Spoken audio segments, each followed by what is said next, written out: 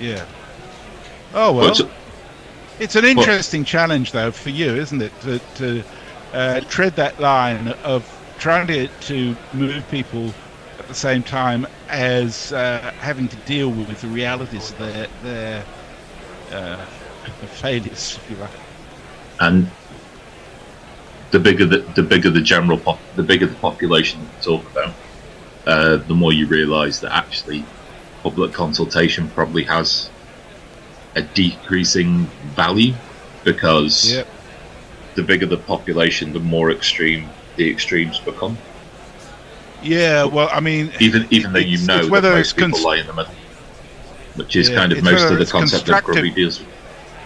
Yeah, it's whether it's constructive consultation or whether it's just an avenue for dissent. It's the real problem these days, isn't it? Well, the avenues for dissent has been societally encouraged for a really long time. Yep. G'day, Grubby. Can you hear us? Grubster. I can. Yeah. Hang on a sec. How are you? Yeah. Good. Thank you. We're just about to press the button, I think. Hold on. Is Anindo in the waiting room? He's due on. I haven't seen him. Oh. Well, Al may have to do his Anindo impersonation if he's not around. Yeah. Don't do the impersonation. That'd be bad. No, that's Grubby's territory. Well, it's nice of you to associate me with.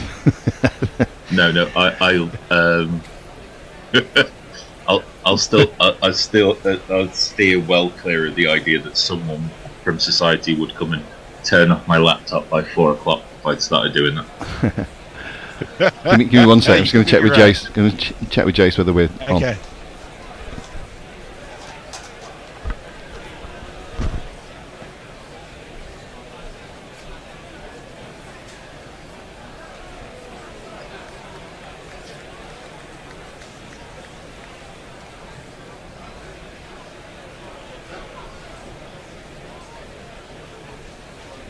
Yeah, we are.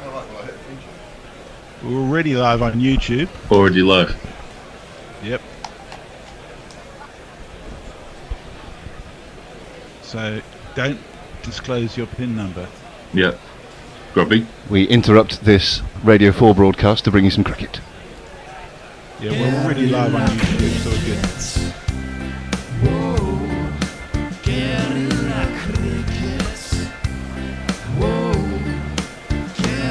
Take guard, man the barricades, patrol the cover boundary. At last the time is come, this is a cricketing emergency. Hear this call to arms for every cricket revolutionary. Take up your bats and stumps for the test match insurgency. At first they tried to silence us, but we would not be silenced. They threatened us with lies, so we threatened them with violence. Che Guevara, Sangakkara, Joseph Stalin, Douglas Jardine, Robespierre, Darrell Hare, Vladimir Lenin, O'Brien Kevin, guerrilla cricket. It's not about the winning, it's about how many rules you break. Even in cricket commentary, this is the best advice to take. Pick guerrilla cricket, it's the finest choice you'll ever make. There's so much more to cricket than rev counters and a slice of cake. At first they tried to sanitize us and clean up our act, but people like it filthy, and we know that for a fact. Fidel Castro, Lenny Pascoe, Carlos the Jackal, Umar Akmal, Mahatma Gandhi, Grant and Andy, Brendan Behan, Austin Ian, guerrilla cricket. Stick with us, cause you know we're not the kind of thing that you see on the TV and the radio. So vive la revolution. First they tried to buy us, but we would not be bought. Okay, we were, but then we ran away, and we will not be caught. We would not give up the ghost when they left us all for dead. They decapitated us, but we just grew another head. Chairman Mao, Jamie Howe, Ho Chi Minh, Asif Din, Václav Havel, Graham Saville, No Surrender, Percy Fender, Che Guevara, Sangakkara, Joseph Stalin, Douglas Jardine, Robespierre, Darrell Hare, Vladimir Lenin, O'Brien Kevin, Guerrilla Cricket. As a famous cricket commentator once said, good morning, good evening, good dawn, good dusk. You're very welcome to day 2 of this test match between India and England on Guerrilla Cricket, taking place in Visakhapatnam. My name is Grubby. I'll be here to take you through the first half hour or so of play. Alongside me, I say alongside, we're out, other side of the world really, is lovely Messy Jez over there in Perth. Hello Messers, how are you? I'm very well and cooler today, thank you, Grubby. Great to see you back on air. You're always very cool, my friend. And more than able stand-in temporarily for an Indo who's otherwise engaged. It's young Al Hodge. How are you, Al? I'm doing okay. Ladies and gentlemen, due to illness, the part of an Indo will be played briefly by me. He couldn't. I apologise in advance. He couldn't attend, and so he sent his fridge. Is that a Monty Python joke? I think it possibly was. Anyway, this game is quite nicely poised, I think. I reckon that you'd have to put India slightly ahead in the game because the runs on the board. 336 for 6 is the score. And wonderful innings played by Jaiswal yesterday. He's 179 not out, the opener. And with him is Ravi Chandran Ashwin. We should jingle them up, actually. So here's the man who's made all the runs for India.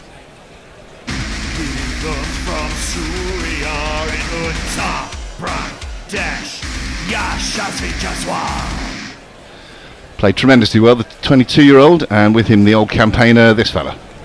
Pitches are all brown, the pitches are all brown. The selector's hair's gone grey, selector's hair's gone grey.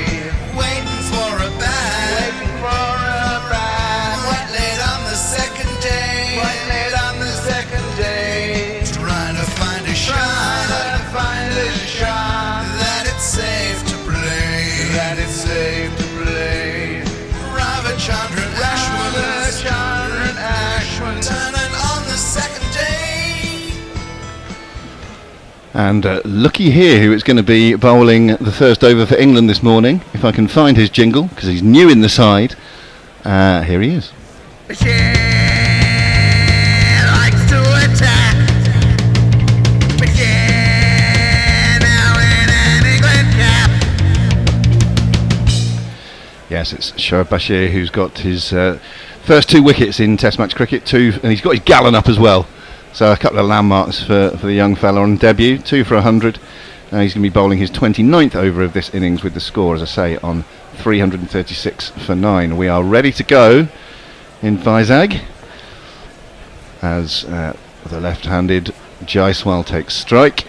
There's a slip in place. Beautiful day there, I think. It looks nice, orangey light.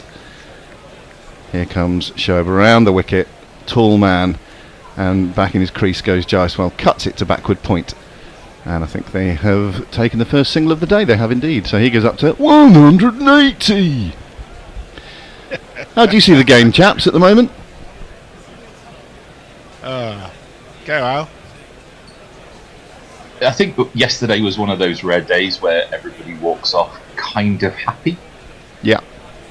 Jaiswal, certainly happiest probably individually, but the ability of young English spinners to adapt to conditions and, dare you say, even thrive in them is revelatory. This is pushed to extra cover by Ashwin. It was a full delivery from Shoaib.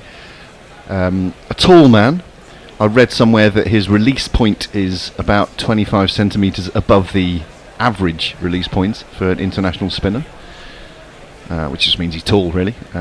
This is nicely steered through the covers with timing from Ashwin, and in fact, he's timed it well enough that it's going to be the first one of the day of these. 1, 2, 3, 4. Lovely shot that, just leaned on it, stroked it through the covers, all along the carpet for 4. It was bang on middle stump as well. So it was. I was watching young Johnny Bairstow run like old Johnny Bairstow there towards the boundary sponge. That was definitely that might have been the final part of his early morning warm-up. Shoaib again. This one is a bit more leg sidey. It takes Ashwin on the pad, plops down in front of him. There's no run. Isn't the story about Bashir that that Stokes saw him on video, and it was the release point that intrigued him? Yes, I think it was. This is defended back to him by Ashwin.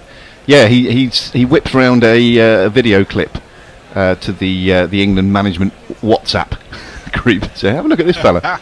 Next thing you know, he's on the plane to India. But this is one of the great things about this new culture. I hesitate to use the b-ball term. I don't really like it. Is that you identify the talent, because there's lots of chat about there's no spinners in the English game. Well, there are.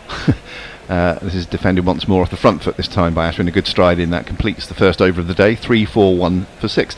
And actually identifying someone from really out of left field, who's only played a handful of first-class games, and thinking, well, he could thrive in these conditions that we're going to face, and let's give him a go. Let's get him on the plane.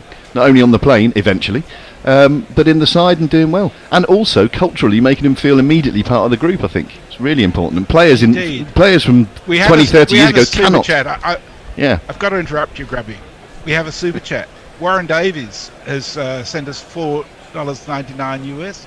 He says, okay, high as a kite, and you are freaking me out. And I should warn you of the imminent arrival of Wickets, because Shelley Beck is with us on YouTube. Hello, Shelley. So, inevitably with the Wickets, although she may be watching the South African women play on ADI, they're 6'2" at the moment, so maybe you should switch over, Shelley. And the other thing is, though Anindo hasn't joined us as yet, I do need to read out his tweet from an hour ago saying KP is God's way of reminding cricket fans that all electronic broadcast and streaming devices have a mute button. Hashtag pathetic commentary. Hashtag mute KP. There you go. Just a note for you, Grubby. Yeah. Your old Mr. Anderson is going to bowl with a new ball. Indeed. Well put, and we'll do some jingling in a minute. And he starts with a very good delivery across the bows of Jaiswal, who plays and misses, and it's through to keeper Folks. So indeed it is England's old stager with the new ball.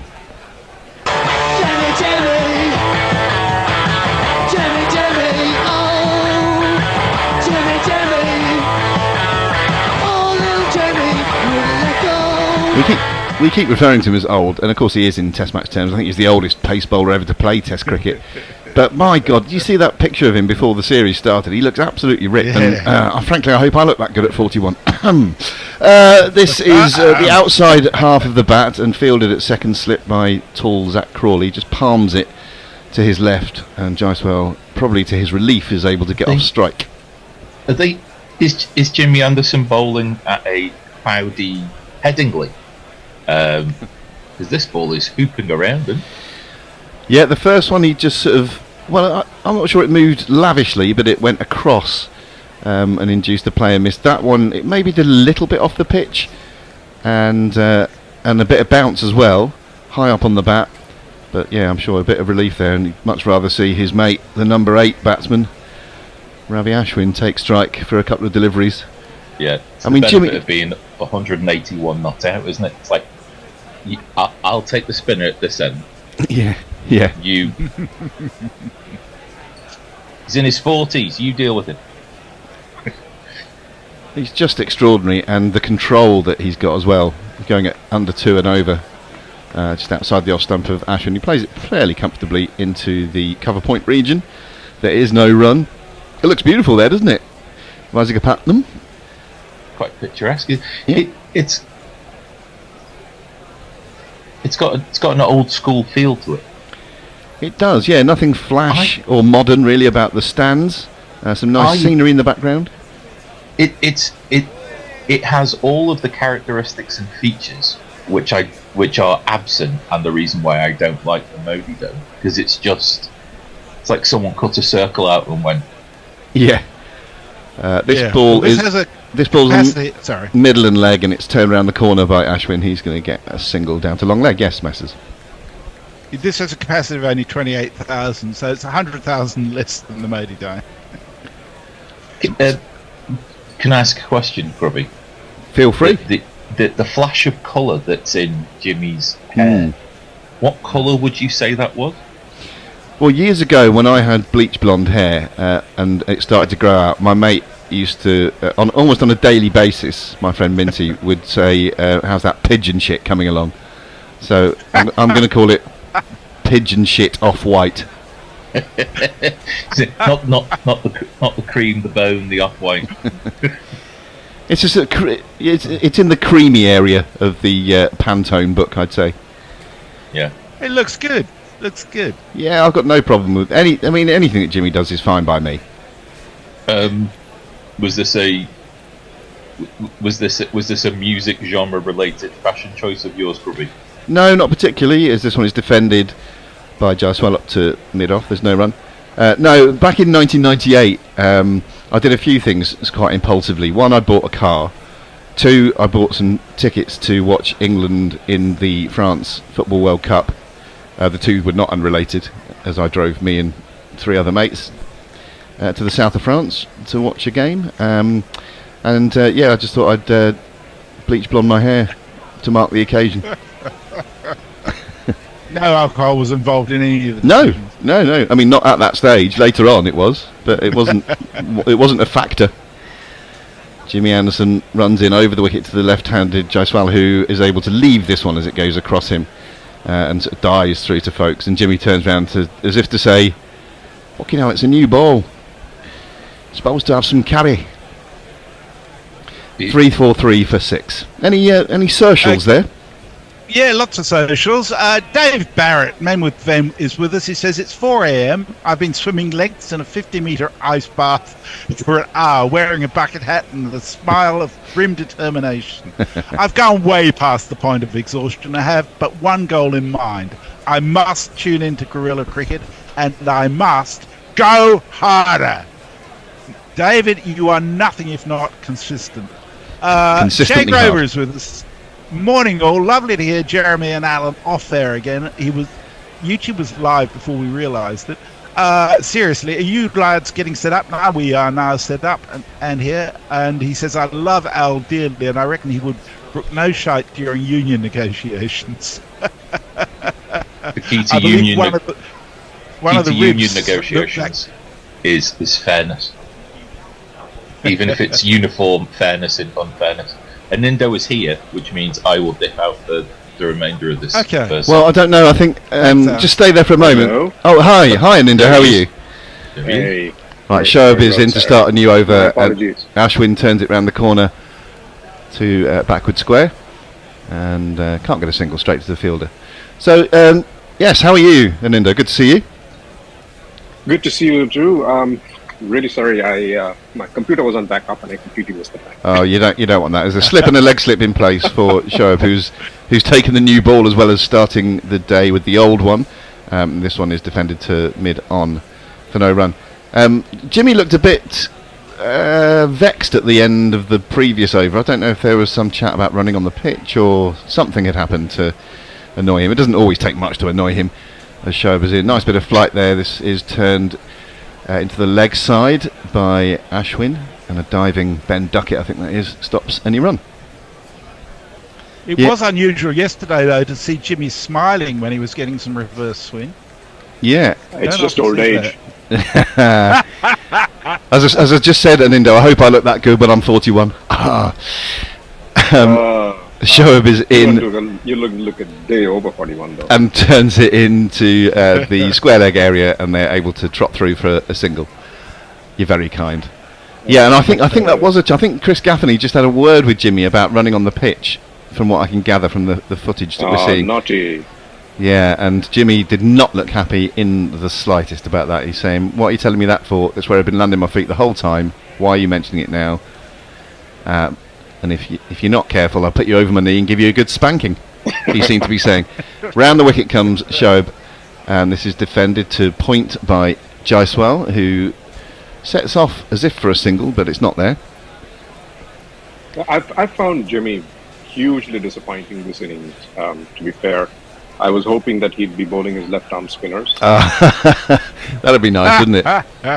And then you'd have to have 2 columns for him in all the records. One for when he's bowling as a quick, and one as a spinner. This is flighted to the point of being almost a drivable delivery, and that's what he's looking for, I suppose. Shoaib bowling in a very aggressive manner, but Jaiswal can only find the fielder at extra cover, and there's no run. That completes that over. It's 3-4-4 for 6. What you got, Messrs? So Mog is with us, says, "Look at you hardcore early morning cricketers and Messi." One Thierry says, "Need plenty of action to keep me awake now, boys." Sorry, Leah's with us, says, "Morning all." Morning. Willow Moon's with us. Good morning. I hope your Achilles is getting better, Willow Moon. And Lynn Taylor says, "This is ideal. 10 p.m. start here in Zupolit, Mexico. 2 hours commentary. Hubby falls asleep in the lunch break." Absolutely perfect setup there. It's a bit unfair on Jimmy bowling in tandem with a spinner. He gets bugger all break. That's right. Yeah, that's a good point actually. But anyway, here he is again. He's got Imagine 2 if he was slips. bowling with Jadeja, though. Oh God, yeah, almost no break. Just outside the off stump, he's back in his crease. Ashwin playing this. It's fielded at cover point. There is no run. I should also say hello to my mum, Barbara. Hello, mum. Hello. Barbara has stayed up all night specifically to listen to us. Well, not specifically. She's a bit of a night owl, but she's not been to bed, I don't believe. She must get some rest later today. Very nice shot from Ashwin. Nice shot for none. Lovely net shot. Travelled about 6 feet. But So, Grubby, I must know, is your commentary in any way moderated by the knowledge that your mother is listening? Not so much. No. A similar shot and a similar result as Rayan Ahmed tumbles away to his right to do the fielding and then has a good old laugh with his colleagues about it. And again, there's no run. No, my mum's pretty much very sober this morning, doesn't he, Messi? Say again. Say again, Anindo. Yeah. Unusually so. Yeah. Unusually sober, he said. I've got to say, if my mum was still alive and listening, I think I might moderate my language somewhat. Well, my mum's seen the very best and the very worst of me over the years, so no problem there. A full delivery, it takes Ashwin on the pad. He thinks about an LBW appeal, but that was definitely going down leg side. Great bit of fielding. Who was that running in? Threw at the non-striker's end and smashed into the stumps, and one of the stumps has come cartwheeling out. Was it Stokes, by any chance? No, hang on. We'll tell you in a moment. I think it might have been Pope or Duckett. Maybe Pope. Duckett, we think. We're getting a close-up of the canine. Yeah, it's... Yep. It's the pug-like Duckett. He just sort of... Score alert, it is 3-4-5 for 6. I love that. Oh, nice. Yes, that is always good. Very nice. 3, 4, 5 for 6. Well, Indian fans will say if India was batting well enough, it would be 6 for 6. Absolute japper from Jimmy. Full delivery. Jaiswal's looking to play that through the leg side. He should have been looking to play it straighter, I think. Beats him on the outside edge, and that must have been fairly close to the stump and fairly close to the outside edge as well. That has to be the best delivery of the inning so far. Where does the pitch? Middle and leg, and then it just takes off from there. And wow. Yeah, but when he's bowling from that angle though, an Indo across him like that, and I think it's risky to play it what is effectively across the line as he was, when the ball's going to be shaping away, if anything, which it certainly did. Well, I guess when you're on 181 or whatever he is, you're a bit more confident. He does play this one straighter or into the offside actually, but another good bit of fielding in the covers there prevents a run. Who was that? It was Duckett again. He's in the game this over. Wrong will be happy.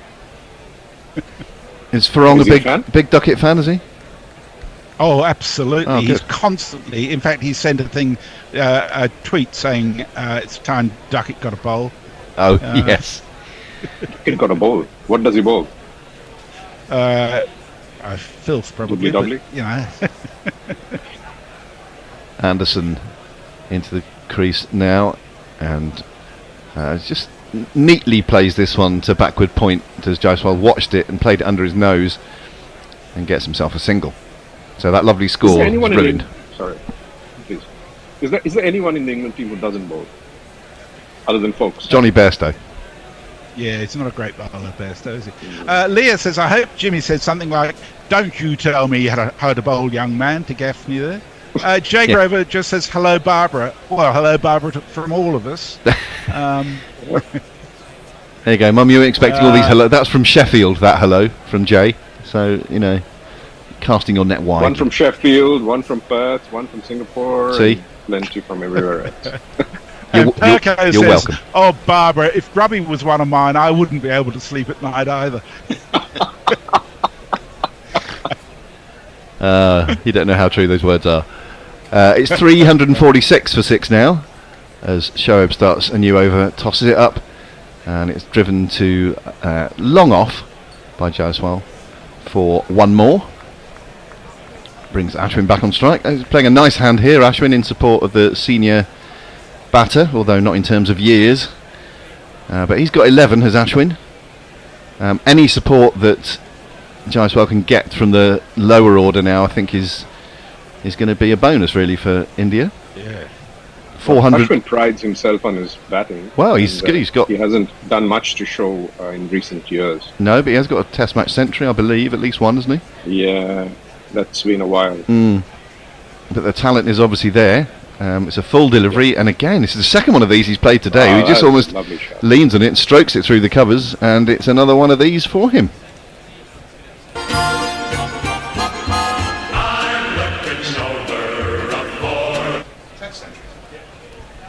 Jason has come in to tell me that Ashwin's got 5 Test match centuries to his name. Bloody hell. I mean, that's... He started his career as a batsman. Yeah.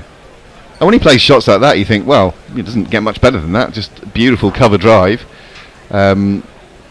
He's not slogged it. He's not tried to hit it too hard. He's just stroked it through the covers. So there we are. Done him a disservice. 5 Test centuries. Wow. India have gone past 350. This one is just pushed to extra cover, no run. So yeah, 3-5, 1 for 6 it is now. Yeah, we're seeing another replay from side on there. Lovely high elbow, plays it under the nose. Difficult to fault that, really. He's played 2 of them today, as I say. And he's moved on to 15. Good support for Jaiswal, who's got 183. There's a slip and a leg slip in place, and the leg slip is very nearly in the game there. Another nice bit of bounce from the tall Shoaib Bashir, and it just looped out of reach of the man at leg slip. Who is Which county does he play for? I know he's only played 10 matches. He's Somerset. I should have guessed. Yeah. Hyderabad. Round the wicket. A bit quicker and flatter this time, just trying to introduce a bit of variation. But Ashwin is equal to it, nudging it into the leg side, and there's no run. So do all spinners in England gravitate towards Somerset at some point in their career? I don't know. I think Surrey let him go as a young man, which they might be vaguely regretting. I don't think so, necessarily. Here he comes again, round the wicket to the right. So right arm to right-handed Ashwin, so looking for a bit of turn, looking to bring some bowl and LBW into the equation as well, but it's just defended to the leg side at the end of the over. 351 for 6. Willow Moon says, thanks, Messi. Another steroid injection in the ankle for me next week, so hopefully that will help my Achilles. Shahjahan Bharti says, will it be a draw? I don't think England do draws these days. Mark says, hello, Mrs. Grubby. Wait, Grubby's Mrs. Mum. She won't appreciate being called Mrs. Grubby, I know that for certain. Sex Hammock, who's also my ank, says, Farong is right. It's time for get Duckett in the attack. Have him and Crawley in tandem. And George McPherson says, if Jaiswal gets double ton, then it's game over. England need to get him out as quickly as possible. I think it's a long way from game over. And Cat Martin says even 17 runs is going to make no difference. Yeah. Anderson is in. A big shout for LBW. I'm not sure that Gaffney's going to give that. I was going to have pitched outside leg stump. Jimmy wants to review it. It looked a bit high as well. I don't think it's got much going for it, this. He might get the decision from his captain. Stokes is walking away, chewing gum. I don't think he's made the sign. Yep, No, they have reviewed it. Okay, well, we'll have a look here. From an England point of view, I'm not feeling too optimistic about this being overturned. It's probably pitched outside leg. It looks a little bit high, and obviously it's been given out, not out on the pitch. So, well, let's see, shall we? Seeing a replay now. Well, it makes a change for England to hang on. to the 99th over to review. Yeah. But it went the other way. Yeah, it did, didn't it? It really jagged. So, okay, I've got several things wrong here. Not for the first time on an LBW review. It did pitch on the stumps. There was some significant seam movement that straightened it as well. It's going to be umpire's call, though, I think. I think it might be umpire's call and endo as well. It might be just flicking the top of middle and leg, I think. There's no bat Well involved. worth a review. No bat involved. It was. So Probably it does just pitch about on. the leg, And it's done. Yeah, it's going over the top. Umpire's So it's going to be call. lost review as wickets well. missing as well. Yeah. Wickets missing. Whoa, it's So- only just going over there. Yeah, but I mean, in How review. did we all miss the direction of the ball, though? Well, because his 41-year-old eyes are better than mine. It was a bloody good ball. But he knows let's what he's face doing, it. for one. Yeah. Yeah, I thought it was. Well, anyway, it doesn't matter what I thought. I was wrong. But so were England, as it turns out. That harder new ball was bouncing too much, and it was missing. So yeah, in review terms, England lose the review because it wasn't even clipping. It wasn't umpire's call. It was indeed missing, not by much, as you said, Messi, but enough. So Jaiswal survives, 183. He's on. Here comes Jimmy again. Takes him on the pad again. A rather strangled appeal this time as the ball loops away to deep backward point. The umpire. That one did pitch outside leg. It looked like it, and it'll be one of these where the umpire won't be giving any signal until the review time's gone away. Stokes thinks it got an inside edge as well, and when the clock runs out, we'll see if there's a signal or not from the umpire. Yeah, this one definitely pitches outside by a good foot or so. So yeah, definitely not worth a review that time, and England rightly didn't. So an eventful couple of balls in this over so far. Jimmy has the wonderfully parsimonious figures of 1 for 34, and he's into his 20th over. Wow. Here he comes again, a full delivery, which is met with a full face of the bat from Ashwin, fielded at mid-on, and there's no run. It does reflects the way he's been bowling. I mean, I can't remember a single over where he's given loose deliveries. So. It's funny, isn't it? 20 overs of. Yeah, in years gone by, you might look to your spinner or spinners to exert some control on the situation, but England very much rely on Jimmy for his control, the only seamer in the side for this game. And he does it wonderfully well and has done for the last few years. Anderson in again, 2 slips are there. Another tumbling effort from Rian Ahmed in the covers prevents a single. And he's been bowling consistently between 135 and 140 kilometers per hour. So there's no compromise on speed on this track. Yeah, he's not sort of electric pace, but he's quick enough such that any variation in movement through the air or off the pitch can induce a nick or induce a mistake from the batter. Slightly harsh stat on screen there saying England this series DRS taken 8, unsuccessful 8. As this latest full ball is defended to mid-on, there's no run again. Yeah, I mean, it wasn't a ridiculous one. Yeah, it wasn't a ridiculous one that they went for earlier this over. Even though it was factual, it's a stat. It's a stat, exactly. Yeah, I think overall in his captaincy, Stokes is pretty good actually. Yeah, he doesn't, as Root used but to. He is. Yeah, he is always fielding somewhere where he's dependent on someone else to really tell him, right? I mean, he's fielding square usually. Yes, true. A fuller delivery. This was a bit aerial, I think. Maybe just bounced in front of Rian Ahmed as he was patrolling that cover region. I'd like to see a replay of that last delivery because I think it might I mean, if he were a spinner, you'd say he might have just done Ashwin in the flight a bit, but I think it was a slightly slower ball, and he aimed a drive at it, and I think it might have just been a bit aerial for a time. Anyway, the end of the over, and it's 3-5-2 for 6. Any more messages there, Messrs? Indeed. Jay Grover says, last week I talked about my parents' Grassington 6 hammock, and then some DOS used it as their name. It's all about grabbing attention, Jay, you know that. Respect to septuagenarian hammock fucking. I hope I'm alive for the chance. Leah says, can you imagine Jimmy playing 17 more tests just to troll Indian fans? I can see him playing the Ashes here in 2 years' time. I really hope so. He's still England's best fast bowler. Actually, Indian fans love Jimmy Anderson. He's a fantastic player. I love him too.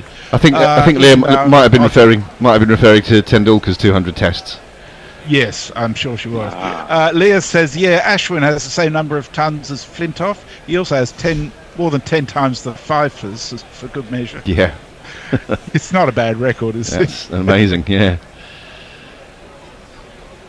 Right, Jaiswal's still there. England can't get him yet. 184 he's got now from 270 deliveries. A wonderful innings he's played. Wildly talented. And here comes England's new thing, Shoaib Bashir, into his 32nd over. Round the wicket, tossed up, and forward comes Jaiswal in defence back to the bowler. And there is no run. He looks very young. I mean, he is very young, but he looks very young as well, doesn't he? Jaiswal. He does. After my commentary stint here yesterday, I forgot to mute my television, and KP was on. I'll tell you after this. Round the wicket again, and a straight drive aimed by Jaiswal, but fielded by the bowler. Yes, what happened in India? And he keeps going on about Jaiswal, the T20 batter who's doing so well in red ball cricket, etc. The guy's got a first-class average of 71 or something. Tossed up again, seriously, driven to the man at short extra. There's no run. He's bowling. What do we think? I think Shoaib is bowling quite aggressively, definitely looking to take wickets. Lots of flight and a couple of variations, and again been encouraged to do so by his captain and the management team. He really is a good find. I mean, given his first-class average was 68, I mean, something's going right in the way England picks bowlers. Yes, he's down the track this time, Jaiswal. He's not got all of it. He's hit it all the way for 6. So it didn't look like he timed it, but he timed it well enough for one of these. I thought he was I mean, we all know that you can not time things and it go for 6. I'd like to see this again. We are going to see it again. I think his bat just twists a bit. Yeah. Yeah. So he's whacked it. It's the bat has sort of twisted in his grip. But it's still, I mean, there's no one out there. It's gone over long on, way over long on. Yeah, so he's into the nervous 190s now, 190. And the score's gone to 358 for 6. Well, he got a 6 for it to get his ton. It'd be interesting to see if he does the same for his double ton. This is on middle and leg and flicked away through mid-wicket. He's going to get just the 1, actually. So 191 he's moved to now, and the score to 359 for 6. And he looks very happy with life, and why wouldn't you? Yeah, of course. So yesterday there was so much on Indian social media after, I think one of the commentators, maybe Harsha Bhoglia or whoever, just went on and on about Jaiswal getting to the century with a 6. Yeah. And they had lists of all Indian players who hit their centuries with a 6, where Tendulkar did that 6 times. Tendulkar went to a century 6 times with a 6. 6 times with a 6 in tests. Wow. I mean, you wouldn't have thought that. In tests. In tests. Wow. That's incredible. That's amazing, isn't it? That must be a record. That must be a record, surely. Round the wicket. That's taking the piss. And fired in a bit flatter this time, and Ashwin turns it through the mid-wicket area for a single. I mean, Sehwag did it once, just to unbelievable put things in perspective. We have from Sex Hammock, aka Mayank, $4.99 sex chat, super chat. He says, to be fair, I only changed my name from Mayank to Sex Hammock because that one Aussie guy in the studio dared me to do it. I did it in your parents' honour, Jay. I'm going to vacate the chair. Jace is coming in. I'll see everyone later, and there will be a bit of a switcheroo. All right, keep talking, messes. Okay. Also over on YouTube, well, right? There's some debate about height. Carl Herbert says Tuckett bowls midget medium filth. To which Jay says, Carl, 5'8" is not a midget, and if it were, there's nothing wrong with it. If 5'8" is a midget, says Mayank, I'm an ant at 5'6". And Mayank says, take my money, you wonderful people. Jeff Perkins says, more interesting to know who's got out between 94 and 99 trying to hit a 6. That's a good question. That would involve Mr. Peterson. Thank you, Okay, Jez. I shall leave you to do it. Thank you. Morning, all. Morning, everybody. Anderson's first ball of his next over is defended back to the bowler. As I say hello to Shelley. Good morning, Al. How's things? Not too bad. You are Shelley, the taker of wickets.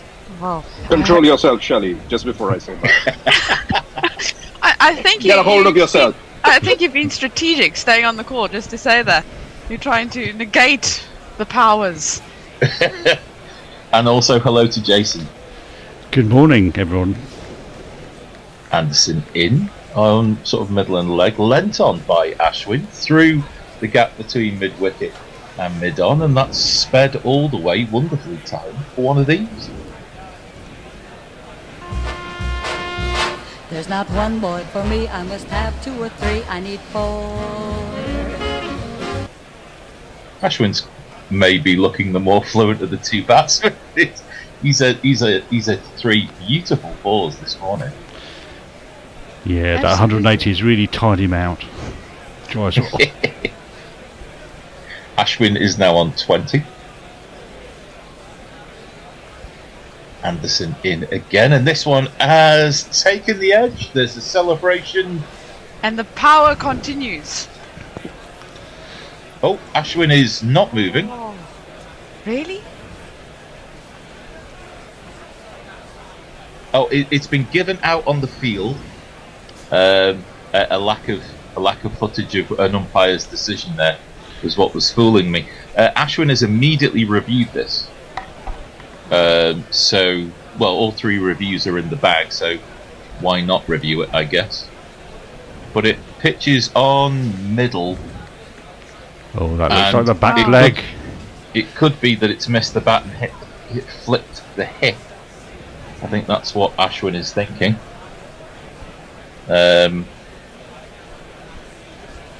It's too high for it to be LBW. Ashwin is a tall gentleman. There you go.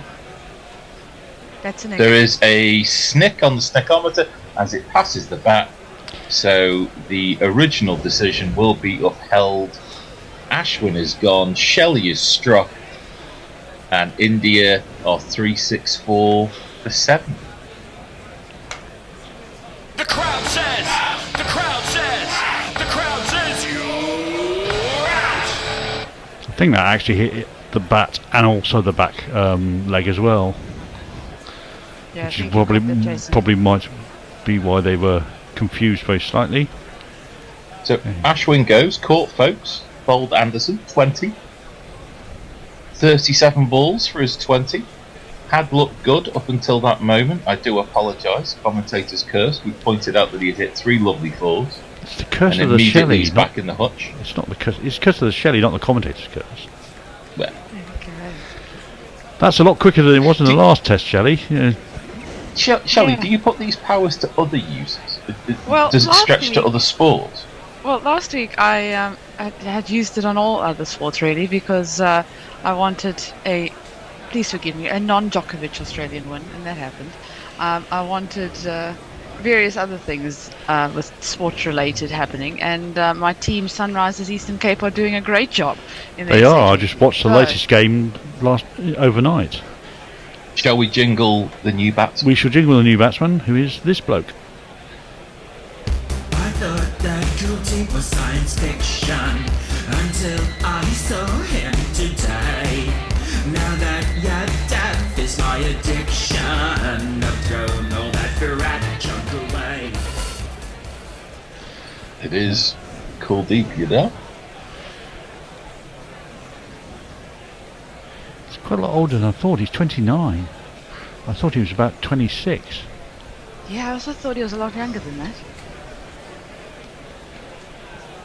Maybe it's just a sign that we're all getting old. That you feel that everybody is younger than they really are. Anderson into the new batsman, and that has gone right the way across him. He puts his bat in order to play a defensive shot, whistles past the outside edge. But I think if we have the nervous 90s, these are going to be incredibly nervous 190s. You think so? Yeah, I think there's a bit of... I don't know if he's ever had 200 before, so...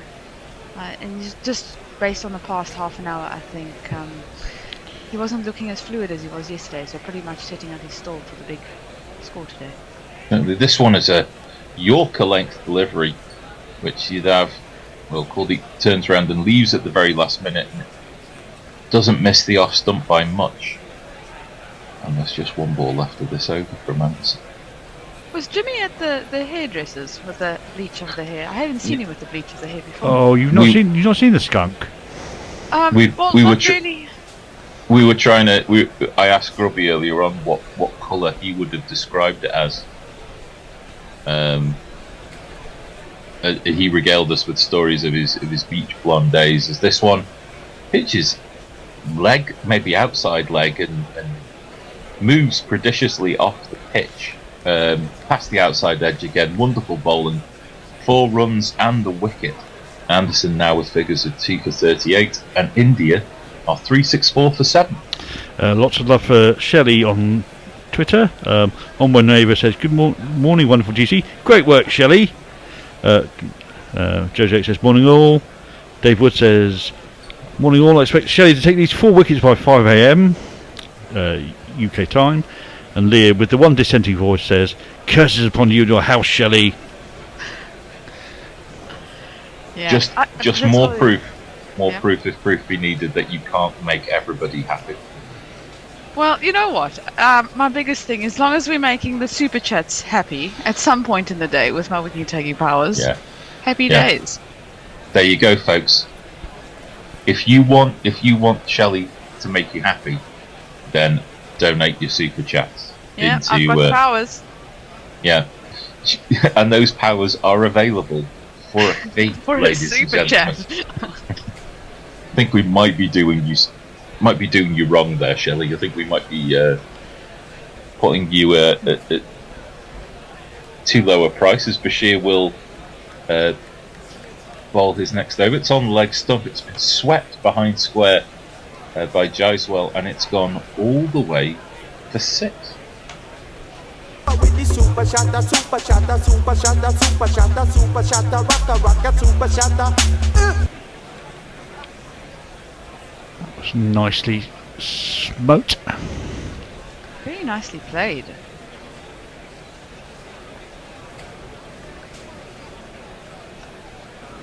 Boundaries do look quite small, or he's timing it beautifully. That is a rank full toss on leg stump and hit hard again, swept behind square again, and that's gone whistling for 4. And Jaiswal turns and swirls and celebrates as well as might, because Jaiswal is now 201 not out. Take the biggest of bows, sir. The biggest of bows. Forward to the floor, I was sure. Let's find 200. Where's the 200? There it is. 100 runs and then some more. Hitting an impressive score. All the fans, they scream for more.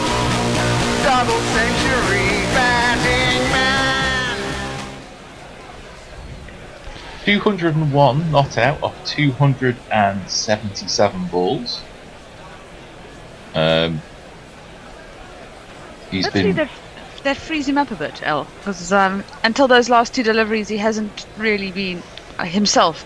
But now I think since getting to the 200, hopefully it frees him up. And I think he realises he's with the tail now, and Ashwin was the last recognised batsman who could hold it in his own right. He decided, I'm going to have a whack now and make sure I get to 200, and maybe I'll go back in my shell and see what Kuldeep can do. 18 falls, 7 sixes for the young man. Bashir needs to refine his control. This one slightly back of a length outside the off stump, cut away. Ryan Ahmed will field at backward point. What are we thinking is the average first innings score at this ground? Is it around the 400s? Is this over par? What are we looking at? I think it's 450-ish. I don't know the stats to hand, but unbridled joy as he sees that ball swept away to the boundary, and just a lovely sight to see. To be focused for that long, as this one is good length just outside off stump, defended by Kuldeep. It's amazing to watch the sort of mask of concentration slip for that celebration. It was very interesting because it's at least 3 pirouettes. Very well kept on balance. A full-length delivery from Bashir. Kuldeep almost tripping over himself, defending. Was a bit ungainly, wasn't it? It was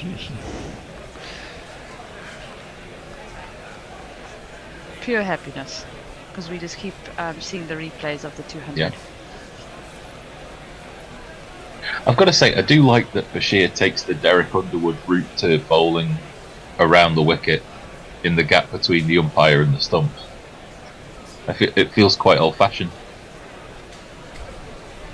This one again, flighted up just outside the off stump. It takes an edge but falls short of slip.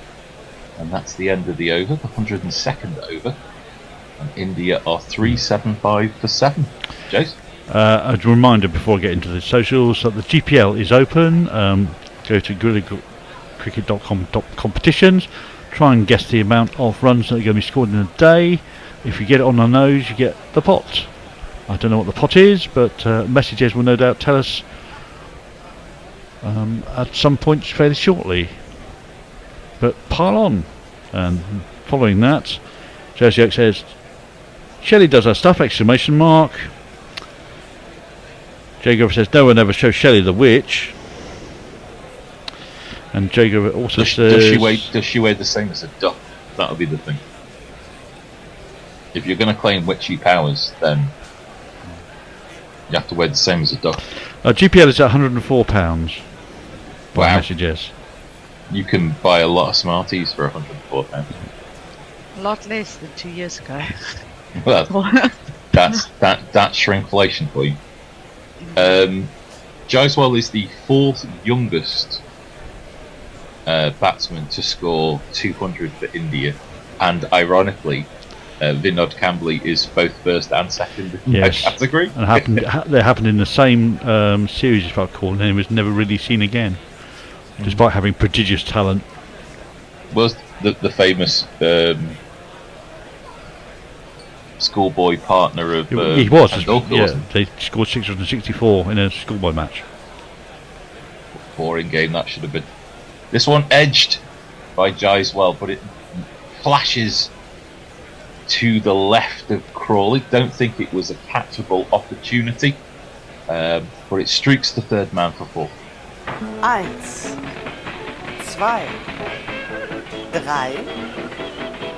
3, 4. Yeah, Crawley didn't so much dive as just slump to the ground, but the ball was way to his left and not at a catchable height by the time it got to him. I think, Al, the one thing that's still got me fathomed is one fast bowler for England. This one, a bit fuller. Jaiswal bunts the ball down to mid-on, and they do decide to take the single. So, not really too much of a farming of the strike. Would you have played 2 seamers, Shelley? Yeah, I think there was enough opportunity, I think, on such wickets to have 2 seamers, rotate the spinners around them, and I just think giving the entire load of fast bowling to Anderson. But yeah, it's up for debate, but I just think I would have gone with 2. This one, it takes the inside half of the bat of Kuldeep and squirts to square leg, and there's no run. I think interestingly for all of us is that the debate about 1 seamer or 2 would always be rendered mute by Stokes bowling, but he has looked in in no hurry to even think about warming up. He's only spinning the net. We don't need another spinner. Well, do you ever? This one hits the pad, but does it pitch outside leg? The umpire believes it does. This is close. Yeah, I thought that was a good shout, but it might just pitch outside leg. I think that's going on to hit, and they're not going to. Yeah, it's review. definitely. But Stokes looked like he was about to make the sign, but the time ran out. Even if it had just got a piece of the ball on the leg stump, they could have held the review if they'd reviewed. So let's have a look. No, it's pitched outside leg. Yeah, well done.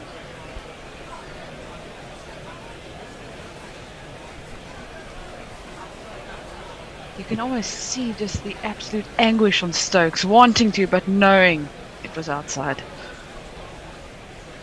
Anderson in again. This one pitching on off stump, moving away, left alone by Kuldeep.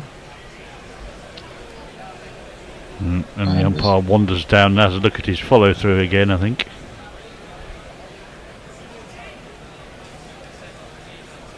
How dare he? Jimmy Anderson. He's Jimmy Anderson. He steps where he wants.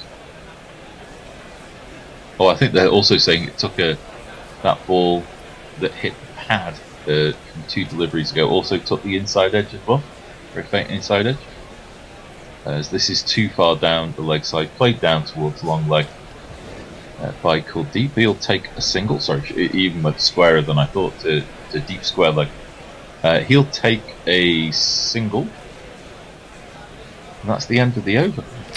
Envoy Neighbour says, I'm going the alternative route and paying for Super Shelley via the GPL. However, please remember to be AWOL when in the batting. Very much appreciated. Nice double ton for Joycewell. Jacob says, I thought Al was taking the piss, but I realised he was not. Beautiful to hear. Cheers, Alan.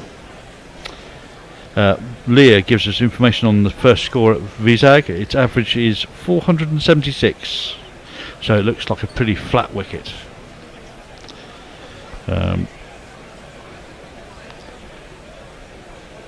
Leah says, apparently Camley was a bit of a bad lad. Yes, he had a bit of a reputation, certainly.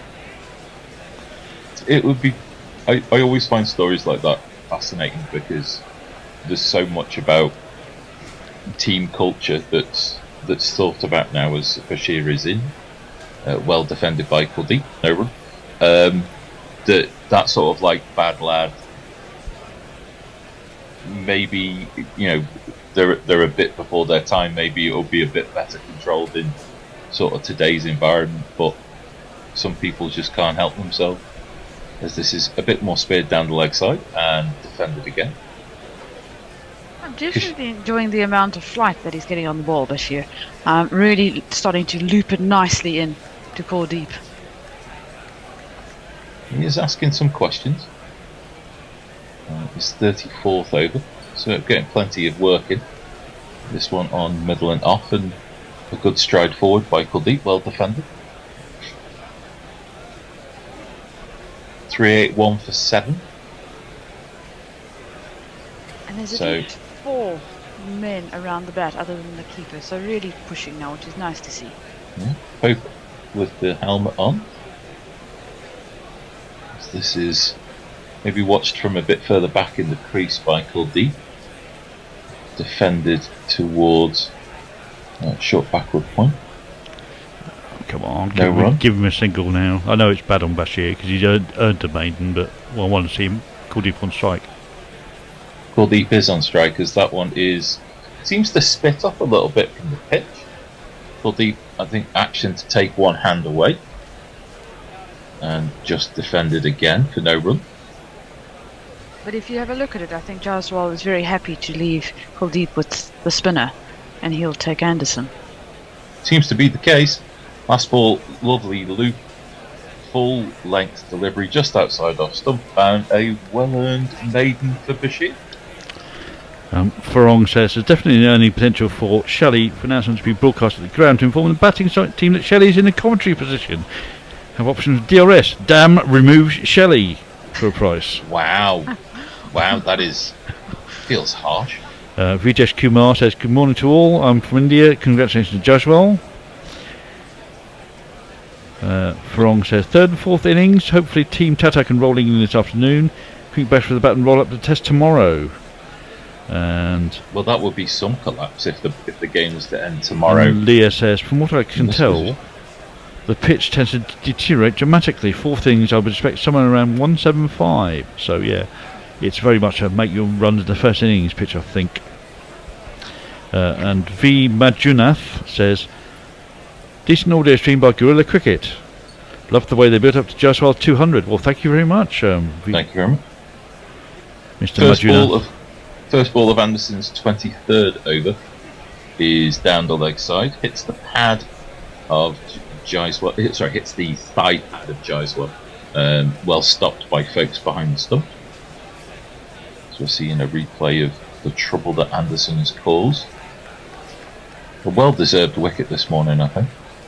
And if you just look at the cluster of where he's been bowling the balls this morning, really in a good area, asking the questions constantly, and just the ball's moving away a tad. So very, very well bowled. Indeed, Anderson in again. Watchful. I was going to say watchful in defence by Jaiswal. He refuses what would have been an easy single for a push that went all the way towards a deep cover. And that's the massive compliment, is he just doesn't trust giving the strike over at the moment, because Anderson is really bowling very well. Certainly is. About as well as you can in these conditions. Certainly making the ball move off the pitch as he comes in again. Another watchful defensive shot by Jaiswal.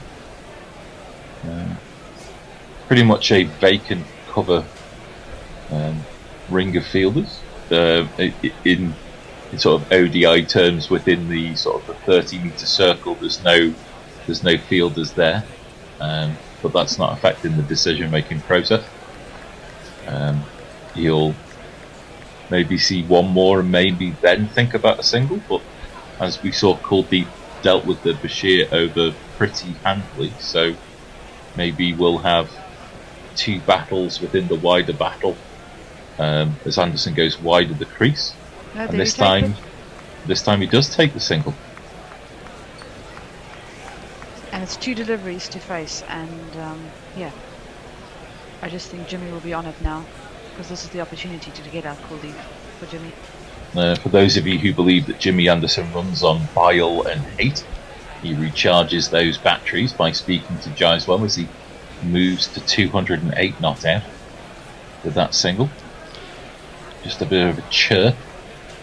What could he chav about? The guy's got 200. Well, it's Jimmy Anderson, isn't it? Ooh, Kuldeep goes to take the bat away, but is too slow in doing so. Could have really gone anywhere off the sort of the edge of the bat that Kuldeep provided, but it goes harmlessly away.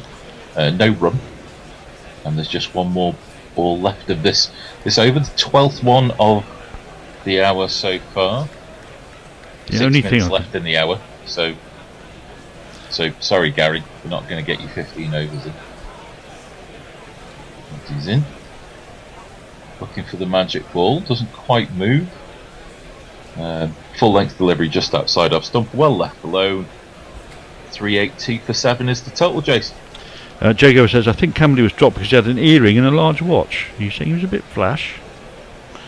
And on YouTube, if I go to YouTube very quickly, I'm joined by messages he's talking on there with various other people.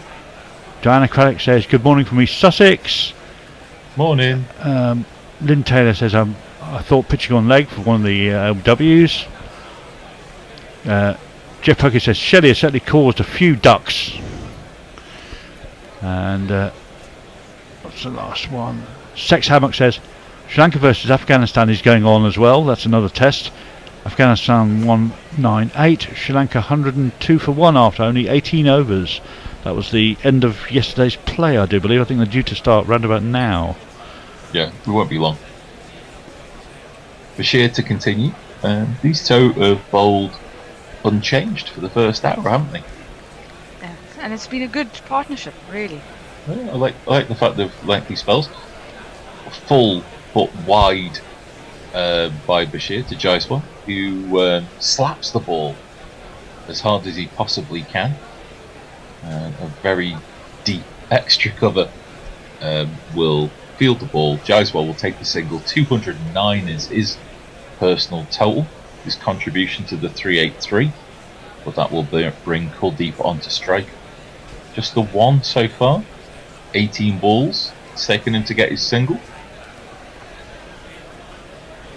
But he's not really there for runs, he's there for occupation as he turns this ball from way outside leg stump to Ollie Pope, short square leg. It's a very good attacking field. Lots of fielders around the bat. Yeah, there's one at the mistimed drive position, as this is left alone by Kuldeep outside the off stump. It's also just a thing for the rest of the days, is that with having only one fast bowler, you're only having one foot marks to really start deteriorating the pitch. That is true. Bit more loop, bit more on off stump from Bashir. Are you intimating that spin bowlers don't rough up the pitch? Well, not as much as Jimmy would. Yeah. Shahid Afridi doing a 180 in the centre of the pitch, stringing any memories. That's just a no comment. Again, just outside the off stump, turning away from Kuldeep, who plays the ball just behind square in the offside, no run. They're going along at somewhere between 3.5 and 3 3/4 and over, so they're not running away from England here. Well, this one takes the pad. That's a decent shout, but it's just too high, I think. Off stump, I think it's hitting just outside off stump. There's a discussion going on. This is a real test of Bashir's influence on debut, and he can't persuade Stokes. Yeah, maybe if he played 10 tests rather than this being his debut, he might have had a shout there. It's a dreaded moral victory. Same as the moral ashes. I was going to say it's always interesting because we've had to deal with the broad review for a decade, and it's like, who gets that extra review now? Are we gonna? Do you want to change now, or do you want to change? We can change now. Is it time? Let's have a look. It is time, pretty much. Yeah. So I think Fourthie's coming on, and I think Grubby is going to rejoin you, and I can't remember who the other person is. Only one wicket, Shelley. Oh. Macy, it is what it is, but I got one. I've taken 5 at the Adelaide Oval this morning.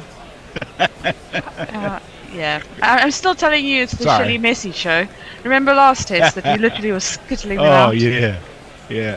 Well, yes. Just having a look at that.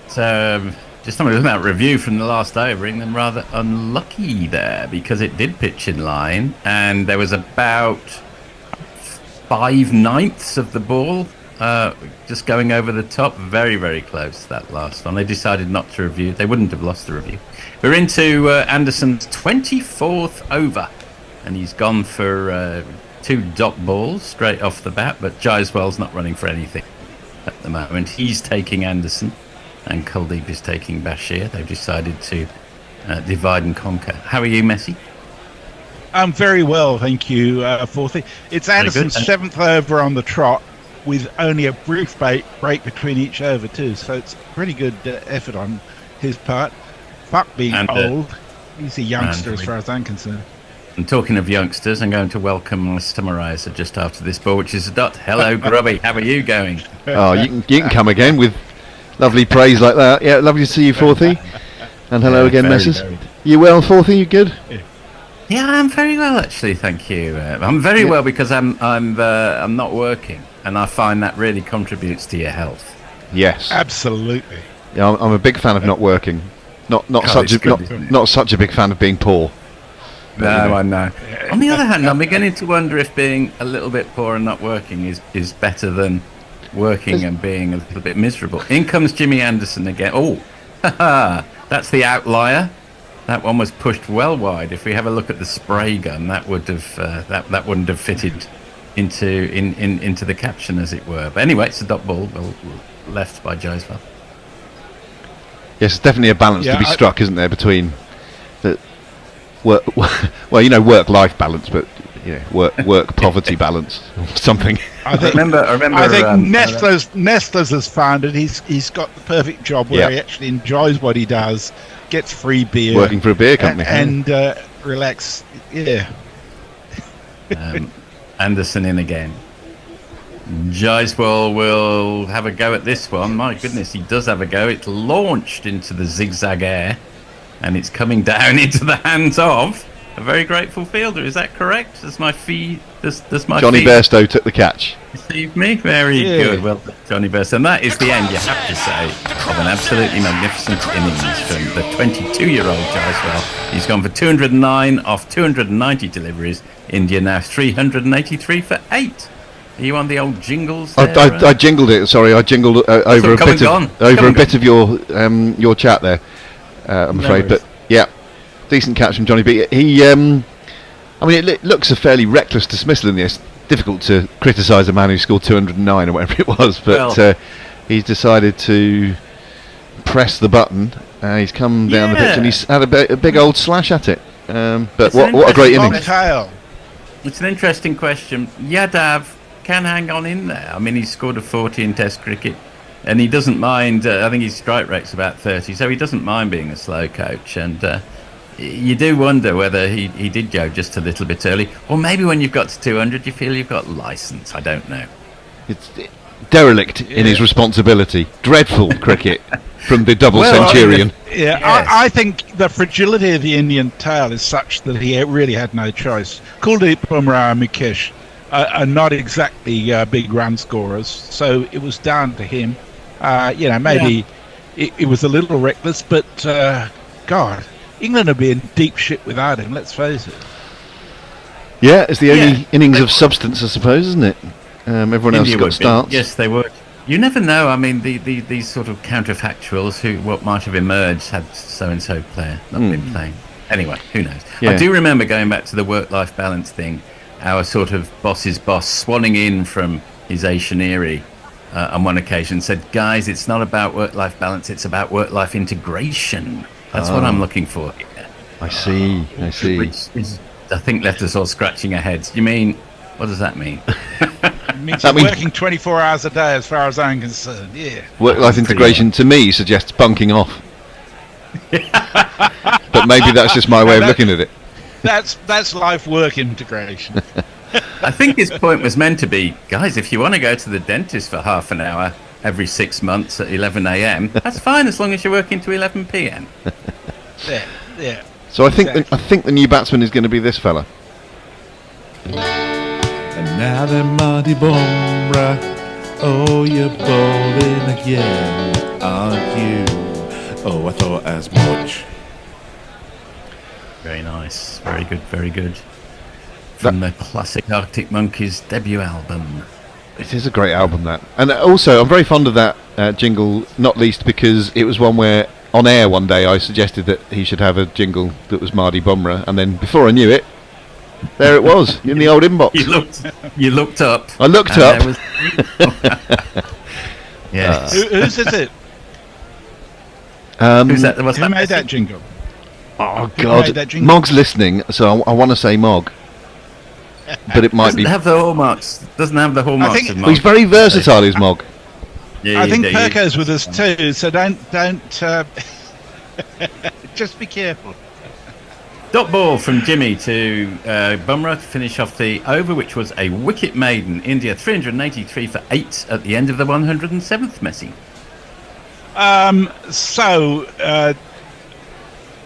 Mayank points out that the Sri Lanka Afghanistan. Oh, sorry, forget all that. Willow Moon is on with a £4.99 super chat. He says, Messi, this one's for you. I'm going against the grain of yesterday's stream and paying you not to strip. I'm sure you're fine, but not at 5 a.m. I think that's a really good idea, Willow Moon. If anybody else wants to pay me not to strip, I'm very happy to abide by your desires. I should add there was some additional wildlife action this morning. I came downstairs and there was this scuttling across the other side of the room, and it turned out to be a possum hiding inside the grandfather clock. Oh so my it's God. all on. I'd find These that. I would possums- find that terrifying. Oh, it's lovely. I like nature. Well, yeah, But not inside your grandfather clock, I wouldn't have thought. Oh, well, it was all right. I persuaded it to go outside. We're on a drinks break, by the way. Lockie's 6 says the menacing Anderson fires another 50-mile-an-hour rocket. The drinks break is finished, by the way, so we've just had a ball. We have. Right. And it was hit by Kuldeep off Bashir for 2 into the middle distance. And by middle distance, I mean sort of halfway to the boundary. So, I don't know, what do you reckon, Grubby? Whose morning's it been so far? Dot ball there from Kuldeep from Bashir. I think England will be pretty happy with how things have gone. A couple of wickets and they got rid of Jaiswal. If England can get India for 400, be pretty happy, I'd imagine. Bashir comes very wide of the crease to Kuldeep, working the angles. He's got Ben Duckett under his nose, so to speak, and he's not put off by that, defends stoutly. And in he comes again, gets through his overs very fast. He's got 3 men hovering around the bat. And that's nicely played. It's effectively a half volley. Kuldeep gets it away. Not sure if he came through for a single or not. Yes, he did. Bumrah on strike. Just seeing lots of ginger-haired English players giving Jaiswal nice pat on the back. Nice to see. Yeah, well, he deserved it. A real innings of substance, wasn't it? Yeah. I hope he does rather better than Vinod Kambli. I think he was discussed during the last half hour. Yeah, well, Yes. I noticed that dear old Vinod scored 2 double centuries in Test cricket. Double centuries. Before, I mean, it's a way to announce yourself. Before he reached the age that Jaiswal now is. And he played 15 tests. I mean, I love your phrase about Nair, the triple centurion. Do you want to run it out one more time? No, I don't know. Can you remind me? The pregnant sixth former. Never seen again. There we are. I do find that. I mean, it's probably all wrong in today's culture, but it's quite funny. Big forward defensive from Bumrah. Dot ball. Thanks for I'd forgotten about that, so thanks for reminding me. I've made myself laugh all over again. Last ball of the Bashir over. The Bumrah once more. Big forward defensive. Oh, and they've decided to squeeze a single out of this. And they have succeeded in their mission. So Bumrah keeps the strike. Is that right? Was that Kuldeep? Yeah, no, Bumrah. Yeah. Right-handed. 387 for 8 at the end of the 108th miss. I think we should also give props to the pitch here. It's making for a decent game so far, isn't it? There's something in it for the seamers, a little bit, particularly with the new ball. A little bit for the spinners, but not lavish spin yet. So decent cricket wicket, I think you'd have to say. Totally, and what a contrast with the with the panic button that was hit last time England were out in India after England won the first test. Well, sad news, Grubby. You're trying to be nice to Mogg, has backfired badly. He says that Bumrah jingle is Mr. Peel. Fuck's sake, learn our voices. Also, what exactly are my hallmarks? Well, I was saying, Mogg, you are after this ball probably. Yeah, okay. In comes Anderson, and that's taken off his legs by Bumrah. Whipped off his legs wide of Ahmed at mid-wicket. They've come through for the single. So yeah, Mogg, you're very versatile. I give you the Stokes head voice jingle. You know what I mean by that one. For example, as well as the your home turf of grindcore and death metal, etc. So the fact that there was a jingle there that was beautifully sung and tuneful, etc., could easily have been you. I have to say he's extremely efficient as well. I've been working on an idea for a new podcast And my jingle man has really come up trumps, and that man is Mog. In comes Jimmy Anderson and pushes it a little wider of Kuldeep, who leaves it well alone. So any errors there, Mog, are only in service of your terrific ability and versatility. And I hope that's got me out of jail.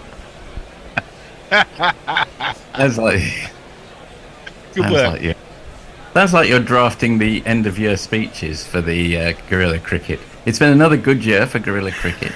You utter creep, Grumpy. I should have start drafting these speeches. End of January, start of February. The award for best jingle maker could have gone to any of two players this year. In comes Anderson again. Kuldeep does a little fish in its general direction, but it's if he was trying to play it, he fails. Dot ball. My dad had an expression when we played snooker, if he had to take one of the lower value colours after a red, say the yellow or green or brown, and he'd just say, "Little fish are sweet." How Nice. true those words are, spoken even today. I played snooker when I was young. I very rarely got into the kind of red colour situation. It's a very difficult Really game. hard game. Very, very difficult. In comes Jimmy Anderson. And that one just straightens a little. Kuldeep wasn't expecting that. That was the one. Perhaps it was a wobble seam. Don't know whether Jimmy intended that one to come back, but it did. But it sailed over the top of off stump, more or less, or maybe just wide of off stump. Yes, that He's probing line and length, and what you might call natural variation. You sort of put it there with a proud seam, as Jimmy normally does, and it can do one of several things. It was close-ish. Tell me, this wobble seam. I'll get back to that in a second as Jimmy just comes in. It's another dot ball. It's done him again. Is that something that's always been in the game, the wobble seam? Because it seems such a potent weapon if the bowler doesn't know which way it's going to go. I suspect it probably has, and there's maybe more focus on it now because we have all of the cameras and the slow-mos, etc. There's more focus on the I don't know, the technicalities, if you like, the minutiae. Yeah. But it's probably always been there, I'd have thought. Bit like reverse generally, which some old bowlers claim they were doing in the 50s. They've scurried through for a single there. Kuldeep has decided he's going to take the bulk of the batting. He's moved on to 5, but off 32. So not really going anywhere in a hurry here, India, which will suit England. 389 for 8 at the end of the 109th over. You'd have to think that's the end of Anderson's spell. 8 overs straight is a lot.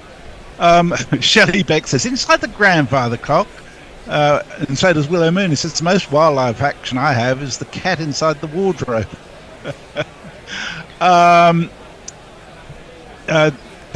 Bumrah, Brown in Brisbane says, morning, did you see that Alan Sugar's talking about work life and bemoaning people working from home? He did so via Zoom interview, so while he was at home.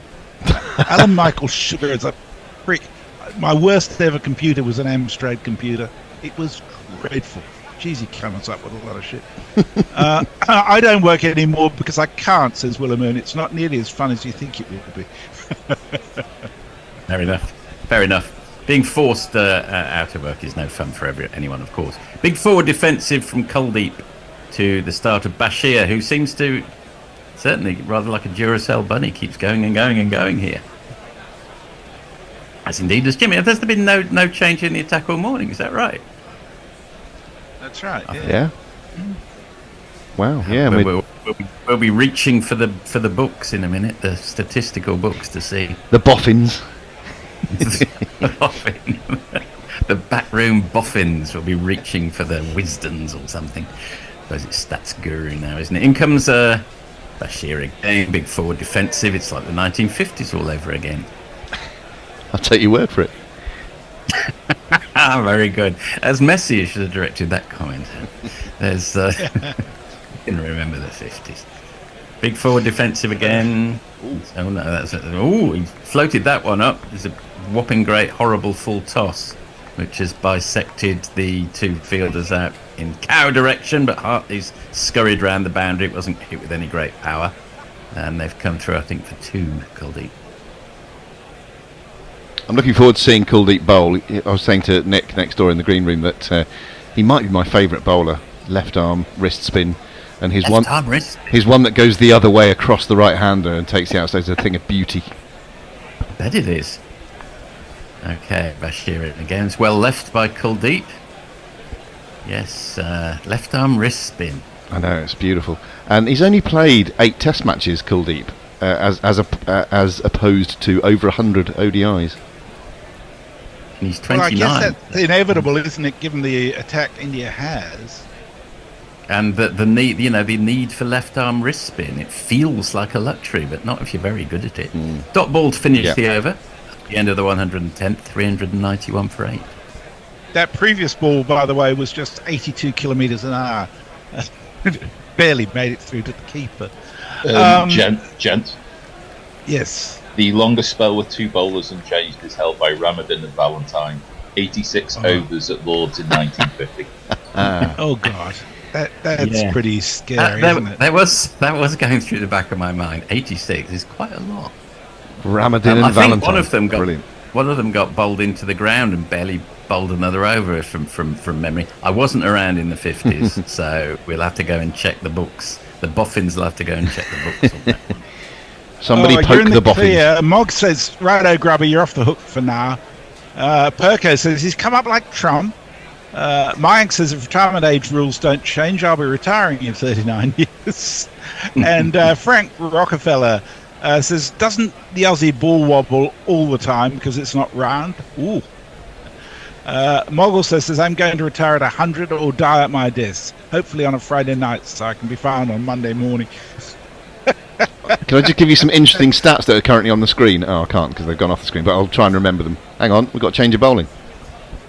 Oh my word, Rehan Ahmed has come in to disrupt hopes that the Ramadan and Valentine partnership might be broken. I think Jimmy would be broken if it got anywhere near it. Anyway, it is. Starts with a stinky full toss, which is put away by Bumrah. The original squad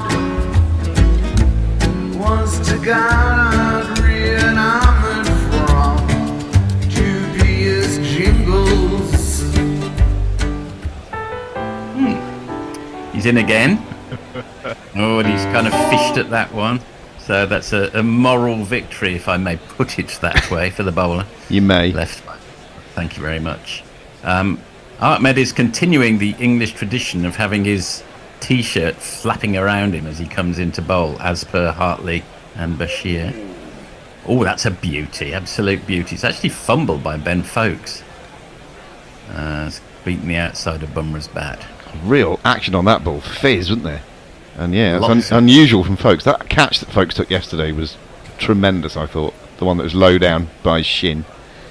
Yes, it was, yes. Apparently he's been practicing getting way low down. Down as status quo once. But I believe it's a Marks and Spencer's commercial now, isn't it? Rather controversial. Well, the expensive from Bumrah. Saving all over the store to the tune of Rocking All Over the World. Oh, as Messi well knows, we've had down for one of our main supermarkets for the last 10 years, regrettably. Down, prices are down for Coles. A big edge! And taken? Yes. And it looks like, is that Joe Root who's taken it? And so Bumrah departs. He's gone for 6. I think that is going to be out, Fred. Another one bites the dust. Great bowling change. And he got some severe action on the ball earlier in the over, and this time that action, caught first slip. It went quickly, didn't it? Nice but catch. A decent catch at hip height. Sharp catch. Yes, Joe Root is going through quite a nice little. England's close in catching has been good recently. Hope leading the charge, and Crawley's a really good safe pair of hands there, and Root's joining in. So if there is an edge, it tends to stick. So that's good work from England.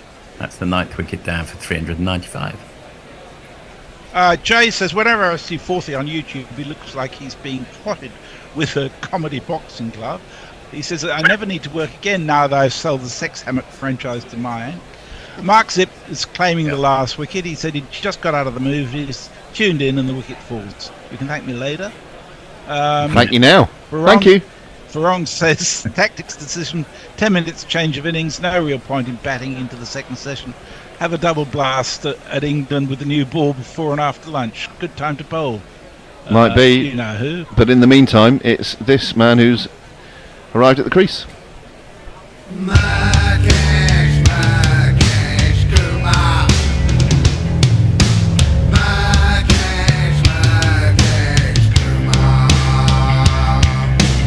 Okay, it's Mukesh, and what used to be called a ferret because he goes in after the rabbits. But we will see. We thought that about Bumrah about 3 years ago in India, and then he went mad.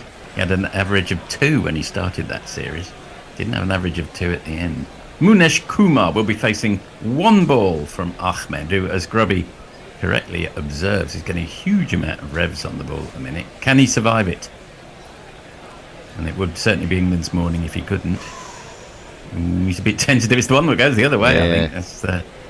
That's the googly, I think, from Ahmed. But he has survived it. That's the end of the 111th Nelson of overs. 395 for 9, India. Farong draws our attention to some very interesting figures. Megan Shute is playing her 200th international game for Australia today against South Africa. She's bowled 5 overs, 4 maidens, 1 for 1. That's pretty good in any form of cricket, isn't it? Sure is. Leah says, don't be too sure of that fourth. India taking as much time out of the game is exactly what India need as the pitch deteriorates dramatically. The average fourth inning score is around 175. Average fourth inning score is a bit of a misnomer. There's only been 2 test matches at this venue previously, as I understand it. Bashir in again, and Kuldeep has a hack at it and doesn't get it past the man in the covers, so dot ball. Did he hit that into the ground, or was that half a chance?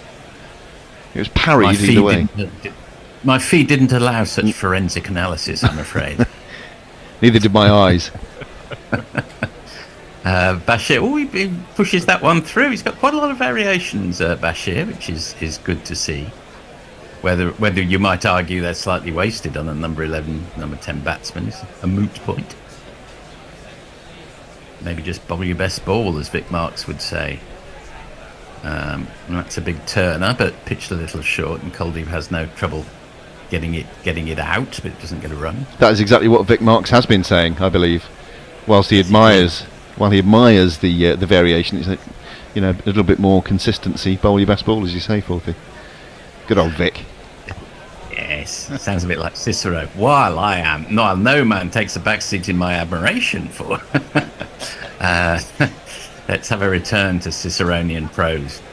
Perhaps the one good thing that Boris Johnson brought into culture, you might argue. Fuck off, Forthy, with that sort of shit.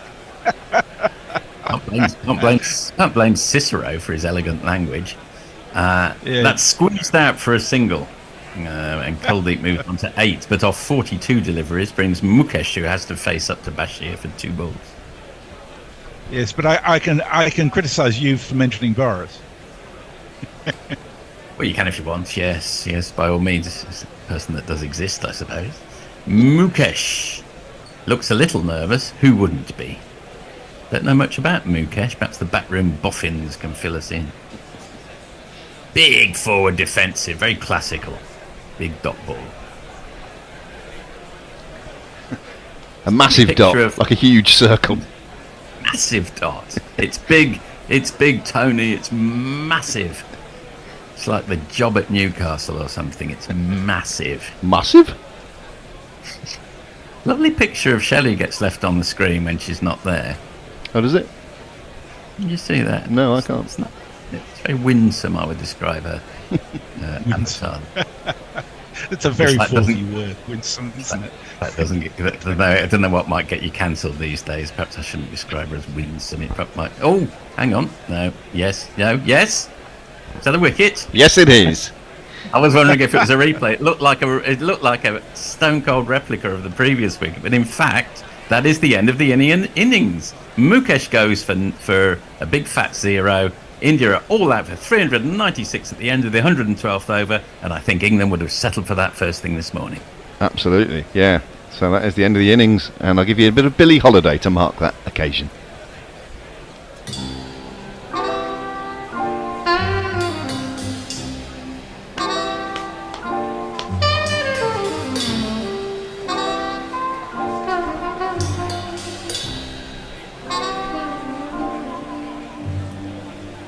Is it the trip? Weep for me. Willow, weep for me. Bend your branches. Yes, so you're right, Forthy. England absolutely would have settled for that. It was 60 runs conceded for the loss of the final 4 wickets. So to get India for under 400, England is still going to have to bat incredibly well to make something of this game, and I still would put India slightly ahead because of those runs on the board. However, England have given themselves every chance to do so. I mean, it's very rare to get an innings like Pope's in the previous test, but if England could have 2 like that, then, well, way in the game. Score 750, bat once, thanks very much. Yeah, it's a very similar scorecard actually to England's, in as much as Jaiswal's got 209 and the next highest scorer is Gill with 34. Very similar to England's card last time out. Yeah, I think that's right. I think when you consider that the wicket was a really nice backing wicket, particularly yesterday, and that the England bowling wasn't particularly threatening, although Anderson bowled very well. I think it's a pretty ordinary score from India. I really do. And I think there's every chance of England scoring 600 or being all out for 180. You just never know. Yeah, that is the other possibility. You've definitely hedged your bets there, Messi. Oh, yeah, absolutely. Yes. So I'm going to suggest that in this innings break, we'll have the old switcheroo here. We'll keep talking for the moment, chaps, but we'll just think about. I was just going to recommend. Too. Well, I was just going to quickly recommend this. You played Billie Holiday there. There's a lovely tribute song to Billie Holiday by the Magnetic Fields. Oh yeah, called Billie or a Genius or something, on that very good 69 Love Songs album. Oh, nice. It's only 2 minutes long. 2 minutes of your time very well spent. Well, You're my only friend. I heard the most amazing cover version the other day, and it's by Rufus Wainwright featuring Shaka Khan. And it's a cover version, would you believe, of Cotton Eye Joe. But it's the most beautiful, melancholy arrangement, and I do think he's some sort of genius, that Rufus Wainwright. So anyway, when you have a spare moment, everyone, I'd highly recommend listening to that. And it's really not what you'd expect if you remember that dreadful #1 from the 90s. Yeah, that's musical corner over with. We'll throw over to Messi. Well, go back to Animal Corner. Hattie the Mad Old Batty Atkinson says, my hamster escaped his cage and thought we'd seen the last of him. A couple of months later was playing the piano and notes sounded off. Turns out the hamster had pulled off the bloody felt with the notes to build us a nest. Wow, that's very creative. Yeah. Mog says, I don't want to out them for their choices of music, but there have been some actual purchases of my new album, Subtle as Fuck. Come on! And amongst them are prominent members of the listenership of Guerrilla Cricket. There you go. Jay says, I once saw a Ramones t-shirt in Marks and Spencer. I was very confused. That is and weird. then he says in capital letters, classicists fucking admin, fucking posh pricks. There you go. Yeah. Right, that's my cue to storm off set. So I'll see you. I'll see everyone later. Oh, go on. There's one more for Forthy here. Go on. Mog says, I prefer Cato the Elder's hardcore monomaniacal approach to hating things to Cicero's fluidity. There you go. Well, I quite like Cato the Elder as well. I think one can be, one can have room for both in one's heart, both Cato the Elder and Cicero. I'll hand you over to the next triumvirate. And I'm just going to channel what Jay is now saying to himself. He says, fucking shut up, you fuckers. Leah says it's the first time Mukesh has been dismissed in tests in his third match, meaning his career average is a big fat 0. Whereas it was infinity before. Okay. So I shall leave you and catch up with you after lunch. Au revoir. Thanks, Great, thanks, Messi. So, El, Jason, what do we think in terms of their total? How many runs does a team need to score in order to not waste a double century? Oh, I think they're there already. Because with India scoring less than 400, have they kind of wasted a double ton? I don't think they would. I don't think this is a waste. I think this is. I don't think a double ton is ever a waste. Yeah. But no, I But don't I think they will be this disappointed. score's bad. Yeah, I definitely think it's not something that, or how do I put this? England would have signed for this on day one, straight going onto the field, very happy. But I don't think it's a score that's going to set the world alight and it's going to be over in 3 days. So I see this going a lot longer in terms of the test and really pushing it a lot. Hopefully we get to a fourth innings. There would have to be some sort of strange right turn of events in order for it to not feel competitive at the with the fourth inning. But stranger things have happened. Exactly. Jason, what are your thoughts? I think they'd be disappointed if they lost from here. I think the lose percentage is probably down to about 5% at the moment. But that's contingent on England batting well, and England traditionally haven't put too many matches in India in a row with good innings. So no, I'm still of the mind that we've got to wait a little while to see how well England bat on this before we know how important that double hundred is going to be. Yeah, I would totally agree with that. Just before we get on to something else, GPL, Messi just gives up the heads up that the GPL will close at lunchtime. To be precise, is 6 a.m. and it's currently standing at £108, and it's a nice way of hedging your bet. If you want to have a go at that, please do give it a try. Do you just looking to guess how many runs will be scored in the day? Estimate, not guess. Skillfully interpret the conditions. Predict. Sorry, that's probably the better word. Accurately predict the number of runs scored in the day. You can clearly hear how many times I've done it. So, yeah, I think I must No, have my own just advice. trying to take the idea of chance out of it. That's all. There we go. So what do we think in terms of opening the bowling for India? Where are they going? What do you think the combination is that they're going to start with? Bumrah and I don't know whether Ashwin. Maybe. I'm not sure whether Mukesh is a quick bowler. He's a medium pacer, is how he's described in Cricket Info. So it could well be Bumrah and Ashwin then. But Yeah, then I again, would be very they happy didn't with Ashwin. didn't really get much purchase with the new ball. So maybe they will try two seamers first up because that's the best opportunity that Mukesh is probably going to get. I think the way that Anderson's bowled this morning might influence it as well, because he really managed to get the ball to move about off the pitch. But I also think about the precision. If the Indian quicks come in and they are not accepting that good line and length, very quickly turn to a spinner on the one side. Anderson had this beautiful cluster this morning that he just wasn't leaving, and it was brilliant. Well, he was in a groove. He bowled lots of balls that were tempting, and had that just enough movement to beat the bat, but not quite the right length to get the edge. What do you reckon? 20 minutes? Oh well, that looks very much like as if Ashwin is going to open the bowling with Bumrah.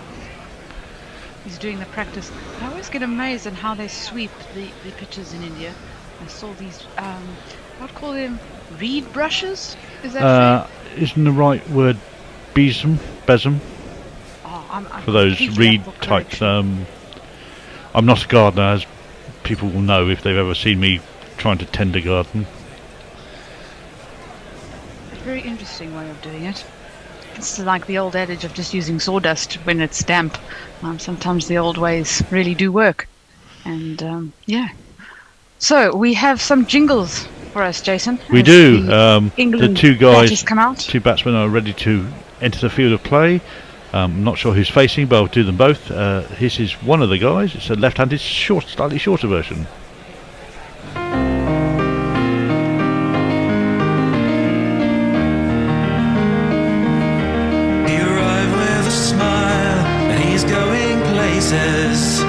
He's looking good now, he's in with the aces. He was up at Stokes playing T20. He might play for England still be Ben Duckett to me. We'll be joined by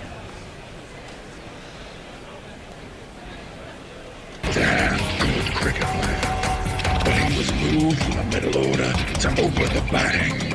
Now, trapped in the English professional cricket circuit, Zach Crawley must fight to survive.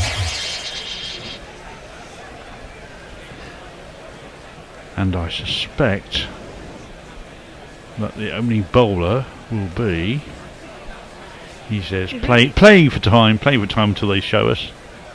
They really are holding out the suspense, making us wait to see who is opening the bowling. There we go. And it's going to be, as expected, this bloke.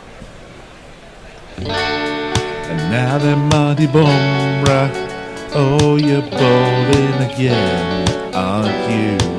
Oh, I thought as much. Only 146 wickets. Only 30 test matches? Yeah, I know. That's far fewer than I thought he would have done. Given I think he's been around for a good 6 or 7 years. But also with how many tests that India play. So this is Bumrah coming in for the first ball of the innings to Zach Crowley and left outside the off stump, straight through to the keeper for no run. Good start. Just very much watchful, having a look at what the ball does. But that had some really good carry through to the keeper. He's a tall bloke. If he can't get lift out of this pitch, I don't know who can. And I think he's facing the tallest batter in the English team. How tall is Zach Crowley? 6'4", 6'5". So even if he's to get some bounce, absolutely shouldn't be a problem. Bumrah in. And again on the pitched outside the off stump and left alone. Very watchful, Crawley having a look. But that had a bit of movement once pitching off the pitch. So very interesting first two deliveries of the innings. Movement off the pitch, but movement from far too wide going even wider. Yeah, you say that. Not threatening at all at the moment, but I'll just wait for the speared in Yorker that's going to happen later in the over. It was just a comment about that last ball. That was all it was. That's all it was. Bumrah coming in again to Crawley, and this time a little bit closer towards the stumps, angled in, and no run. Didn't get any bat on that. You say it was pitched wide, going wider. I watched the SA20 last night, and Ngidi was bowling to Janssen, and Janssen was moving all over the wicket. I couldn't believe that. I thought it was unbelievable. Janssen has played a ball that's outside the crease, the return crease. Yeah, but also I want clarification on if the ball pitches outside the pitch, is that not a no ball? Bumrah should be, yeah. Into Crowley and left alone, but beautifully angled towards the stumps, but left alone. So last night they were actually calling it a wide, but I'm pretty sure that several of those wides were no balls. So I think for me, I'm trying to also understand the rule, because there was puffs of dust because Ngidi was bowling it so wide to try and keep it away from Janssen, who was moving it all over the crease. At the risk of asking a silly question, because I didn't get to see it. If he'd have just bowled at the stumps, would he have had Janssen all over the shop? He would have had him out. In again, Bumrah, and left alone, straight through to the keeper. It was really interesting to see how Janssen was able to get into the heads of several of his international teammates. I really enjoyed the innings from Janssen. Yeah, they were playing at par, were they not? Which you got a very short on one side generally, and I think Janssen was, Ngidi was trying to protect the ball, the boundary to the leg side, which is much shorter, and Janssen was pulling it over the boundary quite easily. Bumrah into Crawley, and this time there's a swish. But no run, straight through to the keeper. And that's the end of the first over. England are 0 without loss. Jason. Let me just catch up on the machine. Leah says Bezen is just German for broom. Thank you very much. She also says it's not a game of chance, Shelley, it's a game of skill. That skill being clairvoyance. And Dave Wood asks, how does one listen prominently? Which I think was one of the words that Grubber used in the previous session to describe some of the play. Yeah, I think for me the last session they were talking about things that were a little bit before my time, so some of the comments went over my head. Well, in terms of Cicero, before everybody's time, it is going to be Mukesh who's going to open at the other end. Who has a jingle which goes like this.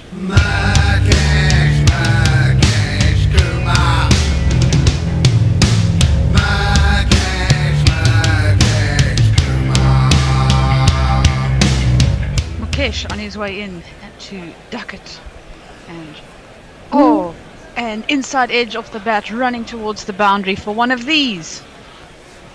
And if you kids can't listen, then you bound to see the way you get shot for crossing a boundary, Oh, it's a dreaded moral victory for the bowler. That's could have chopped on so easily there. That was incredibly lucky. A bit skiddy, Shelley, in terms of. It looked like it. It definitely looked skiddy in terms of the arm action coming very quickly onto the bat. But I think Duckett was very lucky. And off the pitch as well. I'm fairly sure he's, despite all the video analysis, he's never seen anything from Mukesh before. Mukesh in, and again, very much got the inside edge of the bat and down towards the boundary for a single. Not looking convincing at all, Duckett, when facing Mukesh. No, he's quite late on the shots all the time. I don't think he's picking the ball up very well. I don't know whether that's Mukesh's action or whether it's the background behind him that he can't see the ball quite so easily. It's the it's the new shot in where cricket's now batting is a 360 degree subject area, Jason. It's the no look. It's a no look to nutmeg. leg. Mukesh into Crawley and left alone outside the off stump.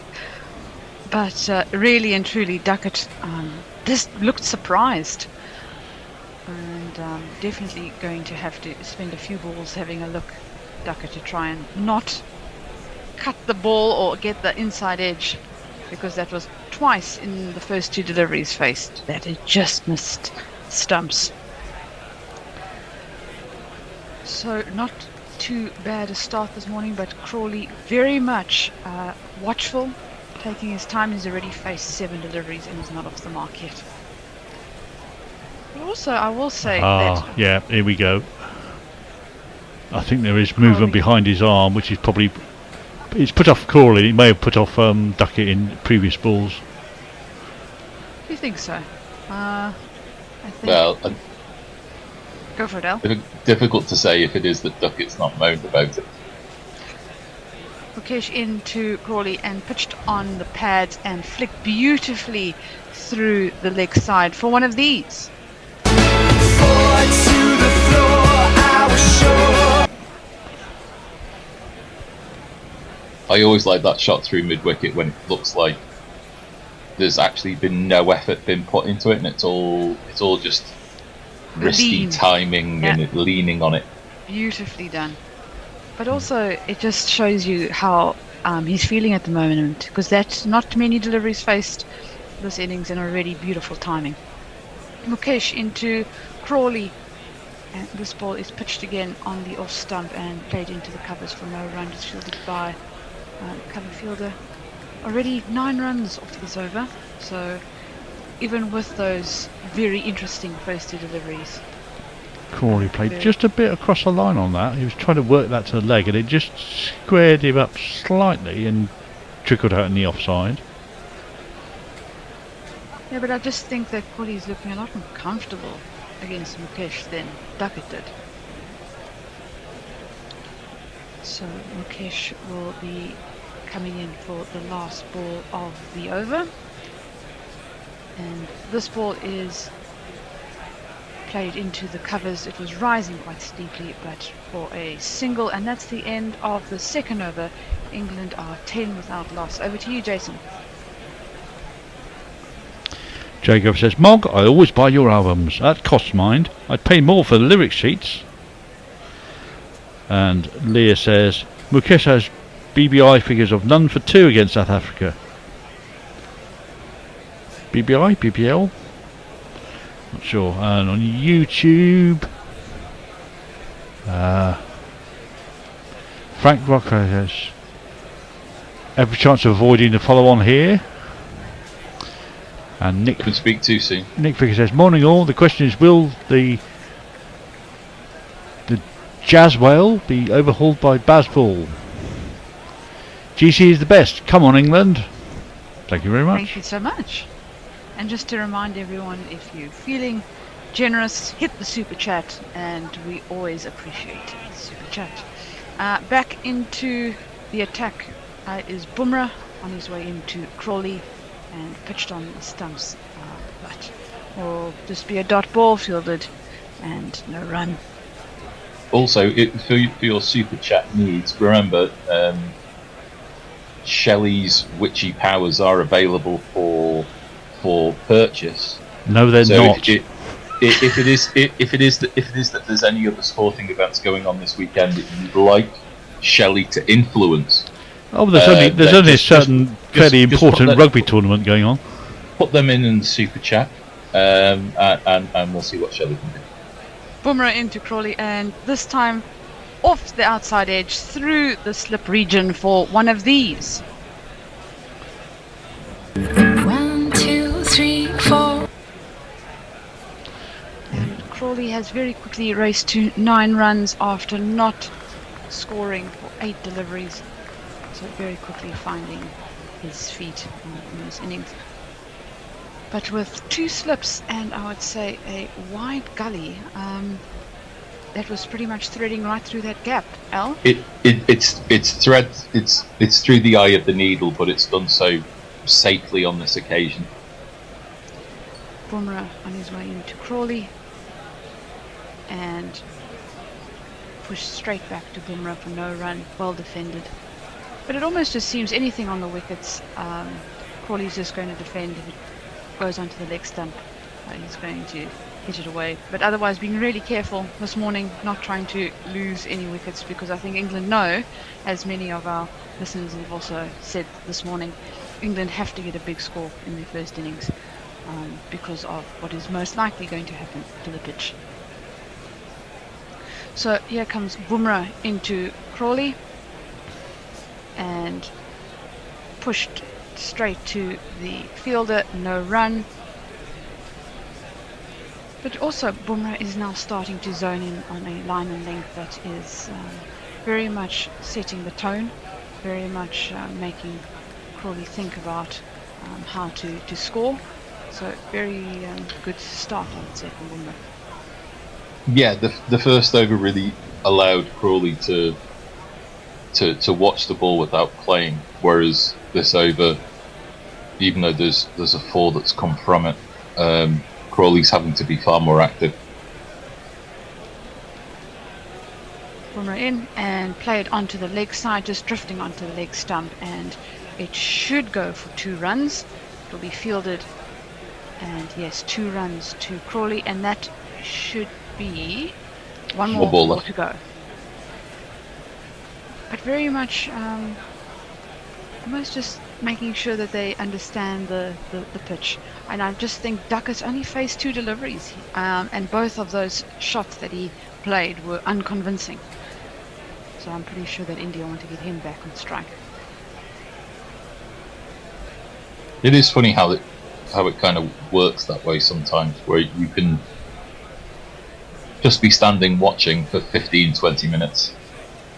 And doing very little. Bumrah in to Crawley and just defended straight into the pitch, and that is no run. That's the end of the 3rd over. England off 16 without loss. Anything on socials, Jason? Oh yes, Joe Grover says, in relation to my studio signals for when we're playing jingles, I'm proper worried Jason might hear a song in an unfriendly pub sometime, just start doing a grandiose wanker sign.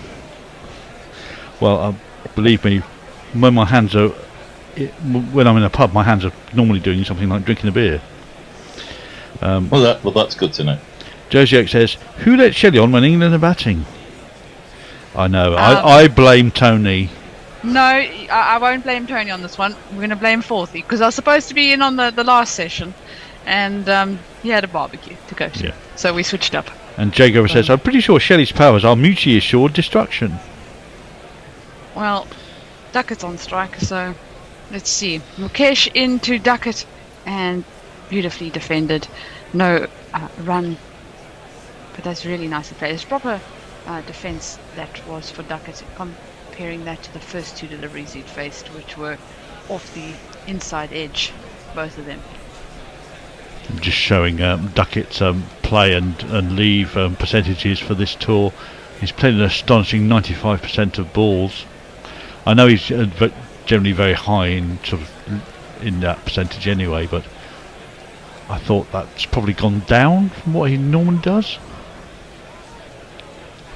Mukesh into Duckett once again, and outside the off stump with a bit of width and smash through the covers for one of these.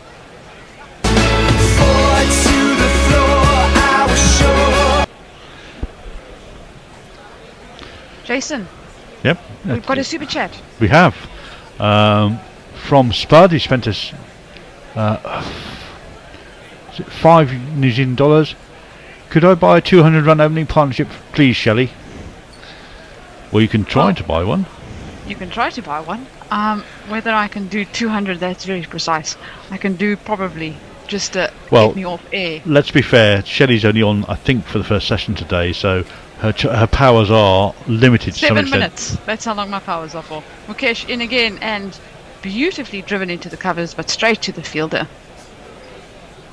So let's try and see what we can do, Spud, for 7 minutes. But thereafter, I think you will be having to do a few more super chats to transfer the powers. I should have mentioned this, but sorry, by way of caveat, Shelley's powers are reliant on direct eye contact. You're making me sound like an X-Men, like one of those, cartoon characters. No. With those X-ray visions and laser eyes. Mukesh into Duckett and outside the off stump and spraying through the covers beautifully, actually, for one of these, Jason.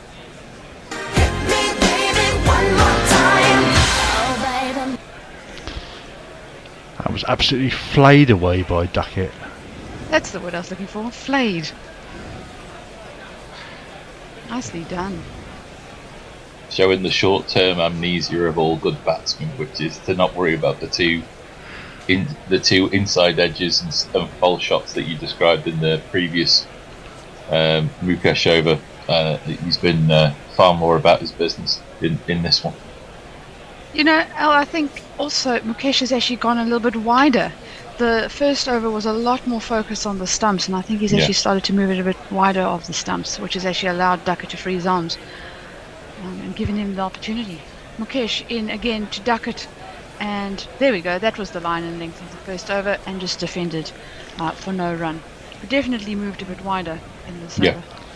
And Jason, following on from your point, in terms of the amount of balls left, I think that's an art that is not easy for many of the upcoming or batters that are really going about their business today with the amount of ODIs, T20s. It's a skill to leave. Long gone are the days. Absolutely, it's a learned skill from first-class cricket. Yeah, and just thinking about the amount of limited overs games. Mukesh into Duckett and smashed through the covers, beautifully done for another one of these. Give it to me one time. Give it to me 2 times. Give it to me 3 times. Yeah. Give it to me 4 times. I think that was the end of the over, was it not? It was, and we're over to you, Jason. Yep. Well, you've got a bit of opprobrium from fellow South African Tim Dale Lace, who says, Shelley saying barbecue instead of braai. I'm disappointed. When did I say barbecue? For Forthy.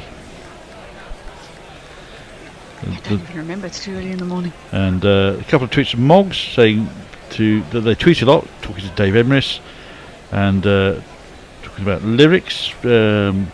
Well, I think he's talking about the buying of his Disinterested Ham Job album. Yes, he was. And on YouTube, MD says, afternoon from Tokyo. How's the bowling ahead of the debutante? Action of the debutante Mukesh. He's not a debutante. This is his third test. We got and we have a change very in bowling. Quick change. Very quick bowling change. That did not last long. It's going to be the person who's been brought in for this test. We can find his jingle. Where are you? Where are you? There you are. I thought that cruelty was science fiction until I saw him today. Now that your death is my addiction. Kuldeep into Crawley and defended straight back to the bowler. Well, that did not take long. We were calling that it was going to be the two pacemen at the beginning, but it lasted 4 overs and we straight into spin. I'm surprised he's come on ahead of I think this Ashwin. I think this is the last over before lunch. Oh, Kuldeep into Crawley and the ball keeps very low. They played very well into the cover region and should be 2 runs, but that ball kept very low. that was a proper worm burner, that wasn't it? It was. I'm just looking also at the names for the end, and this is the Dr. Vizzy end from which he's bowling, which is brilliant name for the. Wow, that kept very low. It barely got above the ankles. Oh, doesn't help being 6'4" at that point. I was going to say, you could be ducket tight, you'd be in trouble. Kuldeep into Crawley and just played into the covers, but straight to the fielder for no run. There was. Go for it, Al. I was going to say that Ahmed and Bashir this morning, it was very much the opposite, wasn't it? There was bounce and sort of spin and speed off the pitch, and that literally died on its way to being played by Crawley. As you said, Crawley did very well to get any sort of bat on it. Kuldeep into Crawley and just defended again. Very much so. I just wonder how much topspin the England bowlers put on compared to what the Indian bowlers are going to put on. So my thinking is if they're putting on the sideways spin, it could very much keep lower. It just depends on how they're going to be bowling. So Kuldeep into Crawley. And, again, spun away from Crawley and fielded, so that is another dot ball. But I am surprised that Kuldeep got the ball ahead of Ashwin. I was definitely expecting Ashwin to be the first spinner to come on. Maybe Ashwin's like, nah.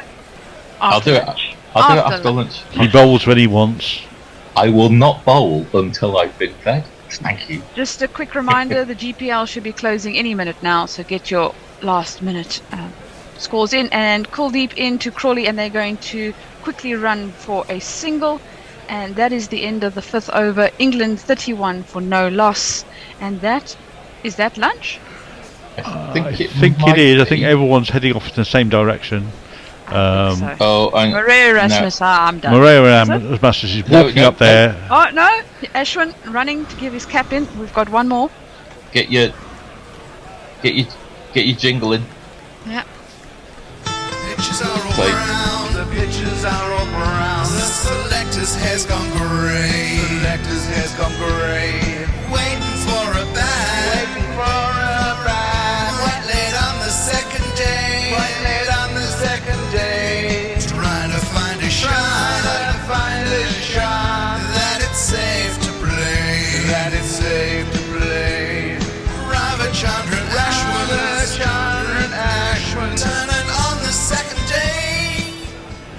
Now, what are the rules? Is it when Erasmus starts to move, or when he gets to the stumps? It should be when he gets to the crease. He then checks the time and sees if it's past 1 o'clock. He should call the session. It's half past the hour before he set off. I'm a bit confused. I'm a bit confused as to why it is this over's being bowled. Ashwin in and defended by Crawley. I'm just going to say from one South African to the other, Maria Erasmus wanted an extra over from me. So clearly, well, something's going to happen. Jason, gird yourself. Yeah. Prepare the jingling finger. Ashwin in to Crawley and just defended onto. I thought it was going to happen on that ball because I thought that was going straight to leg slip, but it just squirted out into the leg side. But already, if you're comparing the two spinners, Ashwin getting a lot of purchase and a lot more top spin. Ashwin in and defended very nicely by Crawley. It'll be very interesting to see. I'm just reminded of the first innings of the first test where the arm ball from Ashwin went straight across Crawley to slip. I'm thinking that's coming any minute now. Ashwin in to Crawley and again defended very watchfully. And Crawley very much playing for lunch. Can you see the influence of Ashwin in Bashir's actions? A little bit. I can see a little bit of Ashwin's approach and release point. Ashwin into Crawley and that was very close. Tried for a defensive shot, but the ball very quickly straight back. I mean, pitch and hit in line. It's just bounced too much. It's going to go over the top. Ashwin always gets a lot more bounce than the other spinners. I've always found with that top spin coming through. Ashwin in, most definitely for the last ball before lunch. To Crawley. And played into the covers very nicely. And it will be... They tried to field it. And it was for a single. And that should be 32 without loss after 6 overs. And that should be lunch now. Yep, it's a good session for England. 4 wickets taken for 60-odd runs. And then knocked half of those runs that they conceded off before lunchtime, so they'll be very happy. Joseph says we're going at 7 and over. That's Bazball. We've been corrected by Leah. She says Cyclops' power is described as optic blast, not laser eyes. Well, there you go. And on YouTube, we got anything now? I think just Jason, for Elle to explain after lunch what he means by the release point. Yep. Okay, so I'm going to try and get us some highlights, or actually, I think we'll do the Bishop and Bear podcast, which related to Percy Fender, which was a great listen, talking to Dan Norcross and Percy Fender's grandson about his influences and his playing ability, and we'll be back for the second session in about 35 to 40 minutes. Thanks everyone, that's the end of my sessions today, so all the best. Okay.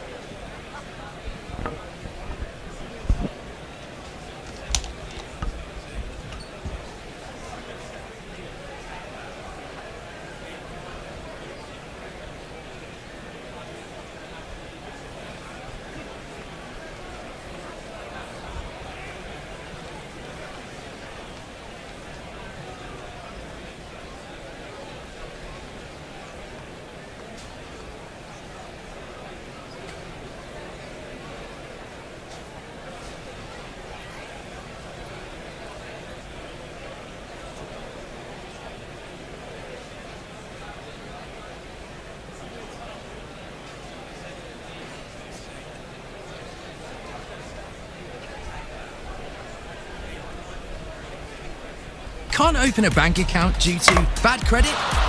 No proof of address? No photo ID? New to the UK? That suits us fine. Open a personal account with Suits Me in minutes. You'll get a contactless MasterCard plus cashback on purchases. There's no credit checks. Anyone, anywhere can open one. Click suitsmecard.com, the personal account that suits you. Suits Me is not a bank. T's and C's and AML requirements apply. You wouldn't block the pores on your face, so why block your armpits? It's good to sweat naturally. Say goodbye to antiperspirants. Make the switch to Bionson. It's a deodorant that allows your body to perspire naturally, meaning no more blocked pores, no more parabens, and no more aluminium. In fact, nothing for all-day freshness. Go ahead, let's sweat the small stuff. All armpits, all day, all fresh. Bionson. No surrender. Percy Fender, no surrender. Percy Fender, no surrender. Percy Fender, no surrender. Percy Fender, guerrilla cricket. A guerrilla cricket. We are big fans of Percy George Herbert Fender. He has a starring role in our theme tune, after all. Often presented as a divisive, comical Bertie Wooster monocle-wearing figure, he never did wear one, but his wife did. He was, in fact, the polar opposite. He was sharp, witty, principled, forward-thinking, a master tactician, and someone who fought for inclusivity and fairness. Perhaps he did more to reinvent cricket than any other person of that age. A brave, a Renaissance man, he wrote musicals and books, and it now turns out was an impeccable archivist of his own life. This year, Percy's son Peter sadly died, but from that has emerged a treasure trove of papers, memorabilia and photos that Percy had assembled and Peter had lovingly kept. Much of it goes to auction on December the 5th, but before it does, we've had access and sight into the contents and with an insight into Percy's world, including a remarkable series of never-be-heard recordings that Percy made in the 60s for his son Peter and for posterity. They chart his life, his career, his feelings, and perhaps most tellingly of all, his role in the Bodyline 1932 series, the year in which cricket went to war. Much more of that and some mysteries around it later. The auction takes place on December the 5th in Exeter at BHL. I can give you the address. It's St Edmund's Court, Oakhampton Street, Exeter. But all the information that I'm giving you here is going to be on the notes that obviously accompany the podcast wherever you are listening to it. Most importantly as well, it will be simultaneously online. You can go to auctions.bh&l, that's auctions.bh&l, all one word, .co.uk, and simply type Percy Fender into the search bar and then select sporting equipment and memorabilia, and all the details in the notes, as I say, will be there for you. I am honoured and delighted, though, here to be joined by Percy's grandsons, Guy and Nick. Gentlemen, a very warm welcome to a chat about your granddad. Thank you, Tony. Thank you. Thank you. And I'm also very happy to be accompanied by two sages of both cricket and Surrey, where Percy spent so much of his career. Dan Norcross from BBC TMS. Hello, Dan. Hello, lovely to be back. Indeed, yes, a return for you. And John Surtees, Head of Community Public Affairs and Projects at Surrey. Hello, thanks for having me here. Well, you are most welcome. Now, we're going to start by letting Percy really introduce things. And we're going to play his introduction where he actually says why he did this and where he went and got his tape recorder. Oh, well, happy memories. Lots of them. Pete and I went up to the city today to try and get a birthday present for Pat, who on Saturday. And while we were there, of course, I got inveigled into buying this machine, so as we've got it home, I thought we'd make a start. We'll make a start, we will, Percy. Thank you for the introduction. Let me start with you, Guy and Nick. Just talk a little bit about your Percy as a granddad. Let's not even think about cricket. Just your memories of him as a man and how he came into your life. Well, shall I start, Nick? Yeah. I arrived a few years before Nick. We're only a couple of years apart, but the thing was with Pop, as we called him, and I'll call him Pop from now on, or Percy as you wish, but we called him Pop, and okay. And he was a big figure who would appear in our house in South London when I was very little, in his extraordinary Bentley, with known as Jeeves, had number plate JVE. You probably remember the rest, Nick. And he would descend for Sunday lunches, and it would be a wonderful occasion. He was quite formal, but he was always very interested and encouraging. So, and then when I was 6 or 7, I was put on the number 16 bus to go and spend Saturday mornings with him in his office in Balfour Mews, where he ran his wine business. And it was there that you had an inkling there was something else going on other than just my grandfather. there were portraits, there were pictures. There was one of the king and him wearing his Surrey blazer. And it wasn't fully explained to me at that stage exactly where he fitted into the cricketing firmament. But bit by bit, you sort of acquired that knowledge, that background, and he was totally modest with me and with us, I think, and my sister. How about you, Nick? Well, I think it really comes down to two parts, because there's part when he lived in London, when up to the age when I was about 12, and as you say, he was a very big figure, not only physically, but a big character, and at the time, to me, somewhat distant. Then he moved down to near Horsham, where we lived, and he came to live with us for several years, 7 years or so, and then actually we became really quite close, and obviously used to see him daily, and we used to talk about all sorts of things, except the war, which was probably a fairly normal sort of thing, but lots of cricket talk. And of course it was at that time that, or during that time anyway, that Richard Streeton wrote his biography, and so there were many visits from Richard who came down, and I was actually able to sit on some of those conversations, which was amazing even to a young chap at that time. And there's one particular memory that I think you had in the Jubilee Test. It was indeed the Centenary Test. The Centenary Test, yes. Yes. So March 77, where Hop, as Guy called him, and I called him as well, was invited out to the Centenary Test out in Melbourne, and at that time he was almost entirely blind, and he's always one for original ideas. He said, Nick, why don't you come too? Well, there's only one answer to that, and so I did. 13-year-old, just finished some school exams, and managed to wrangle everything in the diary, and so off I went, and there were some phenomenal names, as we know then, of days gone by, and the current teams at that time.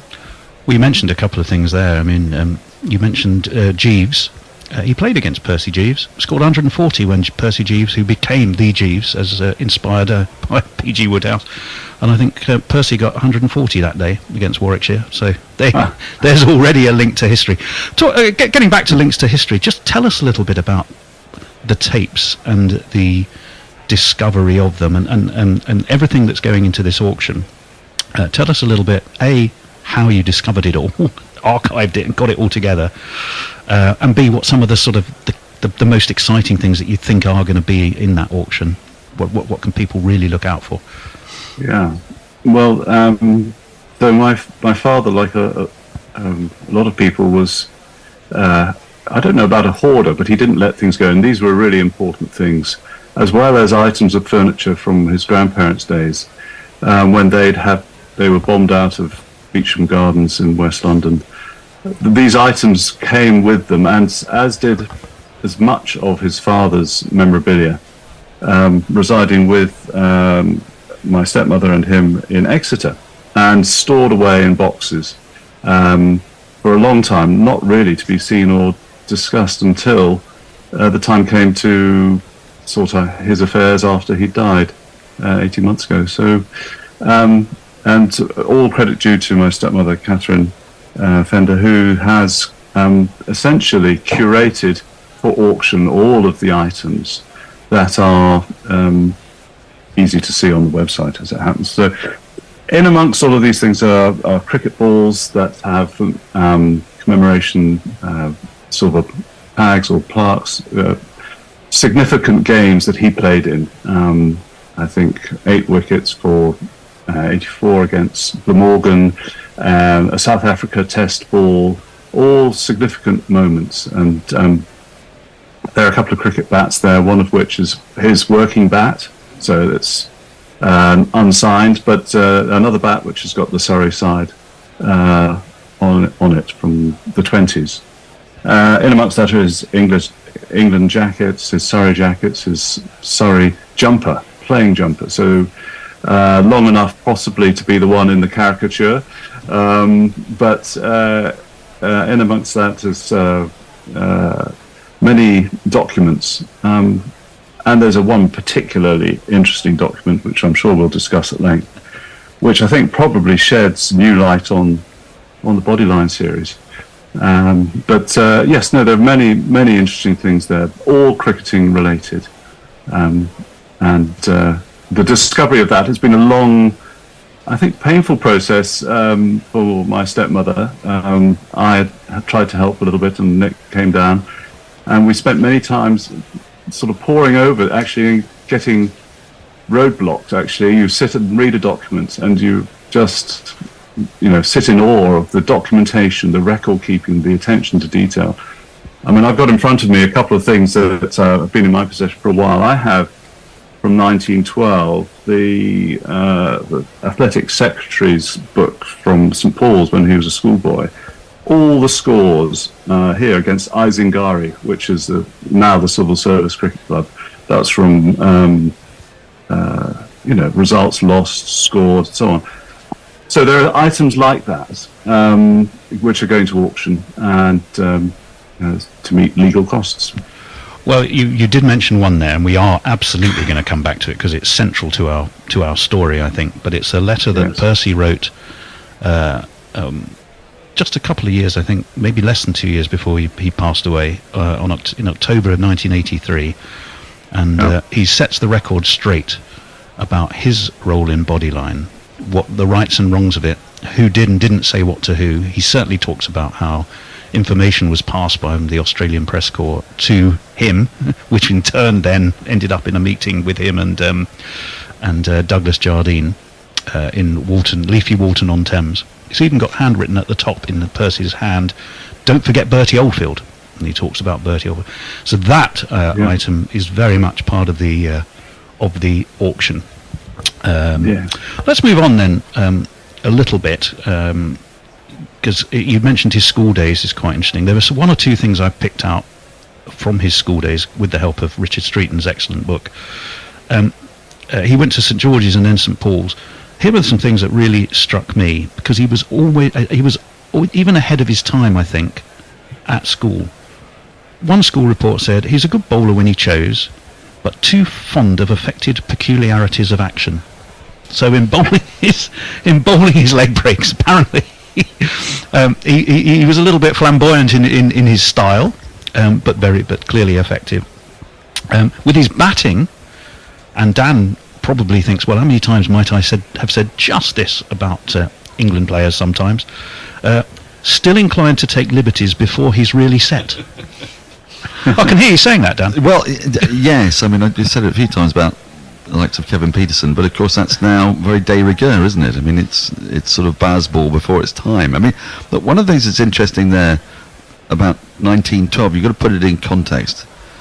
This is a sort of seen as a golden age of cricket, and people are really experimenting with all sorts of things at this stage. This is when leg break bowlers have come to the fore, the likes of Aubrey Faulkner and whatnot. So you've got a sort of arms race that's taken place in cricket, and batting has suddenly become super eminent in the latter part of the 19th century, largely because of professionalisation, largely because of the ability for people to play more and more games, and so the skills in batting start to become too strong for the bowling.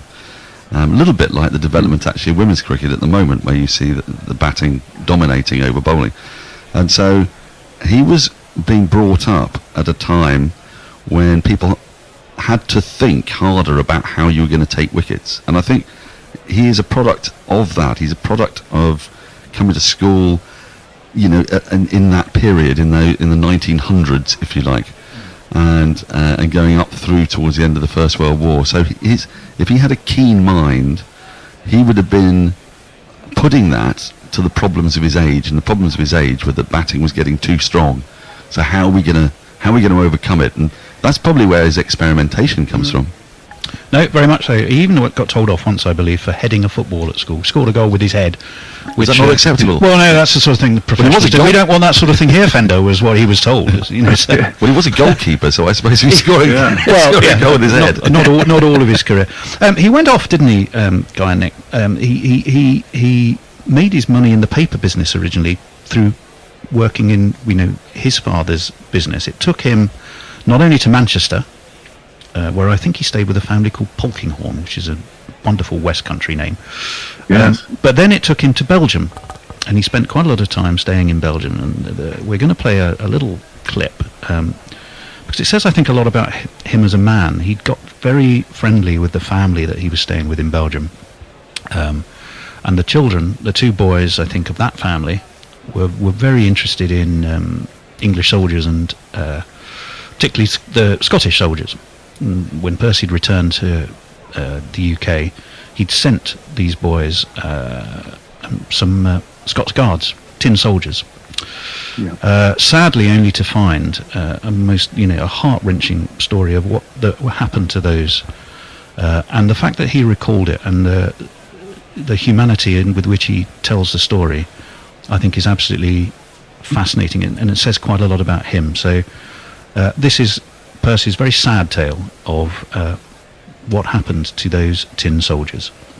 When my visit to Drogenbosch was finished, and I came back to England, to London, where my mother and father lived, among other things, I thought I would send a little present to the two little children of the estaminet, and I did so. I sent them some soldiers which I got from Hamleys in Regent Street. You know, those little leaden soldiers.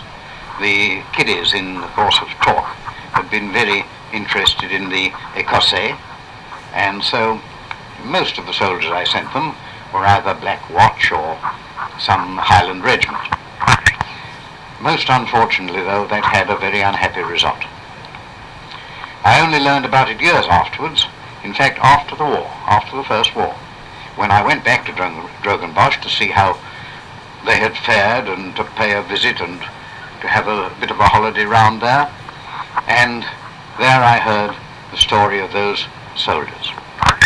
It appears that when the Germans swept through Belgium, as they did in that war,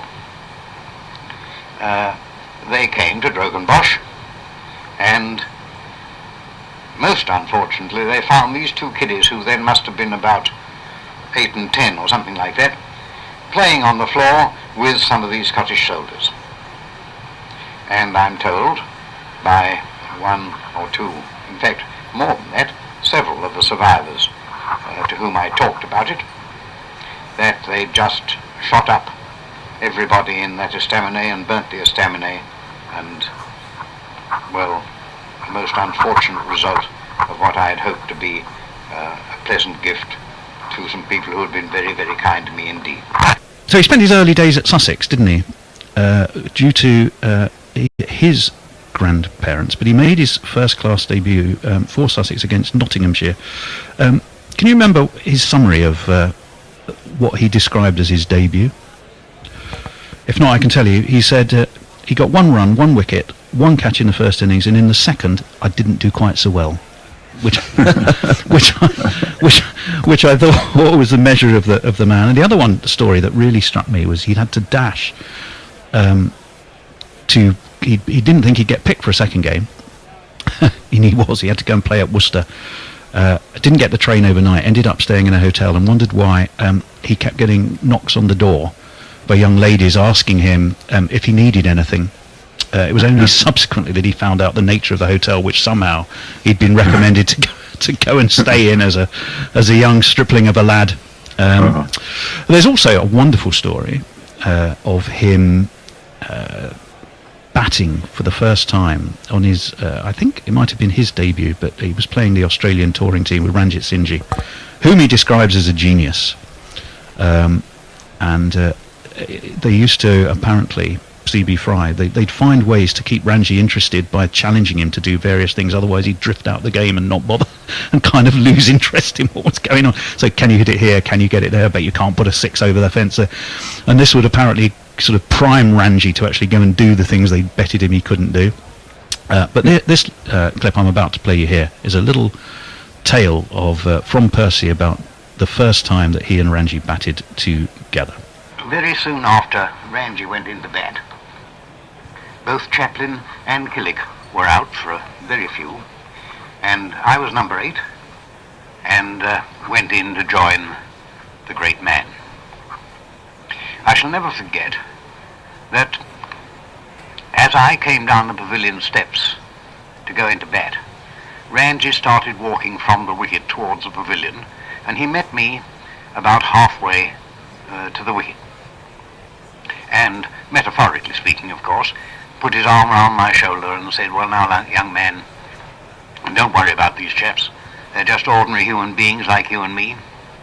Now, you keep your end up, I'll get the runs. But off he went then to join Surrey. So just a quick one though on that clip, because that's such a modern clip, isn't it? Really, in a way, it has you in mind not just of baseball, but of how modern cricketers think. They think about anticipating how a bowler's going to bowl, and where he's going to put the ball, and Percy's obviously astounded by that.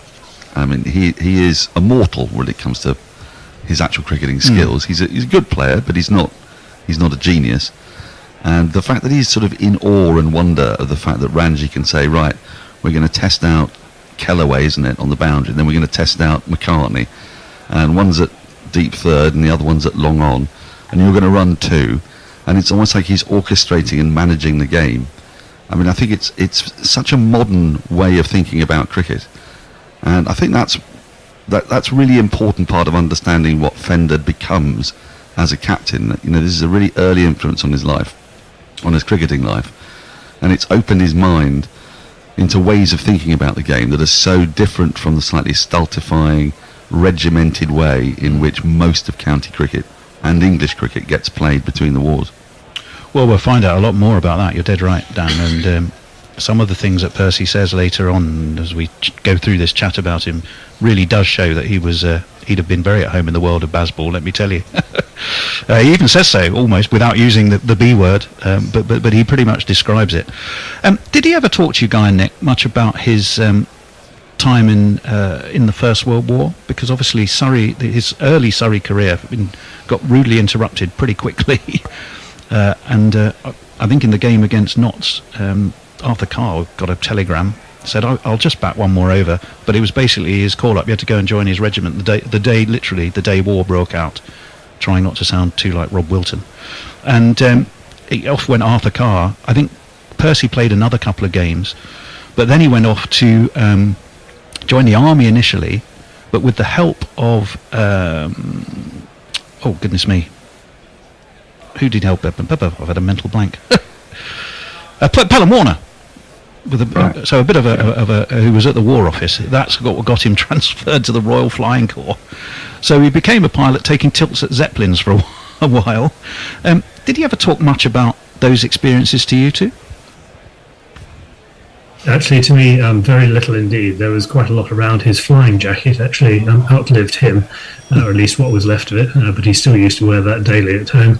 And there were some other bits and bobs around from the war. But to me, actually, no, he didn't talk about the war at all. I don't know about you, Guy. Well, there was a conversation, and that conversation came back to me several times. First of all, we had at one time his RFC tunic, flying tunic, his Sam Brown, and we still have his flying boots. And so there was this enigma. I mean, he joined the Royal Fusiliers, but hadn't gone to France, as far as I know. But I never had a conversation with him about that part of his experience of the First World War. But because I was studying medicine, he thought I'd be interested to hear his story of getting cholera. And so he was posted to the Eastern Front. Now, the Eastern Front in those days was Afghanistan. But he only made it as far as Kolkata, I think, because there was an outbreak of cholera on the ship. They made it into port. He was hospitalized with a lot of other military personnel, and he was the only one in his ward to survive cholera. And that was profound. And of course I was interested, but I was really interested to know what he was or would have done in the Eastern Front. And I subsequently know that they were just, taking biplanes up and dropping bombs out of the cockpit onto whoever. Very early biplanes too, some of them, yeah. Yeah, very much so. And he, and that was the end of his First World War. I mean, the Royal Flying Corps, people have some misconceptions about it, don't they? And often think that would be the cushy number in the First World War because you're not in the trenches. But actually, the life expectancy for people in the Royal Flying Corps was much lower. Your chances of death were much, much higher there than they were out actually on the Western Front. Yeah, I think some of those misconceptions are based on what people view as people see as a plane in 2023 in the 21st century. Essentially, these were timber and canvas held together by rubber bands and horse glue, and you were sitting alone in the cockpit with an incendiary device that again from 1915 was probably not as secure. You didn't necessarily, you wouldn't 100% have faith that you had control into when it was going to go off. There wasn't a little button, was there, that would release at the right time? Well, there wasn't someone who would release it for you either. You had to pilot the plane and release it at the same time. I think in the Streeton book and in the tapes, he does talk about I think this might have been when he'd first gone to Europe, and he'd taken a plane up, and the first thing Percy wanted to do was make it loop the loop. Which of course he gave a damn good go at doing it, and he kept trying, and everyone on the ground, probably I can just picture them in front of sort of a Nissen hut going, what the earth is this bloke doing? Because he kept trying, eventually got this plane over, and it had never been done apparently because it was a training plane with a massively reinforced undercarriage, so it was heavily weighted underneath, and it had never in its life before ever sort of done this manoeuvre that Percy somehow got it to do, which I guess is sort of a measure of the man. It sounds about right. I was just going to say, yes. the thing I just wanted to bring in on the Royal Flying Corps element of Percy's life as well is it's funnily enough in the modern era, simply because of the location of where a portrait's been hung. It is how a lot of people at the Oval, certainly the people who work behind the scenes in the Oval, view Percy, because there's a portrait hung in our committee room at the Oval, in pride of place by just to the left of the club honours board, and to the right of the board that commemorates all our 50 Wisdom cricketers of the year. It's a huge portrait of Percy, resplendent in his Royal Flying Corps uniform, and that remains probably the biggest remembrance of him at the Oval, and committee meetings are held in that room, and it's a big room as far as the club is concerned, and Percy's there resplendent in this amazing Royal Flying Corps uniform. So I think a lot of people at Surrey in the modern era will very easily remember that period of his life, because I rather like the idea that the Surrey board are sitting there. So shall we renew Kemar Roach's contract this year? And looking down is Percy, kind of thinking whether they do or don't. Well, Percy would say yes, I'm pretty sure. Well, I think he would on that score. But can I just ask his grandchildren just a question that sort of burns away when I heard some of the tapes? He gets so close to death on so many occasions. He talks even about when he goes to Belgium and he just decides that he's hungry, and so he skips the train that he was going to get and gets the next train instead, and the train that he would have got crashes massively into a goods train, and he just sort of he talks in the vernacular actually of my grandfather who fought at Gallipoli, which is to sort of brush off your near-death experiences. You mention them, you go, well, that was a bit of a rum-do. That might have copped on then, but didn't. And it seems that, was the fact that he had so many brushes with death, and a lot of people in that generation will have done, obviously, because of the war and whatnot, did that, do you think, affect his persona with you guys, and actually also make him a bit more risk-taking in his later life?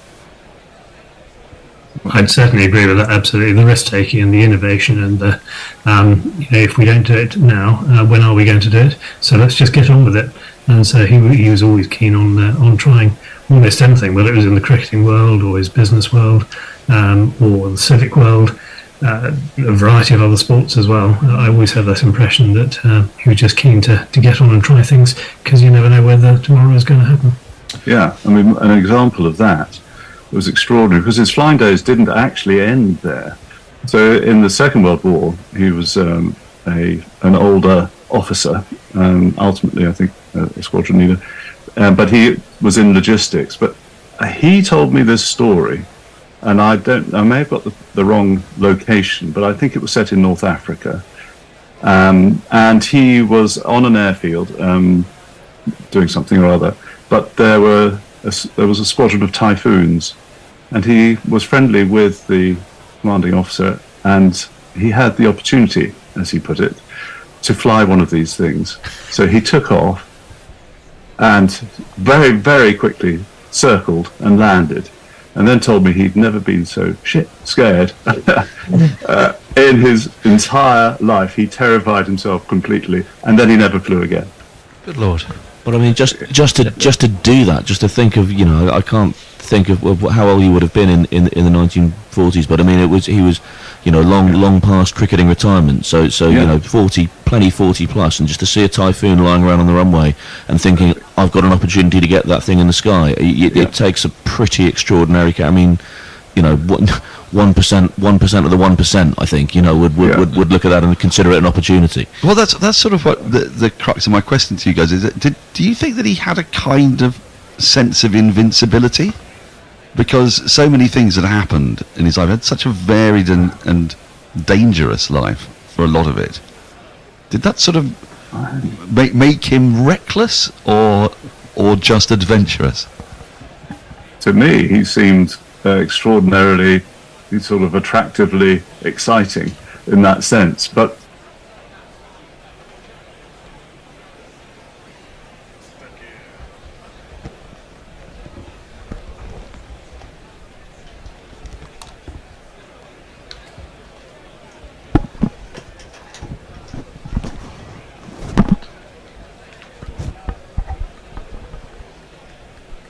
morning, Al, are you there?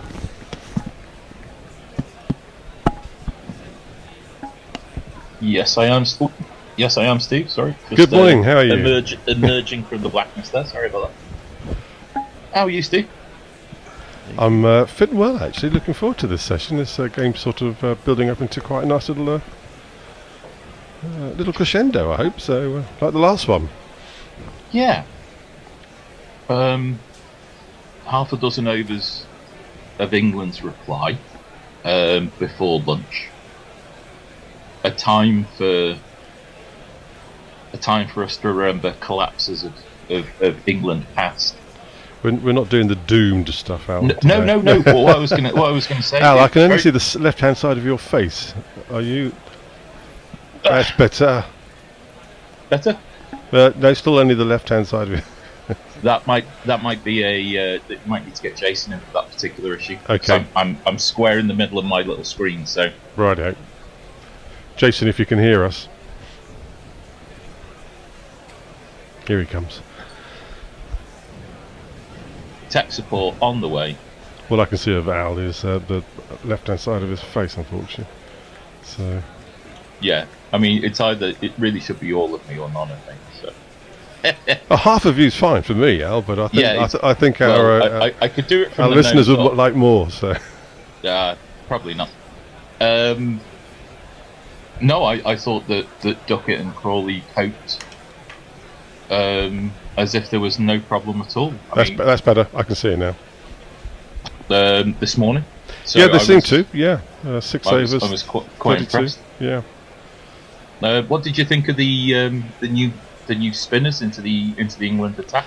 Well, I think they're going quite well in this series always round, really, aren't they? They're taking wickets. You can't really ask them to do much more. Ruti was the only one who didn't take one of the spinners in their first innings. Contributed in the first test, but they're all getting in there, chipping in, taking wickets. You know, they didn't go for silly runs per over either. So you can't really ask for very much more. Bowl them out for under 400, and one guy got 200. So take your hat off to Jaiswal. Yes, I think you've got to. I think it was a.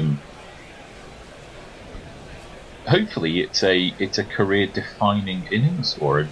It's kind of. Hopefully, it should cement his place at the top of the attack alongside Rowett for some considerable time now. Yeah, it's only his second test, isn't it? Yeah. But he's been given the opportunity, and he's certainly grasped it here with both hands, which is lovely to see, really. Indeed. Nick, have you got socials under control? Yeah, good morning. Yep, just morning, Nick. Morning, Al, morning, everyone. Jay Grover. Steve's hands are still larger than my face. I hoped he might have shrunk over time. Morning, Steve. Good morning, Jay. Josie, okay, 7 over. Bazball. Yep. Gone are the days of England playing for lunch.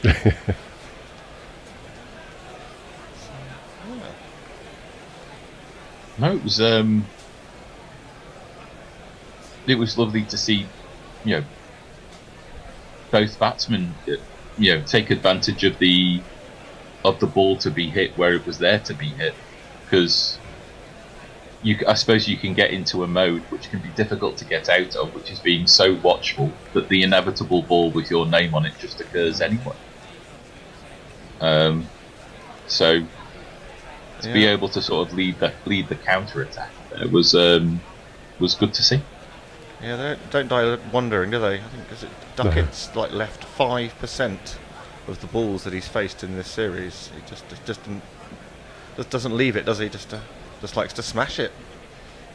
Yeah, Shelley was saying in the first session that's probably the hallmark of the current modern cricketer, that there's so much of the premium is for bat to be on ball, that the idea of the watchful, repeated playing and leaving may well be in textbooks of cricket past. I was very good at leaving the ball as well when I played. It was my best skill, I thought. Was that whether the ball was on the stumps or not? I tried to be a bit more selective than that, Al, but yeah, I used to miss the ball quite a lot. Involuntary leave. Yeah, I always used to pick up the bat that was too thin. Yeah, I couldn't understand why. Yeah, everyone else's bats were much wider than mine as well. Yeah. No middle, all edge. Oh no, I had an edge on mine many times. Did you used to sand down the outside of the bat, and so the inside edge is all like bits of red on it, the outside is clean because you've wiped it down. We are chatting away as fielders and batsmen re-emerge.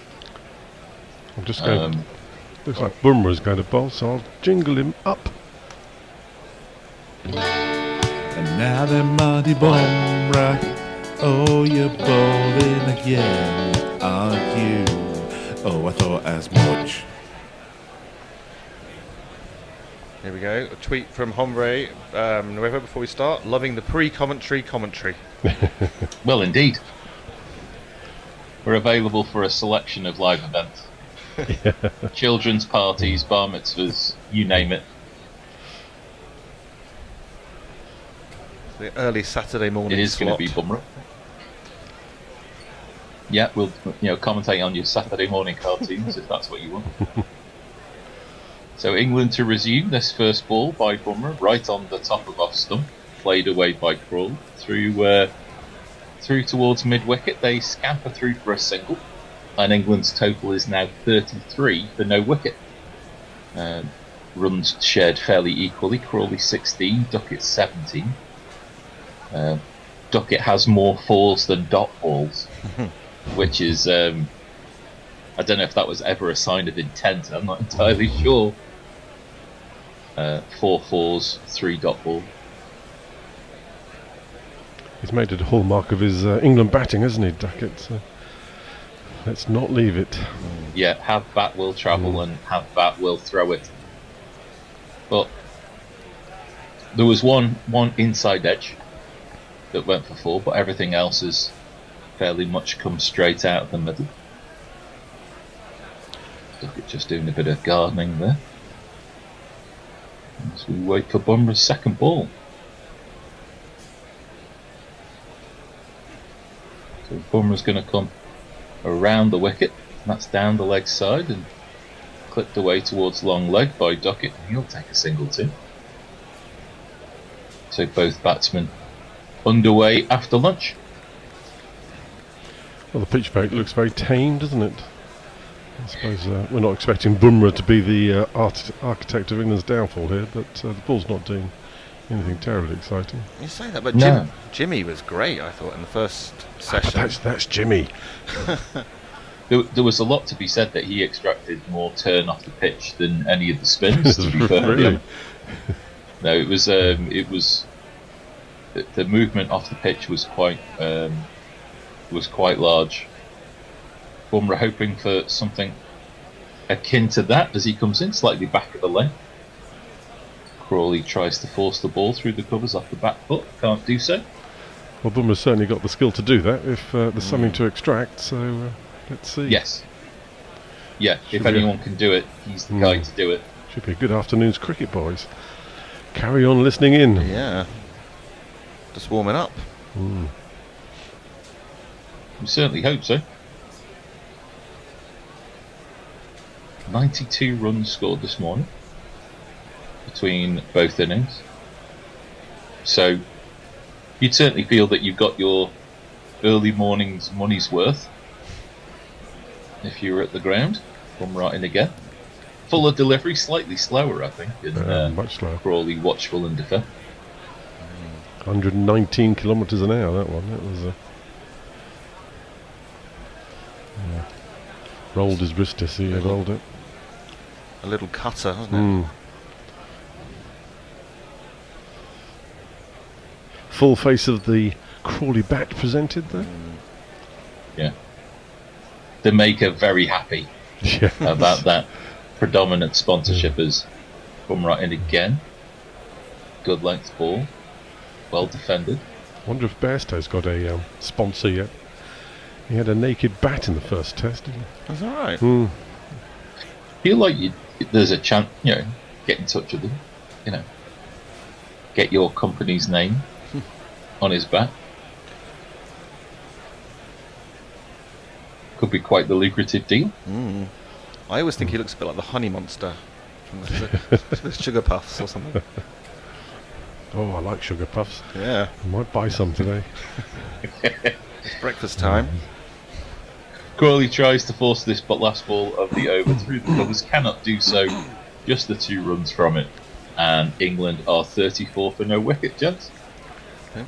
Got some socials here. Continuing our the fact that we're up for hire for general kind of entertainment. Leah, Lavinda Gorilla, which children's birthday party would be complete without a Hendo rant? Call that a birthday cake. Call that a birthday cake. See Hendo telling them all they're doomed at 5.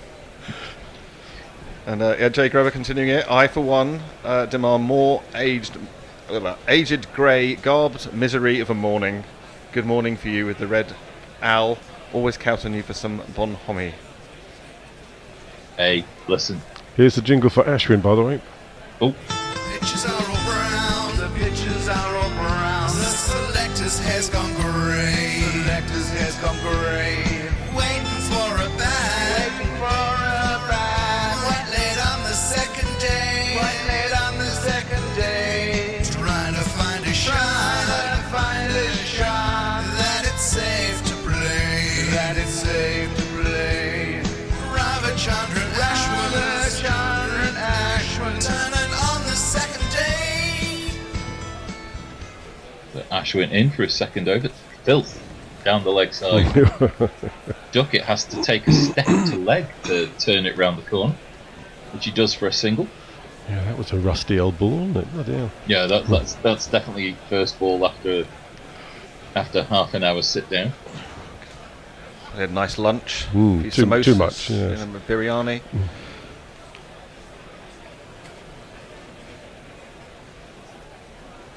Ashwin in again around the wicket, pushing the ball across Crawley. Just dabs this really no more than a metre or so to the left of cover. Felt like that was an easy single considering it was almost straight at the fielder, boy. The batsman sort of looked at each other and thought, should we run? And clearly it was easily on. So quick about his business is Ashwin. Duckett tries to play the ball expansively, does so without really kind of moving his feet. Kind of gave the hint of an opportunity for Ashwin there, but it all comes to no run. Dot ball in the book. That one slightly back of a length, but skidding on, a bit quicker. 92 kph. As Duckett goes back in his crease and plays it defensively. Still no leaves from Duckett.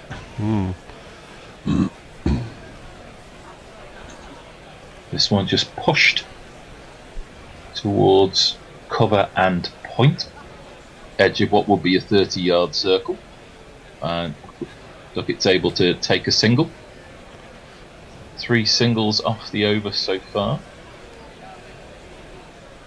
I think it's always an important part of any opening partnership to be able to move quickly between the wickets. Crawley comes down the track, and I think that's been dropped, spilled, boys. I think so. Dropped at mid-wicket. Yes.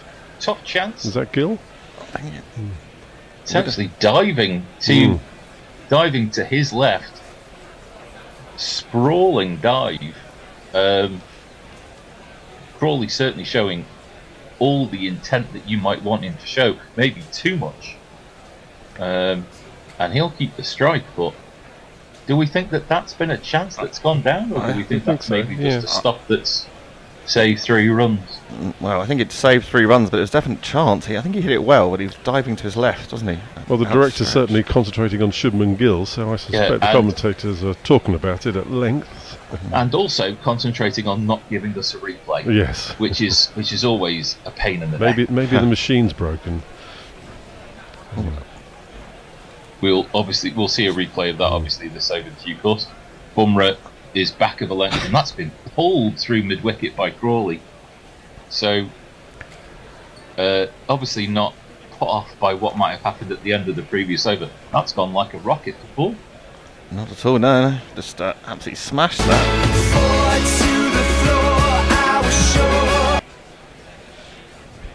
Lovely shot. In the same sort of area that he was looking to try to exploit in the previous over, the gap sort of between mid-wicket and mid-arm. That one is a bit more full length outside off stump. Outside half of the bat. Chanceless, but goes past the diving gully, and that's consecutive balls for Crawley. There's not one boy for me, I must have 2 or 3, I need 4. Yeah, definite chance. Definite chance at the end of that over. It would have been Gill's a great catch. way. Yeah. It was far enough away from him that you could only go with one hand. And he's left at that, and he's not a lefty, I don't think, is he, Shubman? Yeah, palmed around the post. Good save. Well, certainly save 4 anyway, or 3. Yeah. So they got a single for it. Bumrah in, and an on drive by Crawley. Best shot of the 3 good shots this over, and that's 4-4-4. The number of the day. Who could ask for more? The number of the day is 4. And that brings up the England 50. In good time. That's a fabulous on drive. Lovely shot, isn't it? Lovely shot. England have come out with purpose. Second session of the day.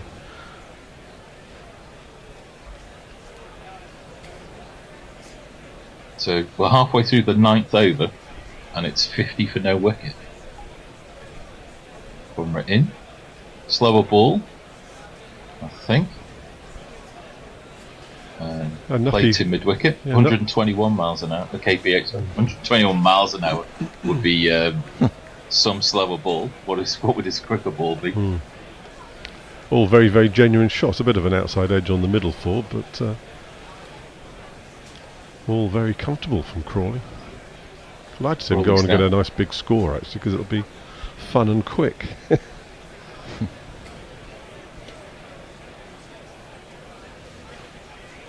9 fours in the 50. Crawley has 30 of them. Bumrah tempting Crawley maybe into a false shot there with a ball slightly wider above stump, but it's played quasi-defensively down towards mid-off. And again a slower ball, only 120 kph. Just turning his wrist again. Ooh. Not much cut, but he did that a lot in the first test, didn't he? Just cut it and just cross seam. Going through the repertoire. Must ball of this over. Full length delivery, another handsome on drive by Crawley.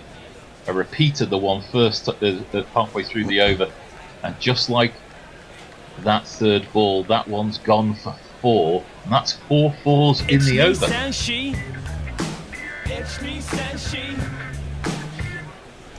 So I can't remember too many times where Bumrah's gone for 4 fours in an over, boy. Will he be taken off? Mm. Because Crawley's taken a real liking to him, isn't he? As you say, He seems to be. Very rare.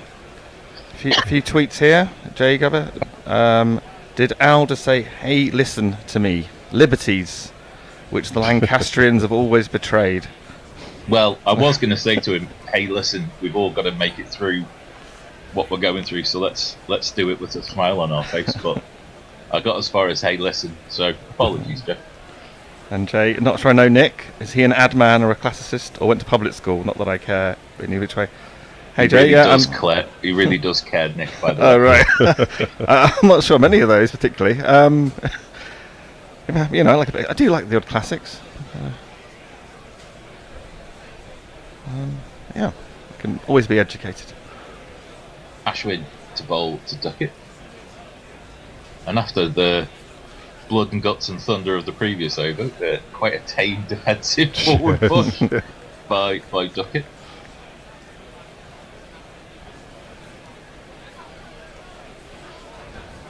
Ashwin so quick about doing his work. This one back of a length and allows Duckett to push the ball towards gap between mid wicket and mid on. Takes a single.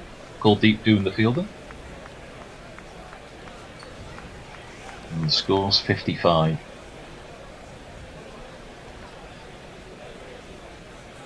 Feel that we'll see Kuldeep in the attack before too long. A slip and a leg slip, or a leg gully, in for Ashwin to Crawley, who immediately turns the ball just inside the leg gully. Ashwin looks like he's dropped found a penny, and that's raced down to find leg 4.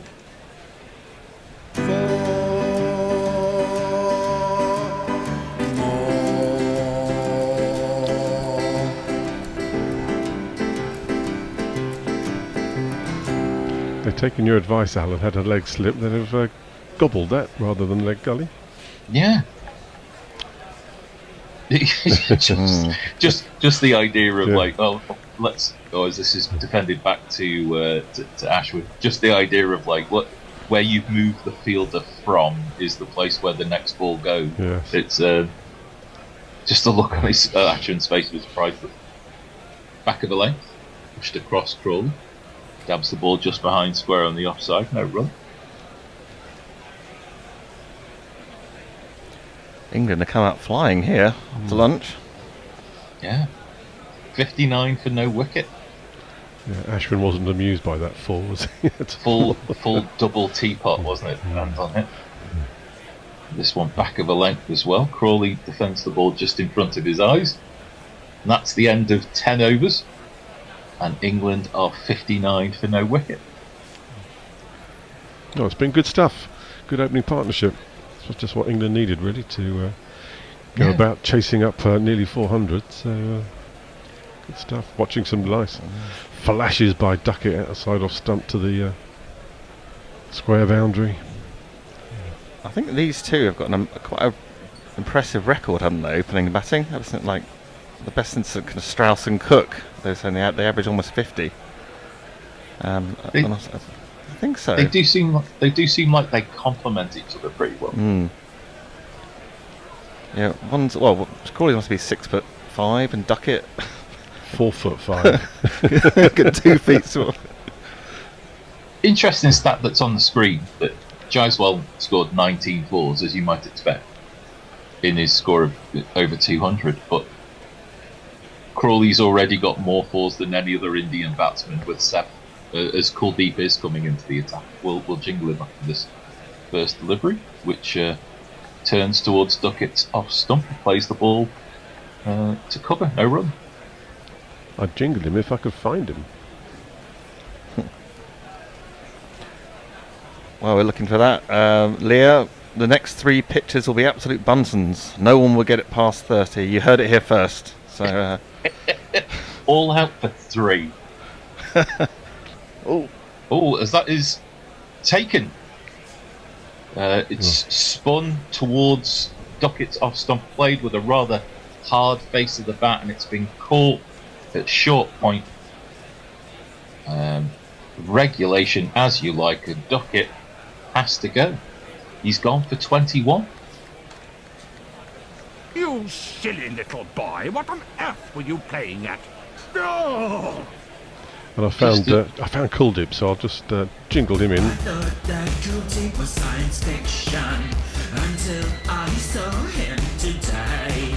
Now that your death is my addiction, I've thrown all that rat junk away. Took the top of the outside edge of the bat, right on the shoulder, and just spooned up for a relatively simple catch. Yeah, those should be taken, shouldn't they? So, and it was. I've seen a good selection of catches in that sort of helmeted area. Yeah, actually, Pope took a couple of good ones, didn't he, in the Indian second innings in the first test. So catches win matches and all that sort of stuff. Absolutely. Talking of Pope, here's his jingle.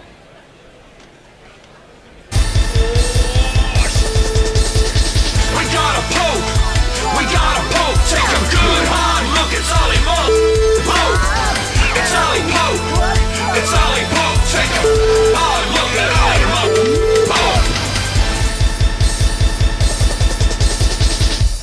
Pope's second innings will live in the annals of history, as this one goes right past the outside edge of his bat first up. A missed stumping opportunity potentially by Bumrah, but not. That's a pretty nasty delivery to get first up there, boys. He's come forward to defend and not been there, and he might have been struggling to get back into his ground. The collapse is on. That's the tweet from good bit of doom mongering. Yeah, that does seem that is the way. That one is the one that goes the other way. It effectively goes straight across the right-handed Pope. Doesn't really play that convincingly either. Yeah, he'd have struggled, I think, if he'd have taken it neatly. He was drawn forward. Certainly did seem to be. Pope does come forward this time. 2 half steps down the track, but can only play the ball directly to mid-on, and there'll be no run. 1 ball left of this over. Good intent, it though. Could well be that Kuldeep will ask more questions and cause more problems than Ashwin in this innings so far. This one back of a length. An attempt to play the ball through mid-wicket. Crawley sends Pope back and just manages to get back into his crease in time. Might have seen Pope slip there and hobble a bit, didn't he? Hobble a bit. Certainly a far more exciting over as far as India is concerned, and it's 59 for 1. Oh yeah, he had a bad slip at the end of it as he was getting back into his ground. Good bit of fielding there by... Is that Gill again? Yeah. Gill again, yeah. He's in the game, is he? Is Shubman. Yeah, he's looking a bit... We're just going to keep it... We might just need to keep an eye on Ollie there for a an bit overall tender, 60. isn't he? So, poor lad. We got any more tweets? Yeah. Hombre Nuevo, has a test team won as many tests as England with so many questions over their top 3? Maybe. This ball from Ashwin is defended going back in his crease by Crawley. The end of that was over the last 10-15 years. I can't remember being confident in our top 3 since Strauss, Cook and Bell. Well, Bell batted all over the places. This one is more on Crawley's leg stump. He turns the ball to square leg and takes a single. However, we still managed to win, which basically adds to the fun, to be fair. Well, yeah. It's obviously bemusing our opponents as well, because they're not working them out either. Really kind of lull them into sense of, full sense of security. I suspect Pope's gone a long way to settling his position at number 3 after the first test. Go on.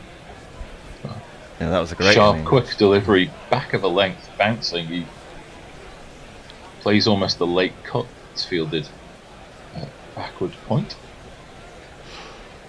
I think you're right, he could have been struggling there. Yes, I think the keeper will be disappointed. But another one. Oh. This one has taken the pad. Erasmus is unmoved, as he usually is. There was a great catch diving forward at slip, I think, by Rowett. Even though the DRS timer is coming down towards 0, I think there'll be I don't think Rowett's no vaguely review. interested. No one behind the stumps is, anyways. Yeah, Rowett at slip was turning around, I think, and more interested about the idea. Just trying to get up off the ground. I think it came off the wicket keeper. Did it come off the keeper? It Yeah. came off the keeper, actually. Not. Actually, how it missed the stumps, I'm not really quite sure either. It's a very good ball. This one, again, losing the radar a little bit there. Ashwin onto the leg stump. Pope turns it to square leg, deep square leg, and he'll get off the mark. His first run. Ultra Edge showing us the nothing. flattest of flat lines. Look how close it is to the off stump.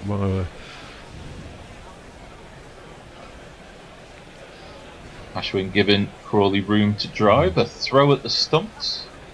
Ashwin always looks really nonplussed when the ball gets thrown in to his end, doesn't he? Just like, what am I supposed to do with that? 3 runs off that over. Ashwin's got figures of 0-13. And England have lost their first wicket. They are 62 for 1. Kind of building on that, Jose. Okay, the collapse. The Bishop of Rome is looking very insecure here. I mean, maybe that's Pope or. Yeah. And then another one, Jay Grubber. Oh fucking god damn it, Benjamin! Thou embarrassing our people in front of the commentating giants. Very generous, I think. Yeah, very generous. Hey, listen. We'll take it though. We'll take it. Thanks. Take it. Let's not damn ourselves with paint brave. Kuldeep in this one, too far down the leg side. Crawley can't turn it to fine leg and beyond. It's going to be fielded for no run. Crawley's on 40. It's been a good 40. Let's hope he goes on from an England perspective anyway. Yeah.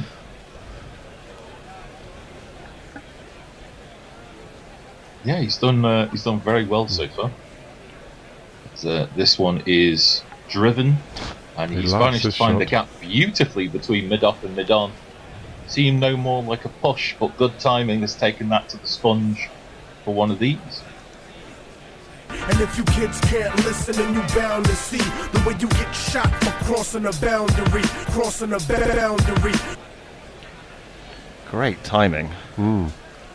Effortless shot that was. That's 3 lovely straight falls he's hit with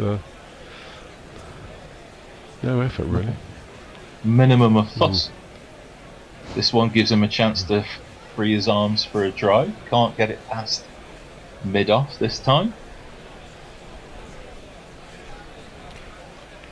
The Crawley Not chance. entirely sure what we're seeing here. And the Rohit dismissal. I think this is your point about the leg slip and leg gully. A slog sweep by Crawley. Played the ball on length as much as anything else, and that's gone all the way over the sponge for 6. Oh, I say, chap, give me any lip. And it also brings up Zach Crawley's 11th. Yeah. Oh, sorry, 15th score of 50 and above. Yeah, very good 50 as well. Put together in 52 balls. That's been an excellent knock. But convert it, boyo. Zach, come on. He's made it to 104 times. Yeah. Certainly hoping for it to be number 5 today. But well defended. I think it's a good chance because there's nothing horrible in this pitch, is there? So, I mean, Kuldeep's made a few turn, but nothing really on the stump. So think he's quite tall, isn't he? Quite a long reach, so the ball doesn't get a chance to bounce. We 6'5"ers can do that. People below 6'5", I think, can possibly do it too. Although Duckett didn't show it, as this one is attempted to be cut behind square. There is a backward square. Does the fielding no run? 10 runs off the over. 4 and 6. Okay, we've got a change around coming in. Grubby's coming in. Jason's coming in. I shall get out of the way and see you in half an hour. See you in half an hour, boy. Thanks, Steve. So just looking through the tweets, I think not much coming in, but I mean, I feel we should reward Jay Grubber with some talking about some classics, given he's been so polite about us being commentating giants. So here's two people who do they know the classics? Grubby and Jason. They can talk to us about Cicero. No, we need Forthy for that. Oh, Forthy's really? at a barbecue, so there'll be none of that from me. It's the expert. Right, Ollie Pope, who's looked a little bit nervous early in his innings, has got 1. He's going to face up to Ashwin. Starting a new over, he drives a full ball to cover, can't get a run. And again, as it was this morning, the game is nicely poised, isn't it, really? England have raced to 72 for 1, going at around about, best part of 6 and over. A wild looking shot from Pope there, looking to steer it through the offside, but actually getting an inside edge and gets a single to square leg. Yeah, quite scratchy to start off with. Yeah, he looked really. I mean, it was a genuine chance. I thought Bharat missed it would have been a sharp stumping, but he fumbled it, and Pope's foot was out of the crease, so there was a window of opportunity. He didn't take it. This is driven full ball to Crawley from Ashwin. Gets 1 to long on. Yeah, it seems like in the pitch it's generally good, but every now and again the ball just kind of spits and bounces and just kind of nibble, makes it a little bit harder. But Crawley generally has just taken almost the pitch out of the equation by just reaching out and smashing it. Yeah, I mean the 6 with which he went to his 50. Just absolutely nailed it over Cow. Right, Pope's got 2. Facing up to Ashwin once again. Another flighted delivery, which he turns into the leg side, and it's fielded by the diving Gill once again, that mid-wicket region. Yeah. How long before the reverse sweep comes out? Well, this is the question. I don't think he's confident enough to do it. Another one beats him on the outside edge as he aims another frenetic-looking drive through the covers, and that goes across him from Ashwin. He's got him on toast a bit at the moment. Both the bowlers have. Yeah, I think they've worked out to try and stop him from getting that sweep out now. Is they're pushing it through a little bit quicker, so he can't quite get the length.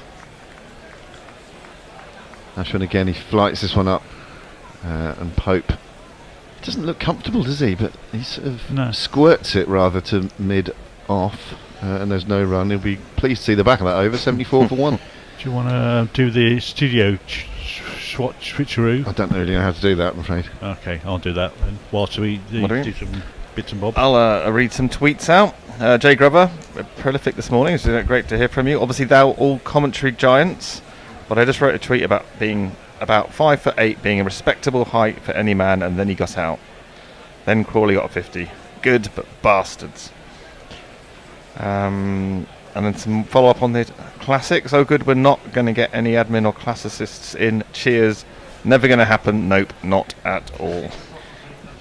You can get some classic cricket. We can do that. We can talk about David Gower, etc. Oh, amazing. Yeah. Classics. There's a bit of a chat going on in the middle there between Rohit and Kuldeep. Looks like they're talking about field placings. Sorry, go on, Nick. Here's one for you, Grubby from Mog. I propose we draw Grubby into an in-depth discussion on Suetonius. No thanks. Dio and the lost works of Manetho. I hope I pronounced that right. I don't mind, but I just need a bit of time to do some research. If you're watching on YouTube, by the way, you're not getting the benefit of Jace, who's sitting over there. Just because we can't get that screen up at the moment, as Crawley defends the first ball of Kuldeep's new over into the offside, and there's no run. Yeah, we appear to have lost a three-person in-studio setup from the set of options. Which is a shame because that's kind of what we enjoy. 3 people in the studio all together. Can you believe? It's a nice little setup. Kuldeep. Left arm wrist spinner over the wicket to the right-handed Crawley, who's forward in defence, playing it to the offside, and there's no run. Maybe later on in the session, Bear support can do something about that. Yeah, he should be in later on, so I won't roust him out of his bed at this point. But I mean, we're flush with studio guests today. There's the 3 of us. There's Steve, who's just in, and the Bear will be in, so we'll be 5-handed in the studio. Can you believe it? Another swat from Crawley. Not a particularly elegant looking shot, and the ball fetches up at long on, and he gets himself one more. Yeah, it's much more power than precision and placement there. Yeah, it doesn't seem to matter. He just hits it, doesn't he? Keeps rocking along. Yeah, it's from the Josh Butler school of fuck it. She famously wrote on the back of his bat. Yeah, it was right on the top, wasn't it? Right on the little circular bit at the top of his bat handle. And some eagle-eyed camera person spotted it. Forward comes Pope, a much more controlled-looking defensive shot. So it wasn't his sponsor. It was sponsored by Fuck It. Yes. Other expletives are available for sponsoring, obviously. Mog, over to you. Pope, who, as I say, started his innings in pretty frenetic and uncomfortable-looking fashion. He's lunging forward in defence again in a slightly more controlled fashion this time. But there's a tweet here from David Barrett about that. Why is Pope so weird before he starts? When he starts, I can't read. He's such a good batsman, but looks like a coked-up village cricketer until he's faced 30 balls. The mysteries of baseball. Coked-up village cricketers. Be a few of those today. 14 deliveries he's faced now for just 2 runs. Forward in defence solidly this time. Right. If you're an England fan, you're much happier to see him playing like that rather than try to flay everything and head in the air. So he survives again at 75 for 1. Yep. I mean, this is very much. Sorry to interrupt, Grabby, but Yeah. I noticed you're not monitoring YouTube. There's a super chat there. There's a super chat on YouTube. Yeah. Right. Ah. Yeah. How yellow do we? thing. Might want to call Is that Benny Cage? Indeed. Benny Cage, thanks Benny Cage, giving us $9.99. Much love from America, says Benny Cage. Heading to bed, but love y'all stuff and have for years. Keep up the great work. Are you in the southern states if you're using y'all, or is that just like a catch-all American thing now? But anyway, Benny Cage, thank you very much for the $9.99, and big love back to you, and thanks for your support. Great. And I hope I've said your name correctly. Is it Benny Cage? Or could it be sort of semi-Spanish? Benny Caje? Or something like that. I don't know. Ashwin's coming round the wicket to start a new over. Crawley's back in defence, playing it to the offside. There's no run. Benny Kage? Maybe it's South African. Benny like Caje. like Labuskakne. Yeah. Benny Caje. Crawley facing up to Ashwin again. He's forward and flicking it through the leg side. He's going to pick up 1 here, as it's fielded by the man running in from the boundary. 76 for 1. Pope back on strike. Let's see how he deals with Ashwin this time. He's looked decidedly uncomfortable thus far. This is harking back to the Pope of the last tour, where he was skittish and got to about 30 or 40, but had to really grind his way out there and then got out. Yes, thus far the magnificent 190 in the previous test is very much an outlier in his Indian test career, at least. He's forward and pushing this through the covers. This is going to reach the boundary. It's going to be close. Just hauled in, but I don't think he's prevented the boundary there. Who's that fielder? So it's a fast old outfield. Yeah, and it is one of these. The number of the day. Who could ask for more?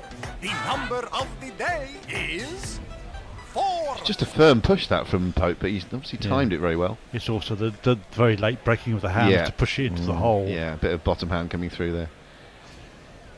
So nice shot, quite controlled again. He's looking more comfortable in recent balls as he defends this one from the crease. I actually think he's looking more controlled against Ashwin. He's having problems against Kuldeep because he's not quite sure which way it's going. I don't think he can read it very well. Well, that's why he's such a lovely bowler to watch, Kuldeep. The one that goes across the right-hander, which isn't always the googly, it's sometimes just a straight honour, but it's flighted and lovely variation. Beautiful to watch, I think. There's quite a lot of left-arm wrist spinners in the world now. There's quite a lot of them in the SAT20, I've noticed. Oh, there. That's interesting. This is cut backward of point. It's through the field, burst through the hands of the fielder at backward point there, such that Pope can get himself a single. Not entirely convincing. No, Shreyas Iyer not entirely convincing in the field either. I've been admiring India's Adidas kit. It's a pretty good deal for Adidas, that. Accessing the 1.4 billion Indian market as they will see it. I mean, he timed that and almost carried to backward point. Yeah. Probably had a bit of spin on it as well, which might explain why it went through him. But he should still be fielding that, Shreyas. Should be wearing that if he doesn't get his hands on it. Get something in the way. A nicely flighted delivery outside the off stump of Crawley and driving it straight to the man at cover. And there is no run. It's the end of the over, and it's 81 for 1. Are you boys going to swap socials and summarising, or are you going to stay as you are? I don't mind. It's up to you. You want to try a bit of socials? Yeah. I'll leave it. What's on your jumper? Is a question. What's on my jumper? Yeah. It's an oblique reference to Peaky Blinders. It's Shelby Co. something or other. A few years back, I asked my missus if she could get me some merch, and at the time there was disappointingly little Peaky Blinders merch, and this was the closest she could find. So you ordered by order of the Peaky fucking Blinders. By order of the Peaky fucking Blinders. Have you got the hat as well? Like the actual Peaky Blinder. I do have a cap that you could say is in that territory. But without the razor. I don't have a razor for official purposes. I don't have a razor, no. Kuldeep's got figures of 1 for 14. He's bowled very nicely. Starts a new over with a flighted delivery, which Pope comes forward to and defends. He has 7 now. Pope. Crawley's on 53, and the England score is 81 for 1, replying to 396 from India, which England will see as a bit of a victory, getting India out for under 400. Nicely flighted again, and once more forward comes Pope in defence. You do get the feeling that Pope just wanted to see Kuldeep out of the attack. He's just playing him out from that end. He might have a long wait, because this could be a long spell from him. I hope so, because I love watching him bowl. But he does look a bit more settled now, Pope. Again, coming forward and just turning it into the leg side. No run. The coke's wearing off. You need a drink. Chop us another fat line, would you, colleague? Bring it out. Well, the adrenaline shot from having to suddenly have to go out to bat, perhaps. He's now on the downers. Just on the Valium now.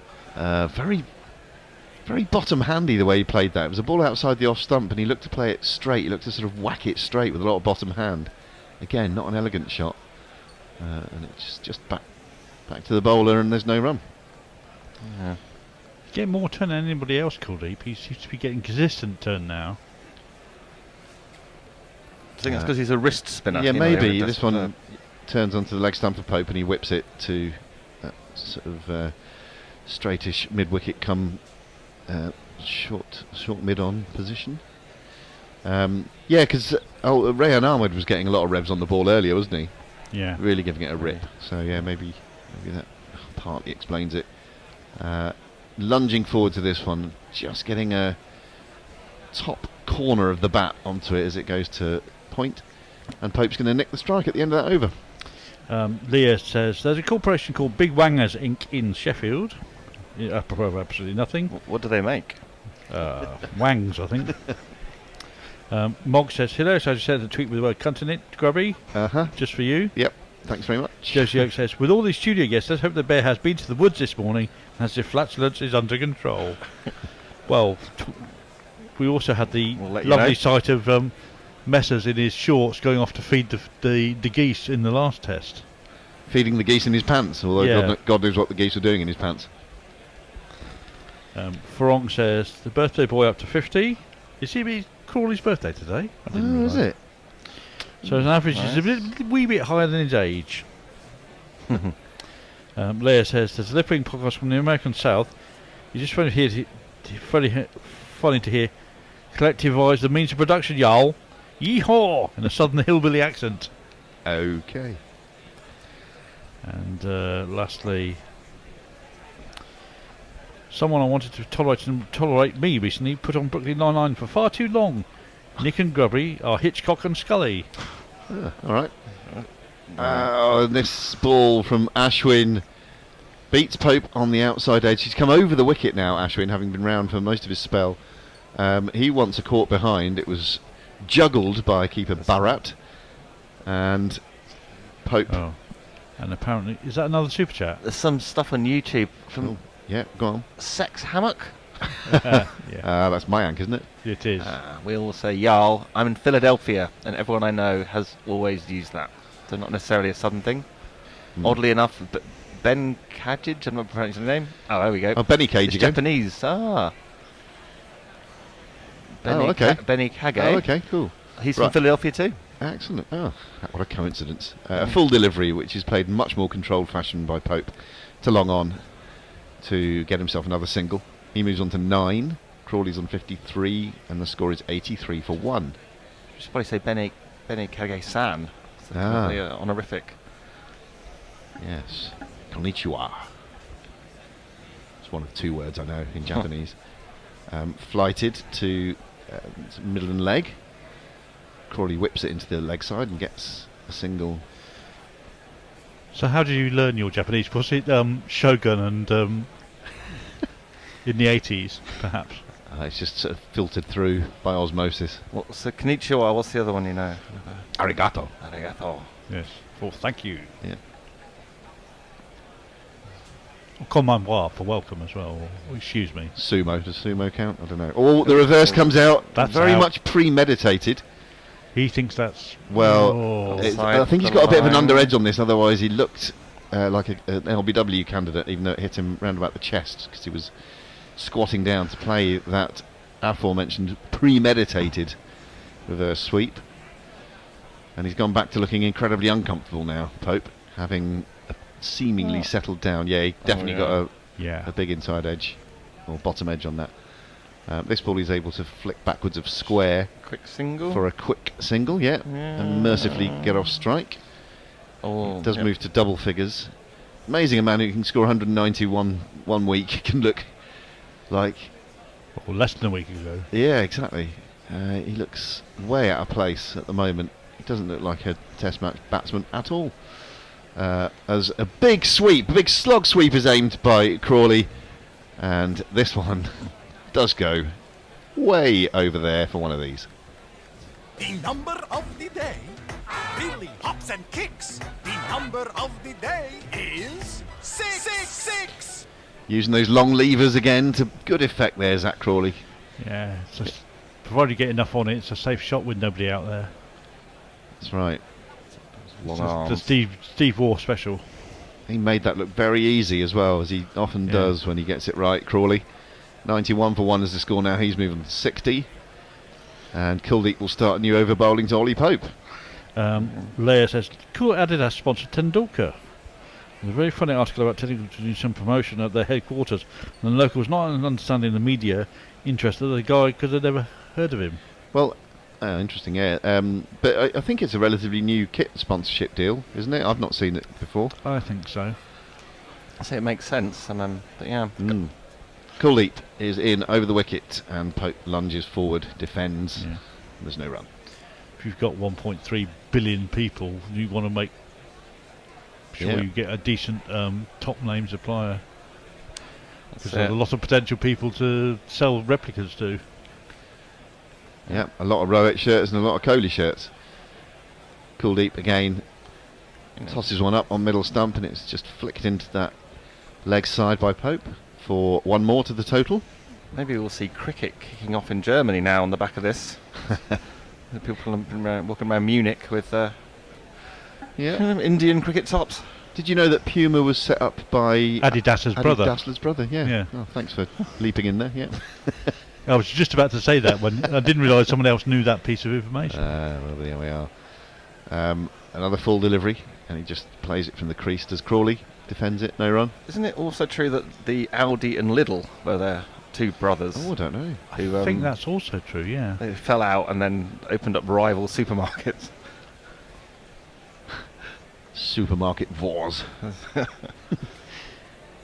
We have ways of making you spend. We have ways of making you pork. Crawley defends this one just with soft hands up towards mid-off. Down the but they mid take aisle. a very quick single. Nicely played, nicely judged, well called. That would be a very German pun, wouldn't it? We have ways of making you pork. Yeah. I enjoyed it. Very good. There's a great Viz character called Little Richard. Is there? And he's obsessed with the middle aisle of Little. Oh, what we got here? Whose is it? Oh. As this latest ball from Kuldeep This is where we find out it's absolutely turned into the leg nonsense. side by Pope, and he gets another run. Aldi's massive global empire that was split into two, with half owned by one brother and half by another. But is it an urban myth? That's what it's saying? It's an urban myth, everyone. Oh, is it? Oh, damn it! I'm going to continue to share that. Talking of urban, we got Pope at the crease. There was a Pope Urban, wasn't there? There's more than one, I think. There, Because yeah. I think the latest one was Pope Urban the second. There we are. That would definitely indicate there's been more than one.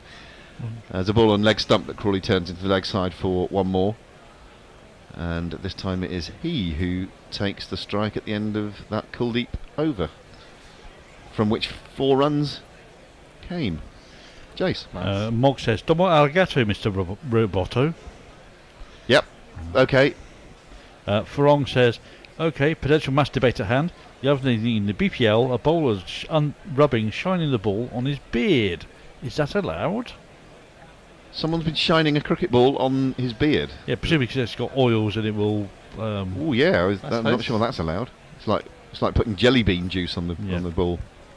And Jay says, "Sadly, as I live in central Sheffield, I live under the shadow of the Chinese Big Wang. I'm still going to the quarter to see the fireworks, mind." Is that Jay? Yeah. Yeah. Central Sheffield. I can't remember if Jay's a United or a Wednesday fan, or indeed neither. I don't know.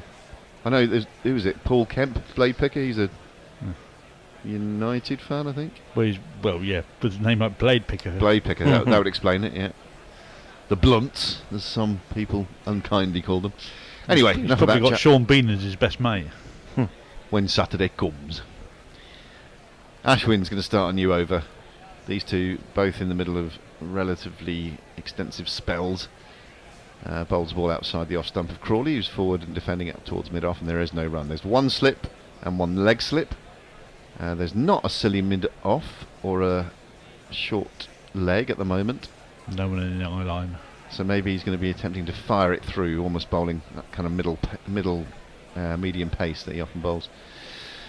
This one is flicked through square leg for a couple, actually. Good running from these two. They just pushed the field back now, haven't they, a little bit for Crawley, so you can just knock it around. Indeed.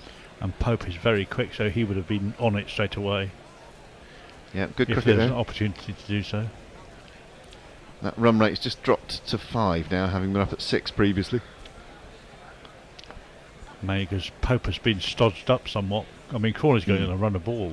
Yeah, but there's no, apart from continuing that momentum, there's no particular need to keep scoring at that rate. Scoring at 4 and over is absolutely fine, or even 3 for a little while.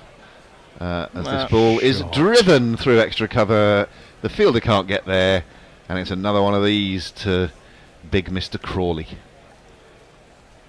1 and 2 and 3 and 4.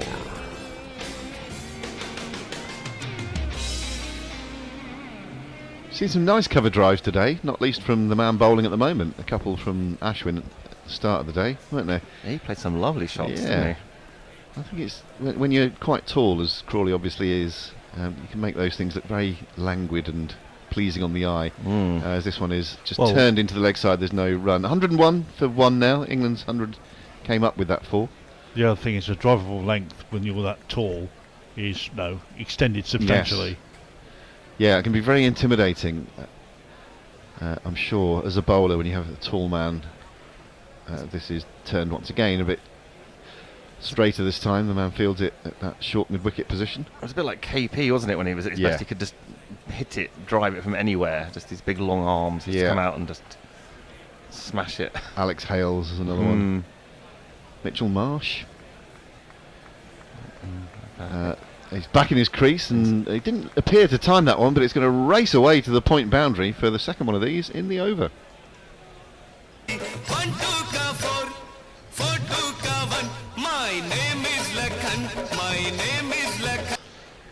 Partnership already at 46.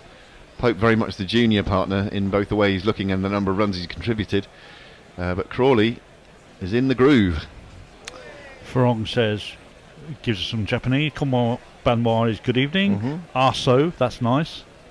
Ichi man means a million, apparently. Ich Nissan Shi, there you go. There's 4 other words I know. Thank you, Mog. And he's going to ask, he says he gives Bangla lessons available upon request. Mog says, you didn't do that Adidas ad campaign that mentioned the Puma founding brother, did you, Grubby? No, I did pitch once for Adidas in my advertising career back in about 1998, and that's probably where I picked up that bit of information in my extensive research that went into that pitch. Cool Leap starts a new over, and Pope attempts one of those ugly-looking bottom-handed straight sort of slaps where he should be playing it through the covers, and he doesn't time it and doesn't get a run. Did you start your pitch by talking about Puma? Yeah, maybe that's why we lost. It went wrong. We should have known it was a bad old lot because they made us pitch on Bank Holiday Monday in August. They were all based in Germany and Holland. Anyway, this ball is played to short extra, no run. Yeah, it's not a public holiday for them, though, is it? Yeah, we pointed it out in weeks because they gave us the date weeks in advance. We said, you do realise that that's a bank holiday? And, yep, okay. So, distinctly remember going through the streets of London town. People were wearing big hats and having lots of fun, and we weren't. This was turned to backward square leg for one more to Pope's score. England have moved on to 106 for 1. Good start again, good fast start. Crawley with the lion's share of the runs, 72. He is off 72 deliveries thus far. Cool Leap's in the middle of his 7th over, I think it is. There's a big red dot in the way on the screen. I know, I don't know why that's there. It seems to be quite annoying. So he's in again to bowl, nicely flighted just outside the off stump, and a leg break turning into Crawley, who watches it and plays it defensively under his nose. No run. Nice. I think Axar Patel's warming up, isn't he? I think Ashwin has shot his bolt for the moment. A bit of a he'll get a go soon. I have no doubt. Turn the ball away from Crawley. This is defended once more. Back at the track and there's no run. He looks perfectly at ease with himself, as you might well do when you've scored 72 runs in pretty quick time. But Cool Leap's bowled a good spell as well. He particularly made Pope uncomfortable early in his innings. And a lovely bowler to watch. He's in now to complete this over. It's a straightish one on middle stump and an ugly looking shot that produces no run. To complete that over, still 106 for 1. Jace. Leah confirms that there are 2 Aldis, the north and south. Mog says Pope Urban II. I thought I remembered why there was more than one Urban. Pope Urban II was responsible for launching the Crusades. His real name was Odo. Oh, right. And Jago says, I live next to Bumrah Lane. I'm a proper BBC me. I prefer if they still play Test Air, mind. Yes. A proper BBC. What does that stand for? I haven't. Something blades. Something. I'm not going to attempt what the C word is, and we but get it's probably the C word. A emoji from Sean T. And Jago says, please explain the big hats, Grubby. The big hats? Oh, it's just people in sun having fun, I think. Right, hang on a sec. We've got a change of bowling and a slightly unexpected one for me. This fella coming back into the attack.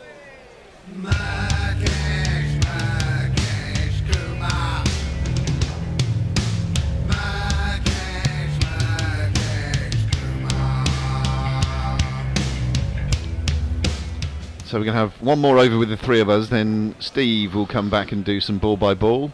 You need to let somebody in. And I'll probably need to let someone in, which I'll probably do in a moment. So, Mukesh, He's got a wide slip in place. It's a bit of induck there. Yeah, just a little And bit tail in. Plays it straight back to him, and he's indicating to his partner that something had happened there. Ah, Nestlers is coming in. A little bit of reverse swing, I think. That's quite early. Maybe reverse, yeah. It's quite a dry pitch, I guess, so it's possible after 20 overs that could happen. Yeah, it definitely moves. And Pope is really keen to point out to Crawley that happened. So is he the reverse swing exponent? Maybe. Mukesh? That's maybe why I brought him in. Yeah. No, the Mohammed Shami replacement. Well, is Shami available? He's injured. Oh, of course he is. Yeah, okay, right. This takes Pope on the pad. A very optimistic LBW shout there. Bharat was way down the leg side, looking to take that ball if Pope hadn't got anything on it. He can't now, having done that, having gone about 2 yards down the leg side, then say, well, it was a good shout for LBW. He surely can't. No. And he's been told by Rohit to go back to your... Get back in your box. Get on with it. I mean, it's going to... It's hit in front of leg stump. It's missing leg stump by... He's taken 2 big steps, the keeper, down the leg side. So there's no way that you can then say, I think that was hitting. Shut up. Get on with the game. Anyway, 2 dot balls Mukesh has started with. He's brought another man in at gully. And Pope busily defends this one up to mid-on, and there's no run.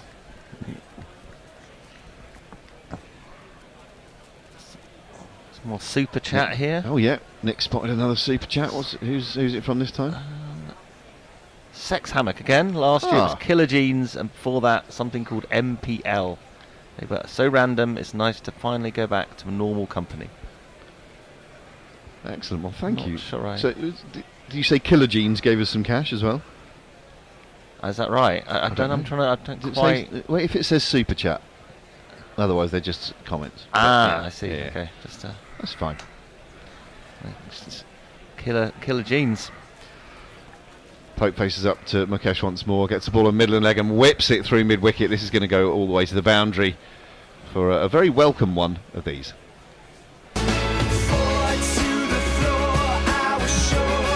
That's very much an Ollie Pope special, that one. When the ball's tailing in, he just leans on it and it's gone in a flash. Yeah. And Mukesh just got a bit too full there, as he was in his first spell. He got full, and then he offered a bit of width in his early in his spell, and he was bowling a pretty decent over there until that moment where he served up not quite a half volley, but it was too straight, and Pope expertly whipped it through that mid-wicket area. This one has him looking to defend into the onside, and it's through him a bit quick. A combination of edge and body, and there's no run. Good follow-up. Yeah, 50 partnership now, 51 from 69 deliveries. Pope 17 of those. So he's definitely playing second fiddle to his tall partner at the other end. 110 for 1.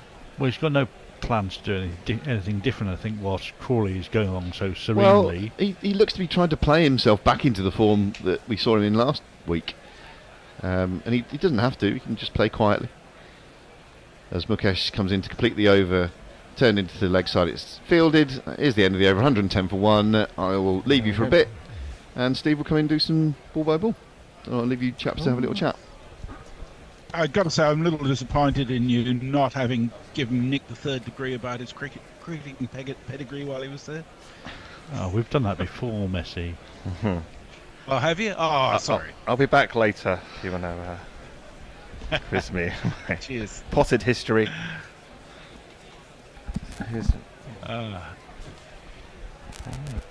So we're on a drinks break. Hi there, messes. And hello, Anna Forsyth is with you. She says she spent most of the day's play so far drinking cocktails and watching Good Christian Bitches, an excellent TV show from 2012. What have I missed?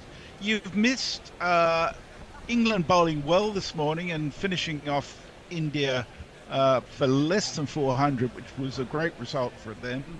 Jimmy Anderson bowled particularly well, I thought. And then Crawley in particular, with some help from Duckett, making a very sterling start, putting in England in what I think is quite a strong position if they can sustain this. So it's been good cricket to watch and great fun to commentate on. Welcome, Al. Welcome, Steve. Hi there, Mrs. Hi there, Al again. Hi there. Got to stop meeting like this. I love it, Al. I love it.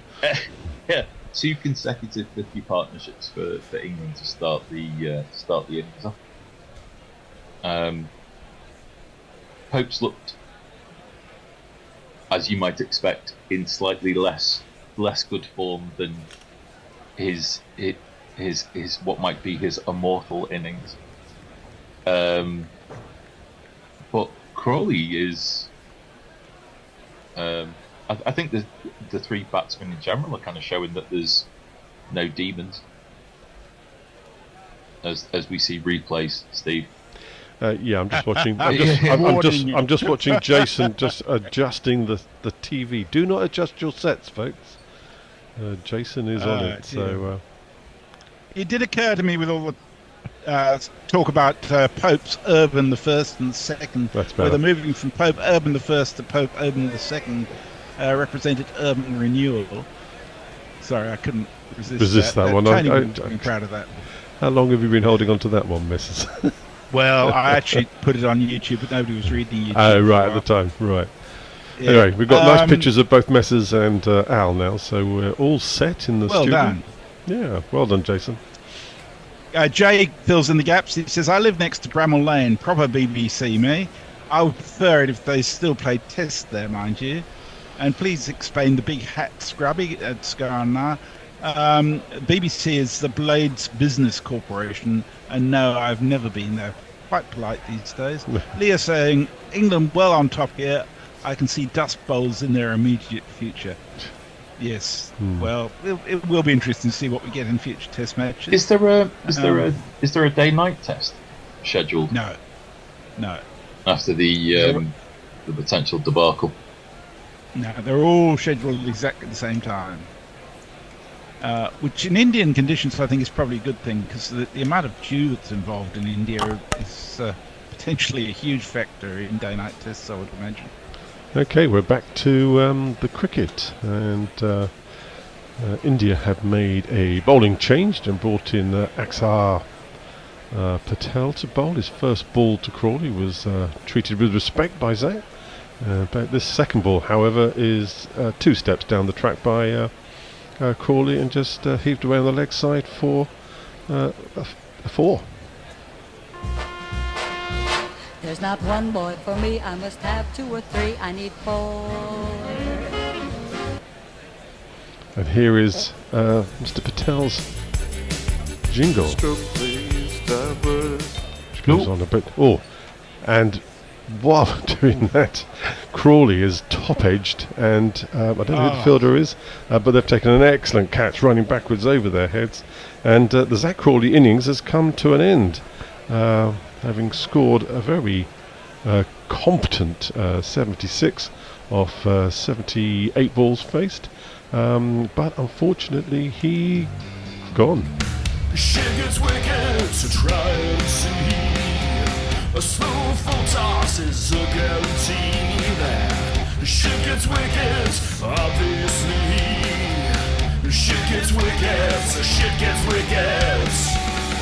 I think that's a little unfair. It wasn't a shit ball. It's certainly Crawley living by the sword and then dying by it. A fantastic catch running backwards, ball over his shoulder by Shariah Sayed at point. Yes, it kind of takes the air out of the England innings, because Crawley was the one who seemed to be fluent and flowing. Yeah. It was a good ball actually from outside. Just got enough turn to make sure it basically got a very, very thick outside edge rather than the middle of the bat. I think if you probably overlaid those 2 balls, the one that he clipped through mid wicket for 4 and the one that he edged, there's probably not too much difference between them. Probably maybe a bat width in terms of width, And hence the difference in outcome. Anyway, the new batsman is... His voice is high-pitched and ginger hair like a picked, but massive runs he has hit, so there's that. Introduce yourself. Joe Root. Introduce yourself. Joe Root. Introduce yourself. Joe Root, actually. So Axar taking a wicket in what is his second ball, so a good opener. So he's in, bowls to Joe Root, who's backwards and defending just punches his hat onto the offside, no chance of a run. Brought in a close in silly mid-off type fielder, got the slip in place, but no one on the leg side in close, although they're just calling in the man up onto the what would have been the sort of the 30-yard ring. And straight away Joe Root is in for the reverse sweep, has got this past the fielder and has got this all the way to the boundary.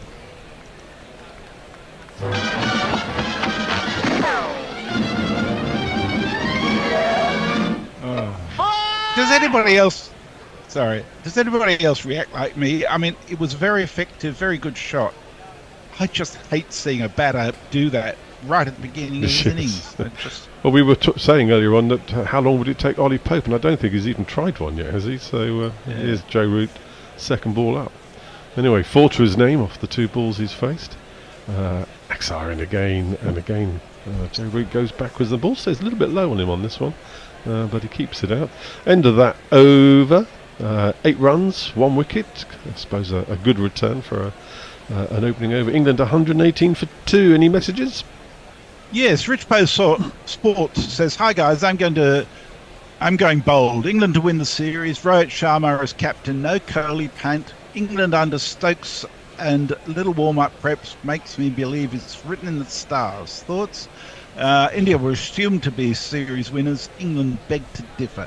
Attitude will prove key in this series. That's certainly true." And Shelley said, "Oh no, Zach." Brian in Brisbane says, "Bloody hell, I go to make some toast and come back and see Crawley on 76. How did that happen?" Oh, oops. Oh, no, sorry, my fault. No, I think there's a sense of disappointment that he hasn't gone on to make a really big score, because he looked in really good form. But if you enjoyed the way he made those runs, you can't really moan too much about the method of dismissal. India are going to make a bowling change, and now they're Marty Bumrah, bringing him back. Oh, you're bowling again, aren't you? Oh, I thought as much. Pope and Root, the 2 newish batsmen. Pope sort of settling into his works. Looked a little bit scratchy. First ball, firm forward defensive prod. Nothing very exciting to report there.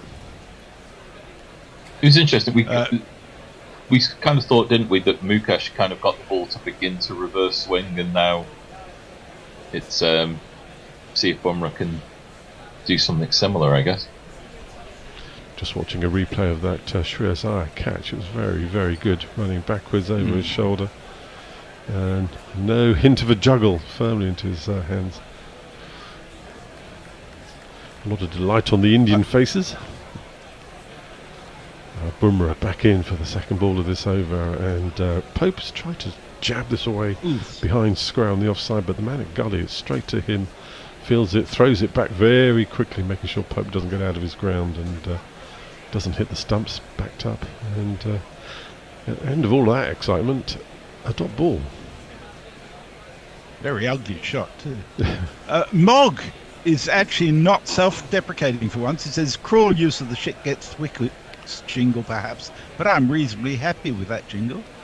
I like it. I think it's one of your masterpieces, Mog. Amongst many. I always think it actually applies as much to the batsman as the bowler, actually. So this one is outside off stump, and Pope is dangling his bat and jabbing at it. Jasper thought something might be going on, but clearly no bat on that. Dot ball. His whole body is way too far away from that, isn't it? Yeah, his feet are glued to the floor. It's just weird.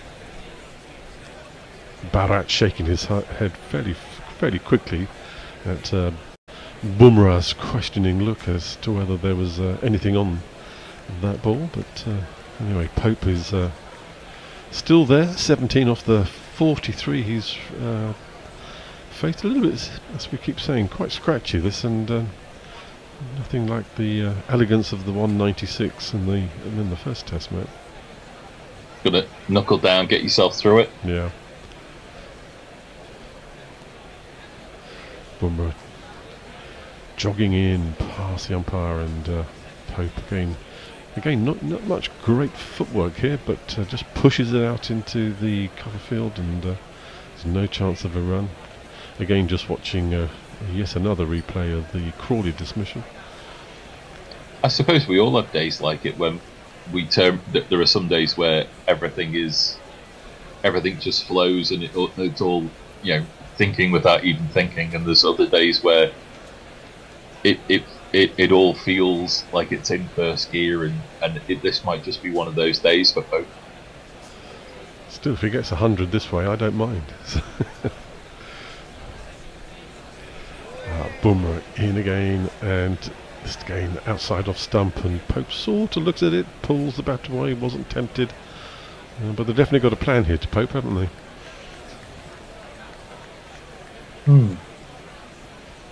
It's almost like he played the shot after the ball had gone through. So, but 139 kilometres an hour is not hanging about from Jasper. Yeah, that Barat took that above his head. Actually, it was going through. 5 dot balls so far, and this could be probably the first maiden of the innings, I think. But no, he manages to jab this away into the leg side. It's fumbled by the Indian fielder, so it's a very, very comfortable single. Pope moves on to 18. England 119 for 2.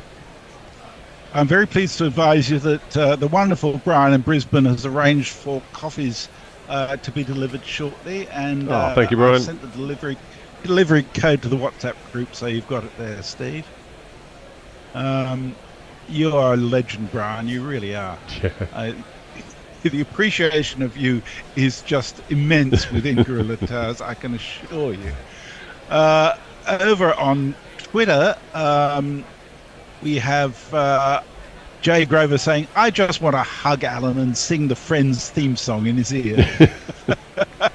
And he says, "I'm not sure Mog is capable of doing our butt masterpieces. I might change my mind when he sends me the disinterested handjob lyrics, but..."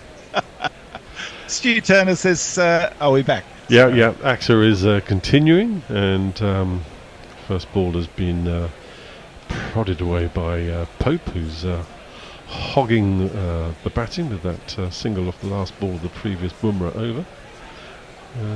He's in again, and this time he's gone to just paddle this away very, very fine on the leg side.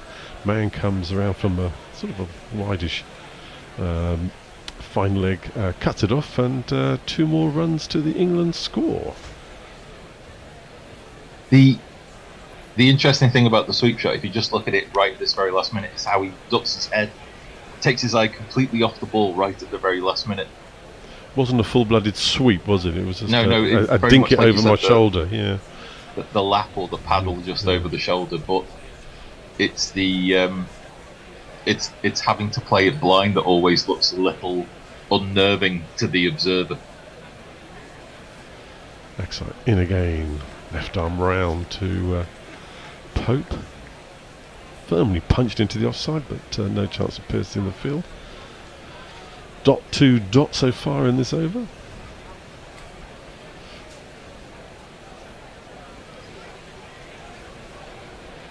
Excellent.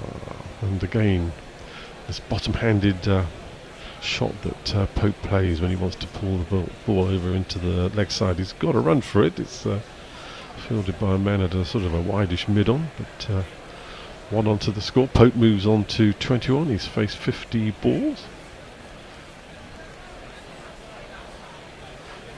Full start. Axe has started, and there's obviously some movement behind the arm because Joe Root's pulled out of it. He's ready now. It's 2 or 3 steps. Oh, that's a beauty.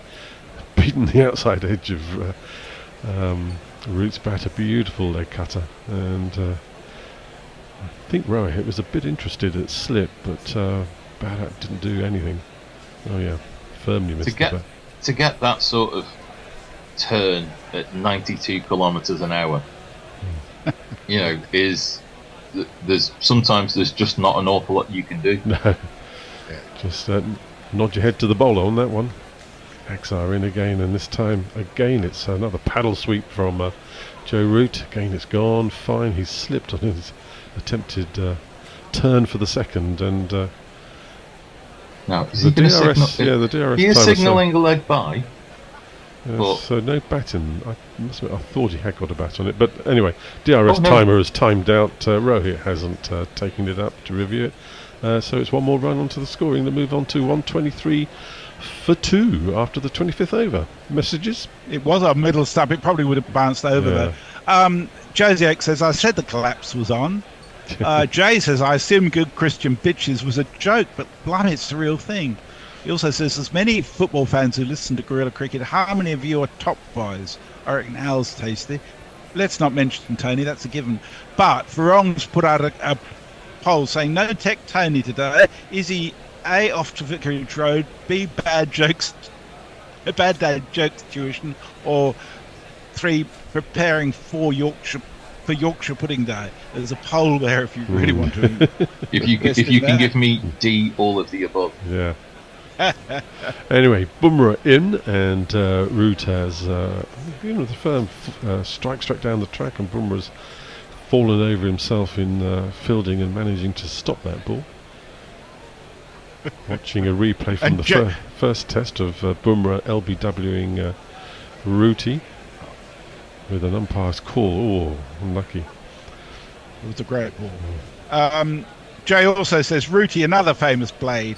Me, him and Sean Bean were a terrifying trio. I'd shit it. Oh dear. Sean Bean.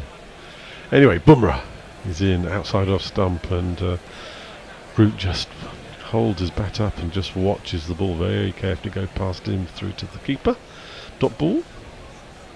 I'm assuming that Jay's favourite striker at Sheffield United was Brian Dean. Although I'm sure Jay could tell me a few others that might have he might have felt might have been more his favourites in his time.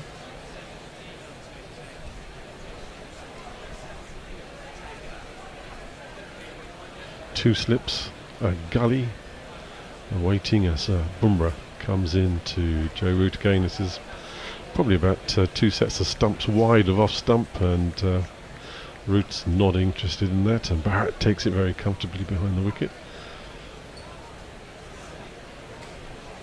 Got a lovely message from Stu Turner too. He says, thanks for painting my house fun.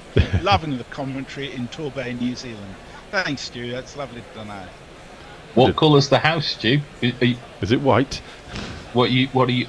Are we talking inside, outside? What colour scheme are we going for? I think we did this last week. Week. Avocado, wasn't white. it? No, it was anything white, but avocado, I think. Jasper in again, and Root takes a stride down the wicket to greet this ball, and defends it into the leg side. No chance of adding to the score. The director's getting bored. He's showing us pictures of the various attendees at the ground. One of them might want to smile. Yeah. It's the game's gone a bit quiet, isn't it? Actually, you're watching a lovely day's cricket, a lovely place. Just, tell your face you're enjoying yourself.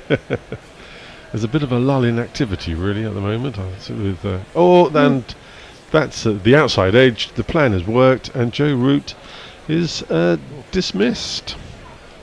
Wow. The crowd says you're out. Well, a bit of a non-shot, that, boys, wasn't it? Yep. I mean, I would have put money on Pope being the first to go, to be honest. He's playing at a ball he doesn't have to play at. And he knows it. Very, very annoyed with himself. Straight down first slips throat, that one. So yeah, very disappointing knock all rounds. 10 balls, 5 runs. Oh, Josie Oak will be tweeting like mad now. It's funny that we've talked about, on the whole, that Bazball has been transformative as a concept for the majority of the England side, but it seems the effect that it seems to have had on Joe Root seems to be, on the whole, negative. Yeah, he's not contributed in the same way that he was doing before, is he? So No. maybe it's his age catching up with him, chaps. Oh, settle down. Well, he's a senior member of the team now, Messers. Jim is the exemplar of the fact that age shall not weary them, basically. Jay Grover says, and I'm not quite sure why, feed the goat, and then he says, and that's why we're bottom of the league. Bother. Feed the goat. Feed the goat is a reference to a striker called Sean Goater. Oh, who right. It used to be feed the goat and he will score. Fair enough. Anyway, the new batsman is in, and it's this man. Best is smarter than the average besto.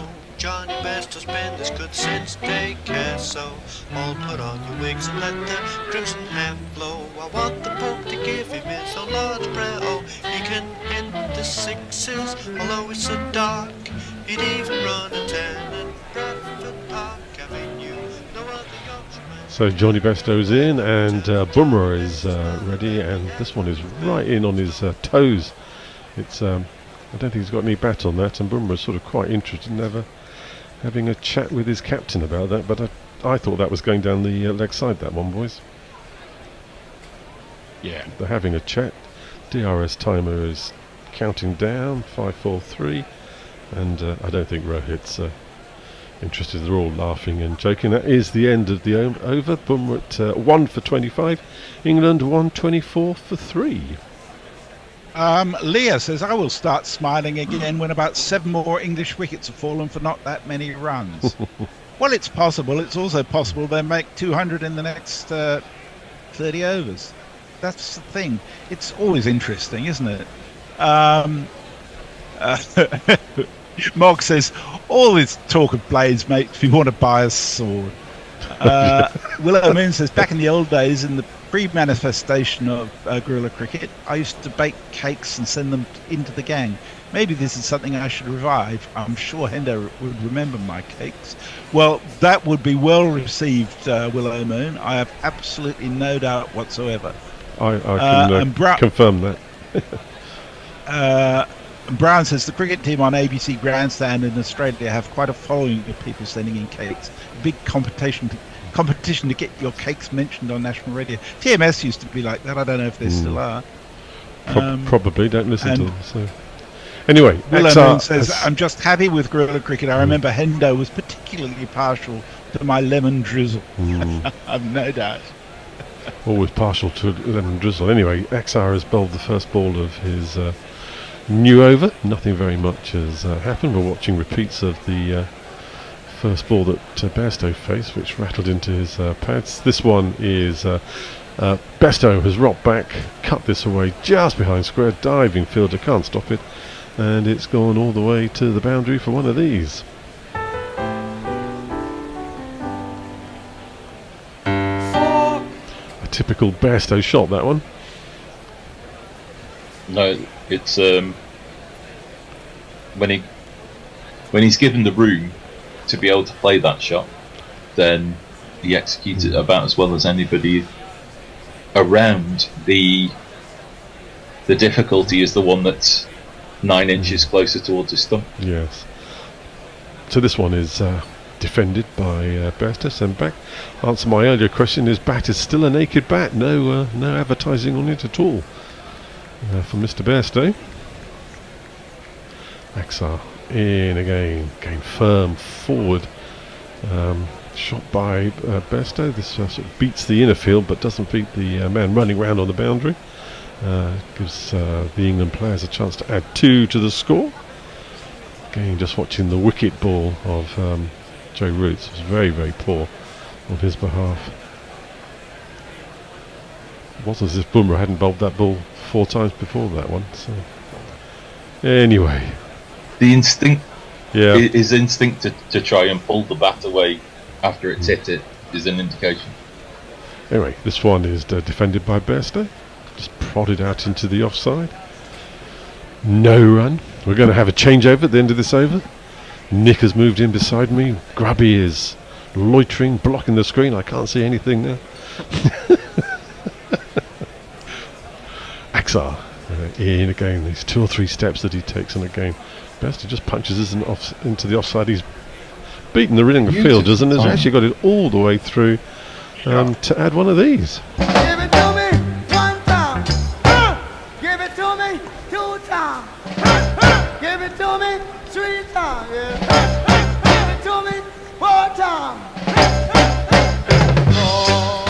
And with that, I'll sign off and wish you all a very good session for the rest of the day. Keep an ear open for the delivery, Steve.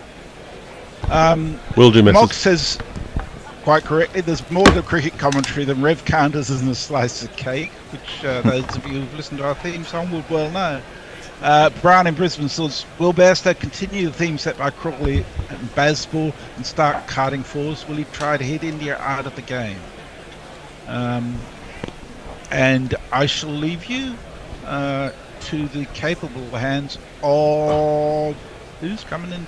Well, it's me actually, because Bear's not here right now. Oh. So I'll replace the Bear for now, and then he'll be here after tea, I think. Do you want me to stay in then? I think we're all right. We've got 3 of us in the studio, messes. Oh, brilliant. Okay, Cool. I'll catch you after tea. Thanks, mate. So it's gonna be Jasprit Bumrah, who's recently removed Joe Root, as he often does, apparently.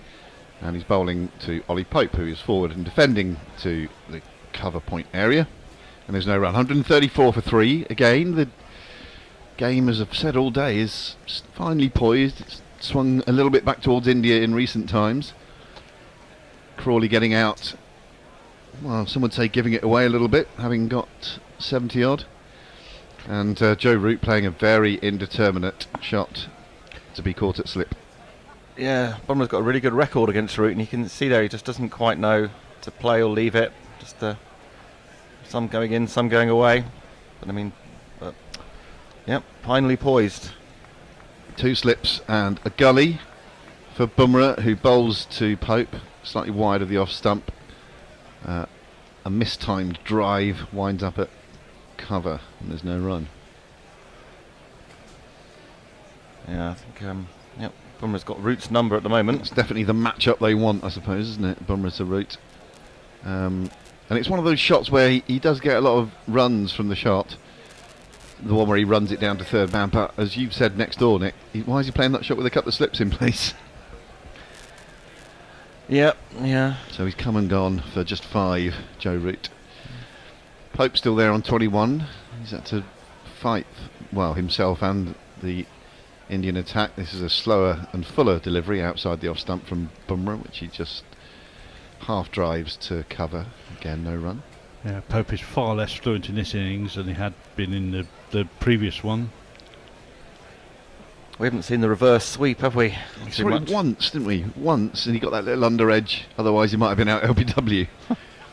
I guess you have to tailor your game depending on the match situation and the pitch and all those things. And perhaps there's no need really for the sweep. It's not as much of a Bunsen perhaps as the previous pitch was. They've both been good pitches in their own way. Both produced good games thus far. Yep. Pope gets one off the inside edge down towards long leg. It nearly flies away to the boundary, but a good bit of work on the boundary edge there keeps them to 2. Oh, that's a bit sloppy by Bharat. I mean, he just left the ball that was wanged in for the backing up field. Oh, did he? I missed that. Folks would have run 15 yards and got that. No, he makes fielders errors by the throwing. Look, yeah, just cleans them up without any issue. Yeah, I mean, we've said it so many times, but just a proper keeper proper talented specialist wicketkeeper who makes difficult things look easy. Yeah, makes his fielders look good. They've thrown the ball in not perfectly. Oh, that is absolutely cleaned up, Pope. Full, straight, Yorker, fast, too quick for him. Stumps everywhere. And England's 4th wicket is down. The crowd says, the crowd says, the crowd says you're out. Wow, fantastic bit of bowling. You have to How say. do you? Yeah. He's been mixing it up a bit, throwing in the odd slower ball. This was full pace, zeroed in on the middle and leg stumps of Ollie Pope, and he was just very late on it. And is that Ollie Pope's Mrs. Pope? Mrs. or just another England fan? He's furious, but it's one of those where, you, as you've said, Nick, there, you've got to give credit to the bowler. And a rather scratchy innings comes to an end for Ollie Pope. 23 he made from 55 deliveries, and England now teetering on the verge of a bit of soapy bubble. 136 for 4. Yep. I don't know where we got to in the tweets, but apologies if I repeat some of these. George Yates says, "Will we avoid the follow-on?" Question mark. Leah says, "Johnny dismissed bowled coming up." That's always you got part of that prediction right. Just the wrong batsman. That's always a possibility with Johnny Besto. And Leah sends us in contrast to the TMS cakes, listeners should start sending in pies. How about a nice stargazing pie to start with? Not for me. I'm allergic to fish. Although I do like the concept. Anyway, who's come to the crease for England? It's this fella. I got out Ben Stokes, and he called me a... Just going to put that in the background. It's quite a long one. Keep playing, but we'll keep talking. Well, you know, cometh the man and all that. Yeah, very definitely India in the ascendancy now. England had sort of blunted that edge that they had in the game, I think, by that excellent opening stand from Crawley and Duckett, but have rather let it go in the last 40 or 50 minutes. A mini collapse, really, isn't it? Well, they were 110 for 1. Yeah, that's right. Yeah. I'd say, apart from Crawley, it's just it's a bit scratchy at times. So, work to be done. So, 3 wickets for 20 odd runs. Yep. Stokes to face his first ball. Bumrah's going to come back around the wicket to the left-hander, and he's able to leave that one quite comfortably outside the off-stump first up. A bit of a comeback from Bumrah, because earlier he was being hit all over the place. Well, yeah, he didn't look... he got pushed down the ground very nicely by Crawley. I think he 3 consecutive boundaries? 16 in an over, I think. There's 3 consecutive one, then 1 off the last ball. And then, since then, it's kind of been a bit more India's way, and then Bumrah looks a bit of a different bowler. And that's the thing, and that's what a wicket can do. He got his... Are we going to call him his bunny, Joe Root? But he got him again, and that just opens the door. Bit of extra confidence, throws in the fast Yorker, that gets Pope, and all of a sudden it's 2 wickets where, with a bit more circumspection from Root, perhaps it would have been none, but that's Test cricket for you. Yep. 4 down now, and the tail is not far off getting into the tail. Stokes will have other ideas. Well, this England lower order did show a little bit of backbone in the last test with supporting Pope. Bairstow faces up to a new over from Axar Patel. A full delivery, which he defends into the offside, and then he's shouting angrily at someone behind the bowler's arm who's moving. You, the same person that's been annoying every other batsman. Is that right? I think. Oh, right. Yeah, I mean, the very definition of comprehensively bowled, that Pope dismissal. Another full delivery from Axar, which is defended by Johnny B into the offside, no run. So to go back to an earlier conversation, it looks like Bairstow doesn't yet have a bat sponsor. So it's still available to anyone who wants to get their message out there. Left armour Axar round the wicket, just off a couple of paces, driven firmly back to him, but a decent bit of fielding off his own bowling. One where it can just leave a mark. You go after it instinctively, and before you know it, you've got a knock on the bone in the hand. He fielded with his right. Oh, it's right back onto the stumps as well. So good job for Stokes that he was not backing up too far. Smashed back at him by Johnny B, who always seems to have the bit between his teeth for some reason. Whether it's movement behind the arm or something to prove to critics. Steers this one through cover point for an easy single. Feisty Yorkshireman, isn't he? Yeah. What we could do with now, I think, is a repeat of Cape Town 2015-16. What, the 399 partnership? Between these two, which I was privileged to see. Oh, wow. You were in the ground, were you? I was in the ground. Amazing. Was that Johnny Bairstow's first century for England? It was. Right. And he made 150, and nobody noticed because Ben Stokes made 259, I think. Yeah. He got out in the most ridiculous fashion. Didn't Stokes score it at like less than 200 balls or something as well? He was just putting it all over he the got place. successfully quicker. Axer comes over the wicket to the left-handed Stokes, who turns him into the leg side to get off the mark. I mean, he's about 80 off to the end of the first day, and then new ball in the second day. First over went for 12, next over went for 12. We thought, hello, what's going on here? And they just scored nearly 200 runs in a session. Holy smoke. Oh, what a privilege to be there for that chase. Amazing. I missed the Amla double ton, because there's one day I didn't go. Bairstow defends this one into the leg side. And that completes Axar Patel's over. It's 138 for 4. I once saw Amla get a triple 100 at the Oval. Two hot days of watching him and Callis bat. Soul destroying stuff. Yeah. We had a friend who came to cricket for the first time ever. It was his first test match, I think. And he keeps coming back, but it was quite an experience. Yep.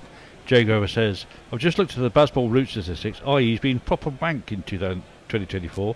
Bell ends. He also says, can we have a Bumrah jingle for Jasprit Bumrah? I've yearned for it for years. And David Stump says, that Percy Fender seems a nice fella. You should invite him on. Well, we'll be hearing more about Percy Fender in the tea interval. I think that may be what he's referring to now. Is he called David Stump? Is that his real name? I think so. Got a bit of nominative determinism going on. Bumrah's going to start a new over, coming round the wicket to the left-handed Stokes. Still those two slips in the gully next to the wicket-keeper. As a straight ball threatens to square him up there, Stokes, but he just plays it straight back to the bowler. Did play for many years against David Stemp of Worcester Park, who is a South London cricketing legend who's played for probably 50 years or more now. Wasn't there a Richard Stemp who played for Yorkshire? There was. I don't think there's any relation. I mean, and is he not, to use a word that our friend, not Fred Titmus, is fond of, is he not a foundling? Wasn't he found on the doorstep as a baby? Pass, no idea. Right. Foundling. Good word, isn't it? Stokes facing up to Bumrah again, who is into the crease now. Straight armed as usual. And Stokes plays him from the crease. No run. That's the Foundling Museum, isn't there? There is. There? My Canadian relatives came over about 5 or 6 years ago, and we went out for lunch or whatever around Elephant Castle. And I had to head back to work, but they were heading off to the Foundling Museum to have a look at it at that point. Yeah. And is that indeed about foundlings? Or is it named after somebody called Mr. Foundling or Mrs. Foundling? I don't know. I assume the former. Yeah, it was founded by a foundling, by someone like a charity thing. How interesting. Bumrah wide of the crease around the wicket. Stokes everything behind it, defending it up to mid-off. There's no run. But we went to it with the kids, and you can dress the kids up as Victorian orphans. Oh yeah, that's always a good look. Just like they seem to quite enjoy it. 53.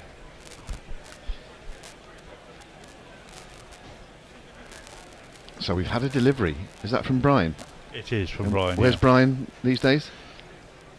Nottingham. It says Brian in Brisbane, but Well, Brian, Wow. thank you very much. Whatever it is that you've sent us is in the house.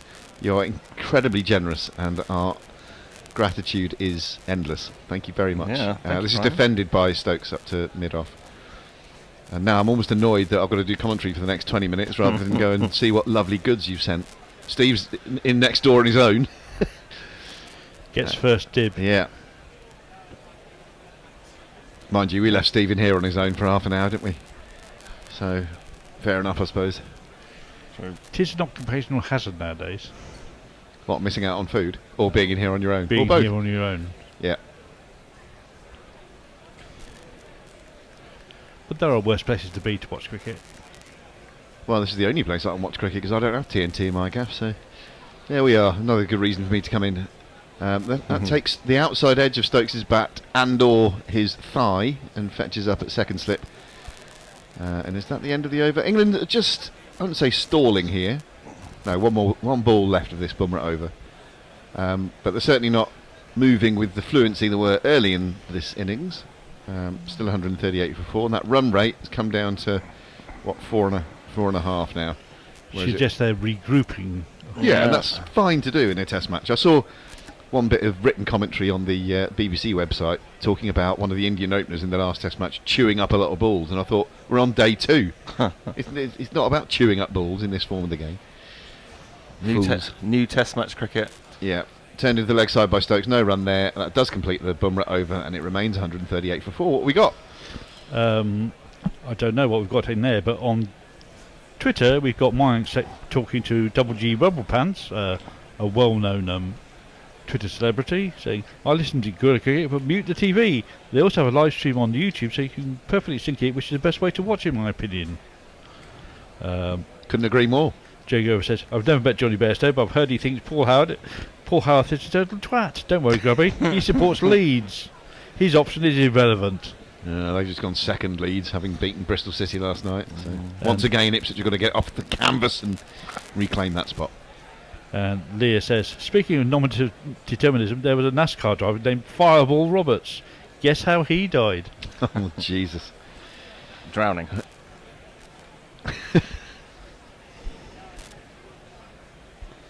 And of course, David Barrett has said, a couple of silly wickets given away mean there's only one way to approach the rest of the innings. Yes, don't even have to say it. Now, Kuldeep's coming back into the attack. Left arm wrist spinner. Maybe they think it's a good matchup for Johnny B. We can use that lovely ball that goes across the right hander, and of course, his stock delivery, the leg break will move away from Ben Stokes when he bowls to him. But it's Bairstow who's going to face him first of all. He has 11 from 12 deliveries. Stokes 1 from 8, and here is Kuldeep starting this over, and he's back in his crease, slightly too short actually from Kuldeep, and very well played by Johnny Bairstow through extra cover for one of these. Now my innings going, great guns, I hit the ball, 4 runs, I hit the ball and it went for 4 runs. It's quite stylishly bashed off the back foot, wasn't it? Yeah, it was only a fraction short that from Kuldeep, but small margins for error. Nice placement, wasn't it? Just to the left of cover. Indeedy. Kuldeep in again, full delivery this time. Johnny B's eyes might have lit up there, but he does this time find that fielder at cover, and there is no run. So yeah, it's mixing his bowlers up, isn't he, Rohit Sharma? Yeah. Just keeping alternating, keeping England guessing. I think he's been stung by some of the criticism of the last test where he said it was a bit passive and a bit reactive. Oh, well, Rohit? Yeah. Yeah. I don't know if he listens much to critics, does he? Doesn't strike me as the sort of man who would get too caught up in all that noise. Kuldeep must be quite used to it in India, you know. Yeah, exactly. It happens all the time. A leg break that Johnny Bairstow just turns round the corner to backward square, and there's no run. Yeah, I mean, it must be ridiculously... It must be hard to do, but you must get used to it, and his character would suggest to me that he can ride that sort of stuff out. He's quite a laid-back guy, isn't he? He's a Mumbai Yeah. boy, just kind of quite... It's a kind of easygoing nature about him. Certainly compared to Kohli, for example, who's far less easygoing in general. Bearing his emotions loudly and all that. Yeah. Kuldeep is in again over the wicket. The left armour to the right-handed Bairstow, who's back in his crease and just turning it to the leg side. There's no run. Kohli's like mysteriously absent at the moment, isn't he? No one quite knows what's going Well, he's on. not even in the country apparently. He's in the UAE, I think. Okay. So whatever it is, the personal reason that he's not playing for the first 2 tests. Oh, I think that might have been the other one from Kuldeep, and Bairstow, given the benefit of the doubt, maybe just about read it off the pitch and drops it in front of him. There's no run. Yeah, well, obviously we wish Kohli all the best sorting out whatever he's got to sort out. He'll be hoping not to run into the whole England team, who are all jetting off there after this game, aren't they, to meet up with their families. Is that right? In the UAE, yeah. Well, they've got a week after this match 10 until days, the next one. Yeah. It's a relatively short flight. In comes Kuldeep once again, a slip and a short leg in place, and Bairstow is back in his crease and just placing it really in front of square on the offside, and the man runs round from backward square, but they get themselves a single, and indeed Bairstow next to strike. Furlong says, in relation to Bairstow and his Baron bat, the BRU did propose a deal. Rickshaw image on the back, BRU on the blade. In return he gets platinum rickshaw service when he's in Bangladesh. Free tea, cake and biryani. Sadly, we've not received a reply. Sounds great. Jago says, hang on, you can dress the bairns up as foundlings? Good lord. And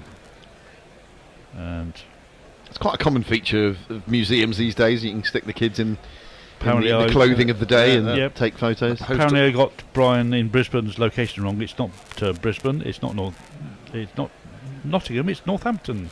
Northampton. Well, again, Brian, can we just say thank you very much on behalf of all of us gorillas, and particularly those of us lucky enough to be in the studio to receive your wares in your incredible generosity. Thank you. Now this fella's going to come back into the attack. Let me find him. There he is.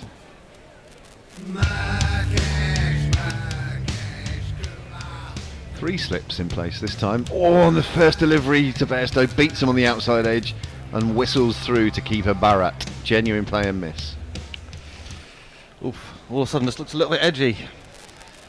Yeah, well thankfully it wasn't edgy, otherwise he'd have been gone there. Did a bit off the seam, didn't it? Jagged away. Bowling in that famed corridor of uncertainty.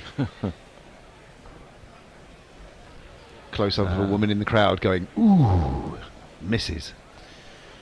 Suits you. You like it, don't you? Here comes Mukesh again into the crease now, and Bairstow's on the back foot and steering it through cover point. Going to get at least one here as that Axo has to do the fielding, running in from the deep backward square boundary, deep backward point boundary, and they do come back for 2 actually. 2, yeah. Stokes looks like he's moving okay. Never know with Stokes, do you? He can look like he can barely walk, and then all of a sudden he sprints a ridiculous single. Or then he pulls up, then he hits everything for 6 up one leg. Yeah. Well, as I often say, he's always at any one time carrying about a dozen injuries. His legs must be full of steel, I think now. Operations he's had, I think. Like a pair of knotted sea ropes, I'd imagine his legs. Oh. Not that I spend too much time imagining what his legs look like, but I did there for just a brief, a brief moment. Mukesh is in again. Bairstow, very little foot movement there, just playing it from the crease. That's a lot to like about Ben Stokes, I guess. Maybe his legs as well. Yeah. They are. Oh, he can do no wrong by me. A man with a very pleasing tash there. He's an older gentleman, should we say? A bit of a Merv Hughes tash. A Merv Hughes tash, but entirely white, as is what's left of his hair on his head. A couple of red England football tops in the crowd there. Bucket hats. Factor 50, one presumes. How warm is it there in Vizag today? Do we know? Messers would know if he were. Yes, he would get us out of the weather cave. He would tell us. Mukesh bowls again outside the off stump, and beautifully timed this one from Johnny B. Wow. Again, it was just a length delivery, and he was back in his crease, and one flow of that bat brings him one of these. 2 plus 2 is on man.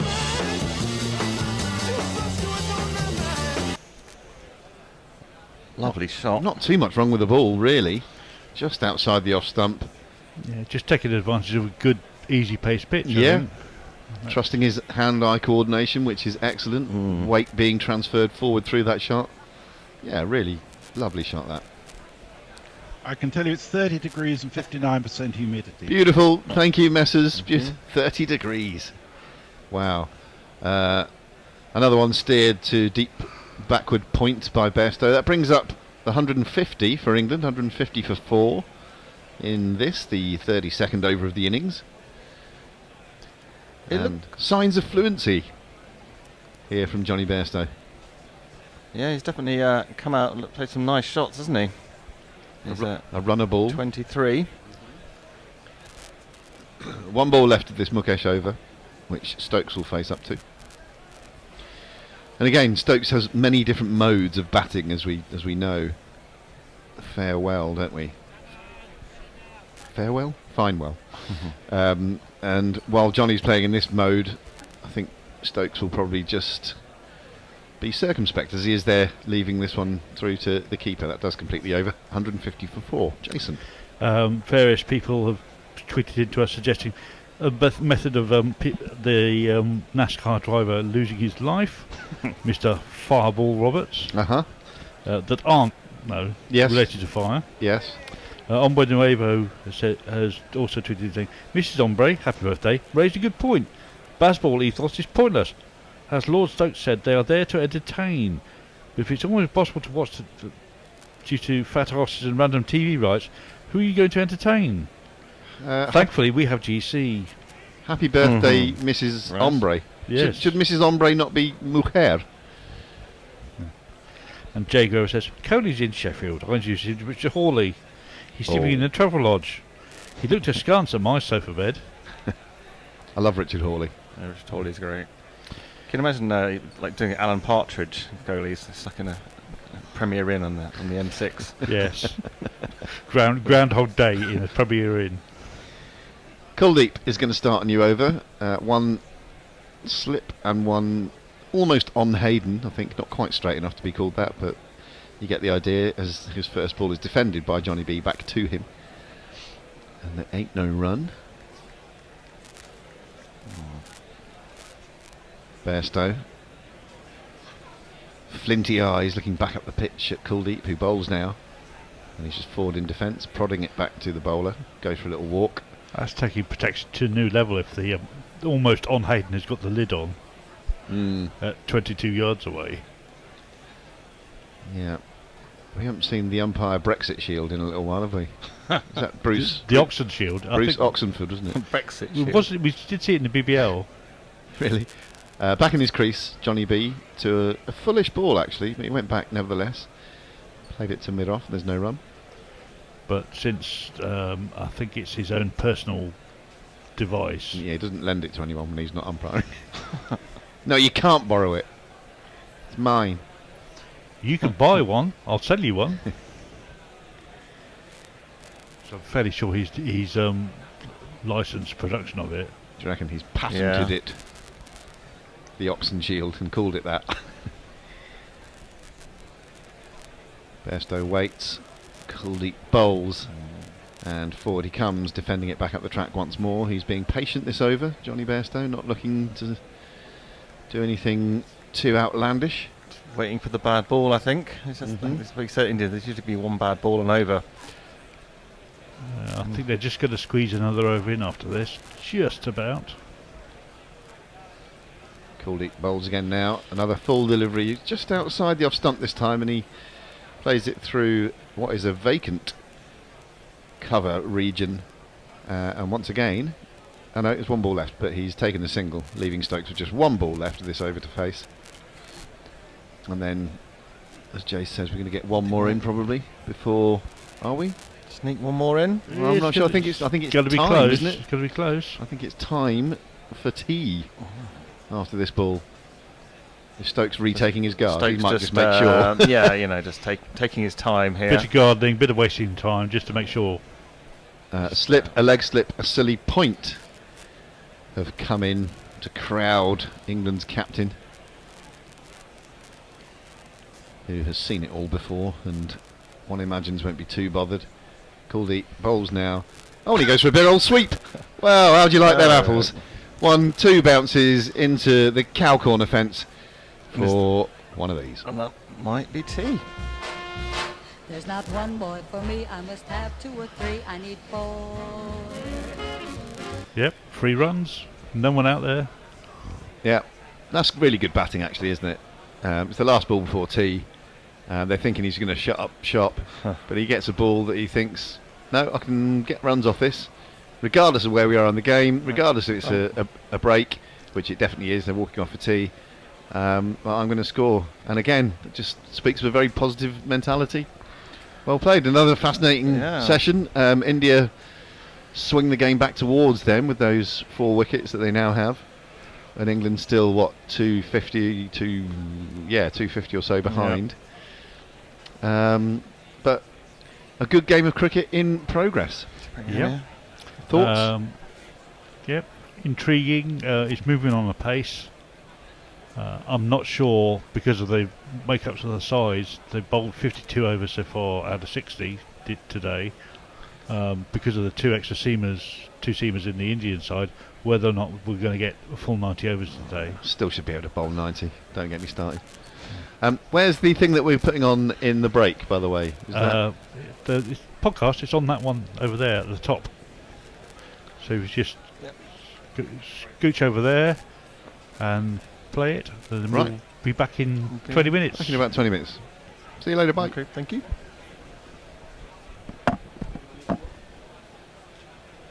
All these stories of, the layers have been peeled back over decades, and we're still discovering things now. And he had an incredibly rich life. I mean, I have to say, I think he probably saw an opportunity and said, that's for me. His father, when he went to Bolton after school, he didn't go to university, he was sent into the paper trade with Mr. Polkinghorn as his landlord and manager. His father took him up to Bolton, took him to I think it was a sort of not a bed and breakfast, but anyway, rooms, took them all the change that he had in his pocket, put it on the bed and said, there you are, it's over to you now, that is the end of my support for you, effectively. And instead of being downcast or whatever, he took and ran with it. He was working in the dirtiest part of the factory, in the rag room, as it was called. He nearly got his fingers nipped off in the roller. So he had. And they were known for the rest of his life, weren't they? After that. That's right, and extraordinary. And yet he worked his way, and he was determined to work really hard. He took, ordinary everyday opportunities and managed to make something out of it. And I think he was always like that, because there was adversity in his personal life, with his first wife dying, and when the children were quite young, our parents were young. But he was determined to not only look after them and his ailing parents, but also continue his career. So I think a very determined man who had a lot of, sobering experiences, but still had a sense of fun, a huge sense of fun. Nick, is that chime with you as well, that recollection? It does, absolutely. And thinking of him as an adventurer and also an entertainer. Entertainment was very important to him. And in years gone by, I've thought about the traditional game of cricket, which he used to play, and he was somewhat radical in his thinking and keen to experiment and to try things. And then when 2020 came along, thinking about what would he have made of it? Would it be the case of, oh no, the game's changed, it's just not what it was? And I think actually he would have embraced it right the way through. Something new, entertaining, short, fast, rapid, with many of the similarities, of course, of the traditional game. But I think he would have embraced that enormously. He really was an entertainer and willing to try anything new. Well, before we move on to talk Surrey, there's one thing I did. He wrote some music hall lyrics, would you believe, in the style of the day, which obviously the day he was in. I'm reckless Reggie of Regent Palace. I'm in love with every girl. I flirt with Maudie and I flirt with Alice. I'm a real live Regent pal. I'm a nut. I'm Aurora. And I flirt with Flora. And I dodge her dud of a dad. I'm a perfect knob if I spend 5 bob, haha, I'm some bad lad. So that's go. Mambo number 5. I can only say we're delighted he went back to cricket, to be honest. But but apart from that, I disagree. It's fantastic. Yeah, it's fantastic. There's a phrase that is used these days, and you hear some people when you're discussing things like influencers on Instagram or TikTok or whatever, and you hear people talk about what's your goal as an influencer, and there's a phrase that is used genuinely I think these days as a career aspiration by people, which is called I want to be a multi-hyphenate, which means you're an influencer, actor, musician, singer, brain surgeon. He was all of those things. He was. This is the. I don't know about the brain surgery, but he was the original. He was an original multi hyphenate. He was a cricketer, wine seller, paper trade industry, pilot, music hall writer, adventurer. He journalist. Don't forget journalist, of course. And I think we'll get onto this later. But we will. Filmmaker. Extraordinarily, he did first, and only certainly the first surviving film of Don Bradman, which he filmed. Yeah, it's one of the things that didn't surprise me when the first clip that we heard, when he says, I was taken into the city to buy a birthday present, and I was seemingly forced to buy this contraption that he was making the recordings on, and I immediately thought of the stuff I've read about him. It just incredibly foresightfully taking a camera with him to the Ashes in 1927-28. As a videographer of some note. As a videographer of some note, and of course, someone who thought to take a camera to the Ashes of 27-28, which would have been no easy ask. Getting that camera around and whatever. It's not like these days just taking your phone out your pocket. Having a camera in 1927-28 would have been a considerable encumbrance. No, there wasn't a mobile phone, and it was no. It was no surprise to me to hear him say, someone pointed out a new piece of kit to him, even in the mid 80s, and he thought, I'll have a bit of that. Well, let's move on to talk about his time at Surrey. He played for Surrey from 1914 to 1935, captain for 10 years, between 21 and 31, after succeeding Cyril Wilkinson. And made his debut against Northants in May 1914, and got 26 to avoid a follow-on, I think. So we're going to just listen to Percy talking about that debut. Now, with a lot of help and encouragement from George Hurst, Birtles struggled along manfully.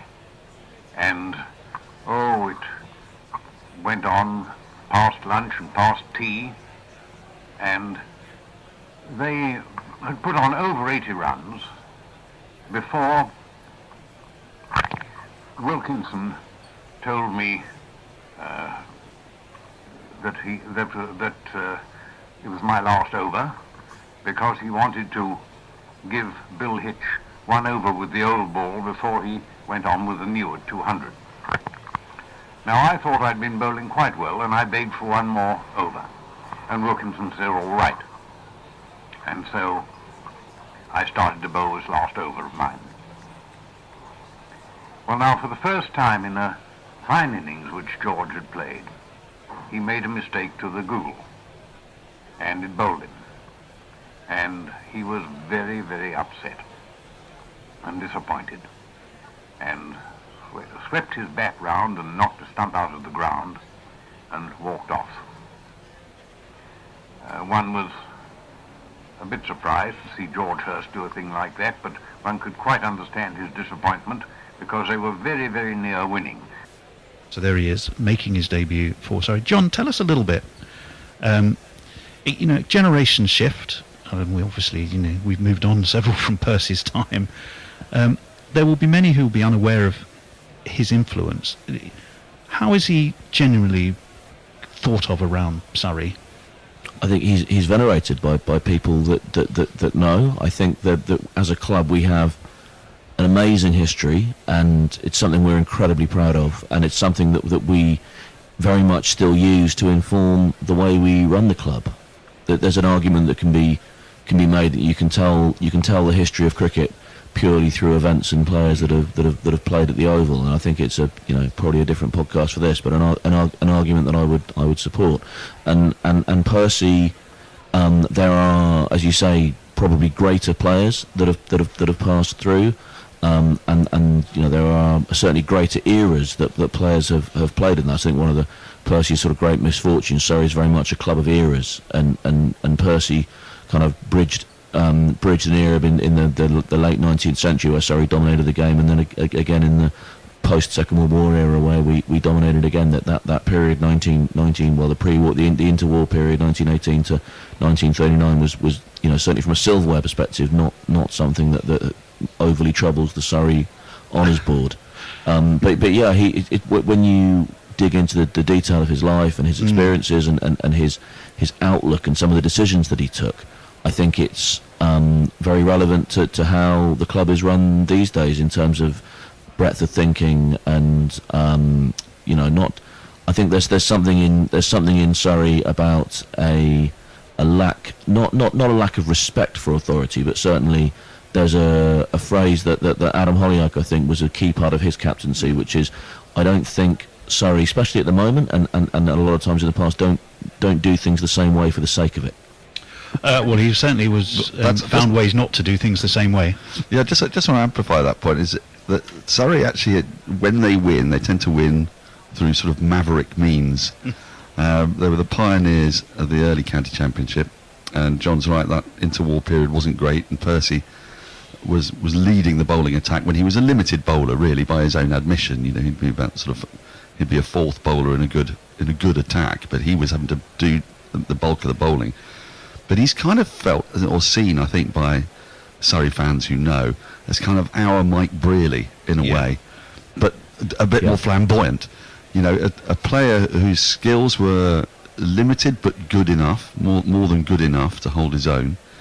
But a man with such a keen brain that he made up for the things that Surrey didn't have, with his extraordinary acumen and his risk-taking. And I think he's a massive figure in Surrey, actually, because I think he's part of a tradition of captains that Surrey have had.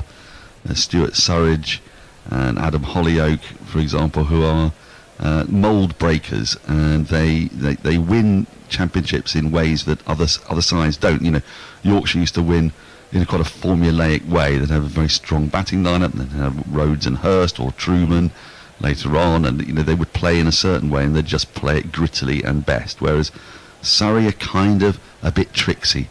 They're a bit naughty, they're a bit eccentric, they're a bit, you don't quite know what they're going to... The spirit of Percy. Exactly, and I think he sort of embodies... I don't know whether Surrey became that because of Percy, or whether he is a product of his environment again, but there is something there. He is quintessentially Surrey, and you know, they used to go back to Surrey. I don't know how often, but when I was a youngster and I was a junior member, I saw him and Andrew Sandham there, and you know, dressed in what felt like sort of enormous pig coats and looking, you know, frail, and he would have been blind by then, I'm guessing, because it would have been the late 70s, early 80s. But you would see him, and there was a kind of veneration, like, oh my God, that's Percy Fender, as a sort of 12-year-old, and you know, you would be genuinely starstruck. I mean, people like him, apart from Roger Moore, I've never really been starstruck, but Percy and Roger Moore. Roger never talks about anything else down than meeting you. You know, he was part of the furniture in a strange kind of way. Even though I imagine he wasn't going that regularly to the Oval, but when he did, there was a buzz. Well, let's talk about, John, his Surrey career a little bit, because are there any there's lots of highlights, but are there any that really stick out to you, the things that he's remembered for at Surrey? I suppose this is the obvious place where you need to talk about the fastest 100 in history. I mean, that is, it's a record that still stands. You know, people talk about how the game has evolved, and you know, there's no one takes their time doing anything anymore, and it's all flash bang wallop, and you're talking about T20 and the 100 and T10 and you know, 60 ball competition in the West Indies and all this. It's worth remembering that in all of this, the record still stands for the fastest ever 100 in any form of cricket. Percy Fender, 35 minutes. It was indeed. Well, do you know what? I am going to play this one. Here is Percy's recollection of that fastest century. Altogether, while we were betting together, Podgy and I, during those 35 minutes, got 171 runs. That, I think, is an even more remarkable effort or record than my 100 in 35 minutes. It at least goes to show that I didn't get all the strike, that Poitier had a reasonable share of the bowling, because he must have made 60 or 70 runs during that same period. It was really a most remarkable match because Northampton made 736 runs altogether in the game and lost the match by 10 wickets in less than 3 full days play. That is to say, less than 18 hours play.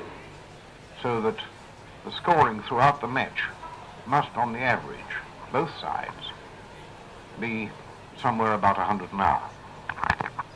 I think it's a great pity that we don't see, even for short periods, something of that sort in present-day cricket. It certainly seems to attract the crowds. There he is, the forerunner of baseball. That's astonishing. Let's just astonishing. I love it. Put it into context for the modern listener to try to understand what 35 minutes means, because we count everything in balls now. And you've got to bear in mind that the oval was massive then, so the playing area is huge. He only hits 5 sixes in that time. So a 35-minute 100 now would contain a lot more sixes, but hitting a 6 at the oval was considerably more difficult then, because the outfield was much, much bigger. It stretched halfway back to Tooting. Pretty much. Obviously it's a flat deck, because Northampton got 736, so it's probably very nice to bat on. But in 35 minutes, if you've got to collect 16 fours and 5 sixes from Percy alone, regardless of what's happening at the other end, there is no way you're bowling an over in fewer than 3 minutes. That's just not going to happen. So what does that actually mean here? It probably means around about 12 overs to score that 170 odd runs, 72 balls. So if Percy faced more than 45, I'd be staggered. Probably nearer 40. It's a shame we don't have the actual ball-by-ball record to be able to quiz it. But I don't think it is. I think it's great that we don't have the ball-by-ball record. Because Yes. I think it allows. It's the mystique there. It allows for more mystique to build up around this extraordinary feat. I guess so. Well, I can tell you, Neville Cardus called Percy, claimed he was nature's second edition of Gilbert Jessup. Now, most people wouldn't have remembered until Johnny Bairstow got within 1 ball of his record. Probably didn't remember Gilbert Jessup, but he was known. He was not. Most people, I said, Dan, I absolutely know you did. He got one within. He was seen as the second edition of Gilbert, who was famed for his aggressive approach. There were other highlights at Surrey that I think we should absolutely touch on. There are a few of those records still flying around, aren't there? So Percy is very much one of those. I think, although as you say, the lack of statistical clarity around it will make it hard to officially break. But you've got the Gilbert Jessup record in the same way that the Ali Brown record is still there and still alive in one-day cricket. And I think, again, for a Surrey fan of a certain age as well and of a certain experience, the way that Percy Fender batted, I think, Ali Brown is certainly another player that picks up that tradition. Yeah. I think one of the other things to move on a little bit that I think from what I'm told, again, I wasn't around to understand this and say records are sometimes a little loose, but Percy, as far as I'm aware, was recorded as the first person to hit the ball out of the oval. Wow! Now that one we didn't know, but I'm looking at Nick laughing, so perhaps you did know. You did know that one, Nick.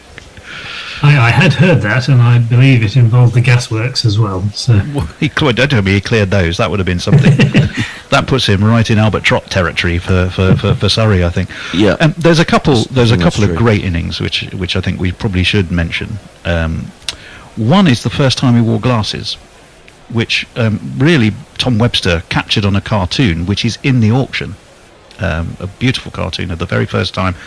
Percy never wore glasses before. And he allegedly did it to sort of rather live up to his image. He went and played Hampshire and he got 185 and 130 minutes the very first time he wore glasses. But you mentioned Richard Streeton and his trips down to in writing his book. He says that those glasses were probably plain glass and worn for theatrical effect rather than optical effect, enhancement. Is that true, Guy and Nick? Did he ever let on about that one? I don't know whether it's true, but it wouldn't surprise me in the slightest. I mean, and there's others extraordinary stories that he relates. One was conning poor Leicestershire into an early declaration. You know, they needed to get off somewhere to play another match, and he said, "Let's declare at tea." We'll pause the Percy Fender stuff because we're back in Vizag after tea. Nick's going to be doing ball by ball. Nick, what do you think? Where are we up to in this game? Thanks, Grubby. Well, I think this is going to be a very interesting session, isn't it? Last session probably India's, like 4 wickets. England still 241 behind. A few more wickets now, and they're in big trouble. But if these two have a good partnership and play positively, then it could be very different. So I think. Bit of a cliche, but it's going to be very interesting half an hour. I think now. Important times ahead. And Nestlers is with us. Hello, Nestlers. How are you? Good morning. I'm fine, Grubby. How are you? Over there in Good morning, Nestlers. All the better for seeing you. Of course. The last time Nestlers and I saw each other was at another Stuart Lee gig that we went to together. Yeah. A couple of weeks ago. Always good fun. John McEnroe's let himself go. Yeah. What was it? That Shawaddy let himself go.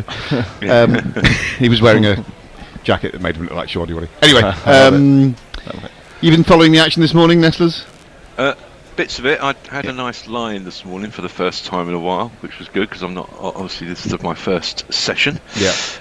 So no, I wasn't up at 4 o'clock. No. Or Quite right too. Why would you be unless you had to be? Yeah. Yeah. Well, But it's been for those that missed it, has been a really interesting day. The first session was very much England. They knocked them over pretty quickly, then started at a rate. And then the last session, they're still going strong, but losing wickets, as I say. And Bumrah bowled a brilliant spell there. It's 4 overs, 2 maidens, 2 for 3.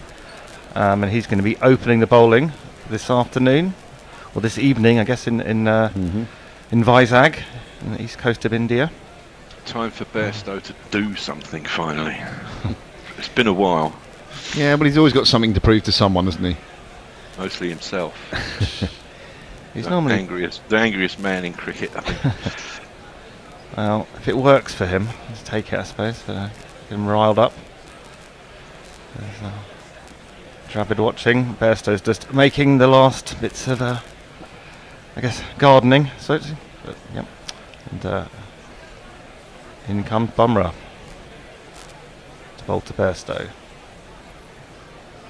And Bairstow kind of squirts off the outside edge to Gully, and there's no run. So it's 155 for 4, and Bairstow's on 24. Stephen Kelker's joined us. Oh yeah, go on.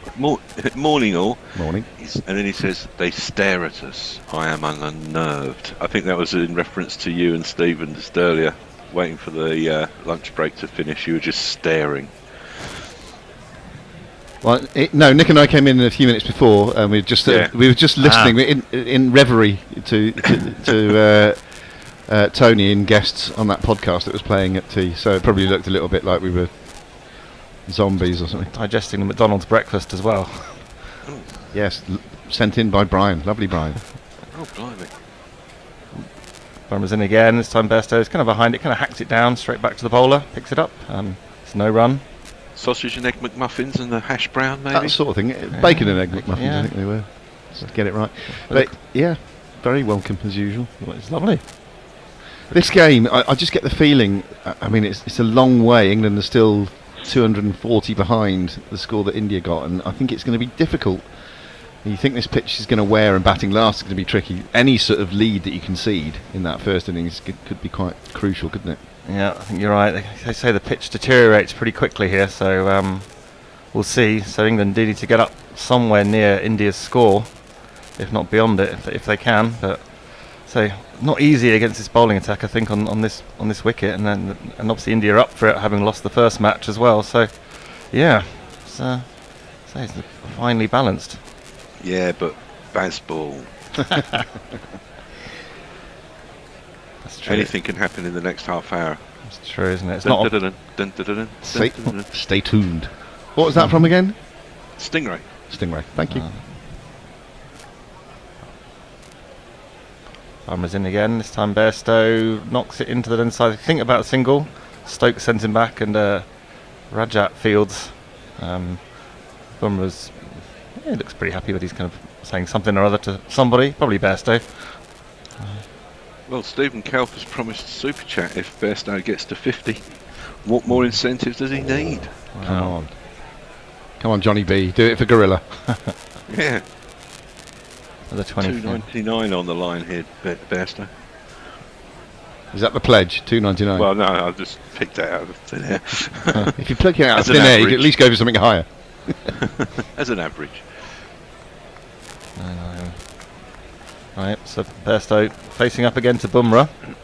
He comes in, kind of wanders in, then kind of jogs almost. He bowls. Bairstow, that kind of comes back at him, hits him in the thigh. Probably going down leg side, a bit high as well. I'm thinking about reviewing it, but I'm not sure. It's too much interest from the fielders, the captain, or the bowler. Well, it's hit him high up on the thigh. I don't know how Bumrah can have the temerity to appeal for LBW for that. And he's possibly got an inside edge. As well, yeah. Get back to your mark, Bumrah. Bowl me another. They're just trying to wind Johnny Bairstow up, but that might be the wrong thing to do. They don't have to wind him up. He winds himself up. They're just a bit excited, aren't they? Sense there's opportunities here. Here comes Bumrah again. He bowls. This time Bairstow's behind it, plays it up to mid-on, and there's again no run. If I were Bumrah, and I know it takes a lot of effort to bowl those Yorkers, but I'd be looking to bowl a similar ball to the one that got Pope, because Bairstow is always a candidate for out LBW or bowled like that, because he can be a bit loosey-goosey. Bat's not always right next to his front pad, and he doesn't always move his feet and all that stuff. So I think the full fast Yorker is a good ball if you can muster another one. You might be onto something now. So this is the last ball of the over. See what he does, see if he follows your advice, Grubby. Here he comes in.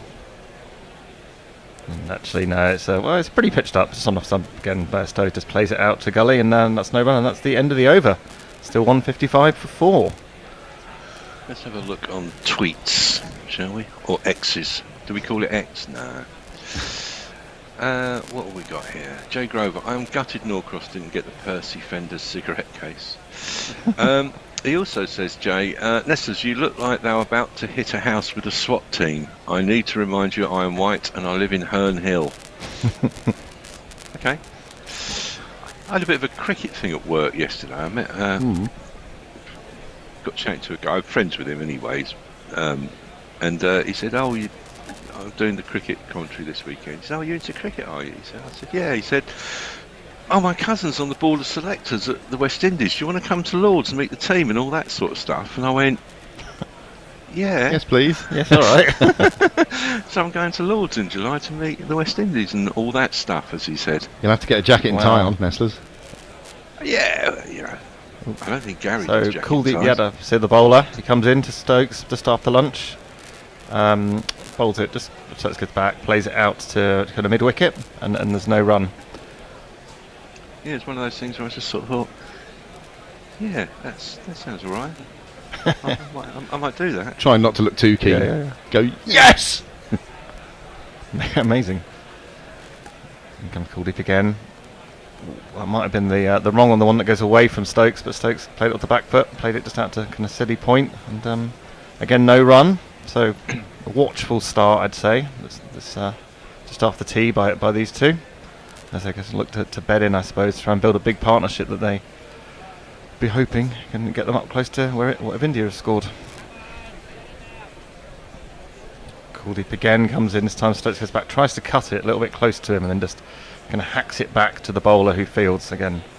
No run. I've got Ben Stokes socks on today. Oh yeah. Well, I don't know where I got them from. Someone gave me a pair of socks with Vincent van Gogh on them, and it does look like Ben.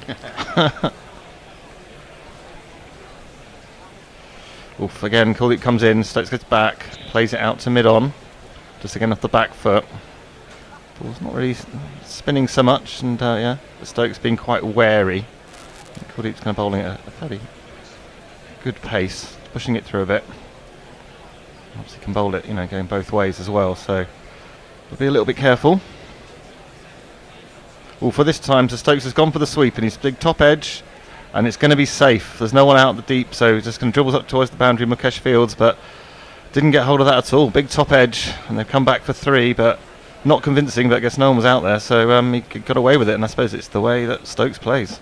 Yeah, as long as you get a bit on it in that situation, if there is a wide open space, which we think there is in that sort of cow corner region, it's not as high risk as it might look. I mean, obviously, if you get straight up kind of top edge, then you're a goner. But yeah, he didn't nowhere near time it. But yeah, 3 runs. That's enough on it. Slightly streaky. Yeah, I suppose he hits all so hard anyway. Yeah, any sort of half decent contact, and you're going to get something for it. Just goes 3. So last ball of the over now. Bairstow to face Kuldeep. As the England balcony look on. Oh, they're pretty relaxed. Kuldeep's into Bairstow there. Goes back, plays it out to mid off, and they run through for a quick single. So yep, and that's the end of the 4 from the over. 159 for 4. All very quiet on social media, but hang on. Well, Jay has jumped in. Okay. Oh, nice. If I were Bumrah, proper musical potential, he says, and also I don't need a jacket and tie if he swats through the window. I need to point out that I do not live anywhere near Herne Hill, just in case Sean's trigger-happy mates get ideas. I didn't think you lived in Herne Hill. There's a velodrome there, a very famous velodrome. What, in Herne Hill? Yeah, it's like one of the anyone who's anyone in British cycling has spent time at Herne Hill track. Didn't they build it for the Olympics in like 1940 something like that? Yeah, something like that. Yeah, it's got a lot of history to it. When you go there, the clubhouse is just full of famous cyclists. It's quite a place. A new over. Bumrah's coming in again to Bairstow, who gets behind that, plays it out to point, and there's no run. I was going to say to you, Nestlers, you can tell that you hang out with Americans because you pronounce it Van Gogh. Did I? You did, yeah. What is it? Well, I think if you're doing the proper Dutch, it would be Van Gogh. Well, I think the anglicised version would be Van Gogh, like Darren Gough almost. And Americans tend to pronounce it Van Gogh. All right. You're very big in the North Carolina area, aren't you? Yeah. I don't know. I'll have to ask them when I'm there in April. New over, Bairstow goes forward to I think he went for the Yorker there, Bumrah, but he managed to squeeze it out and then just hit it to mid on. Just some kids in there. Excuse me. You should have to ask the West Indies team how they pronounce Van Gogh when you meet them in Lords.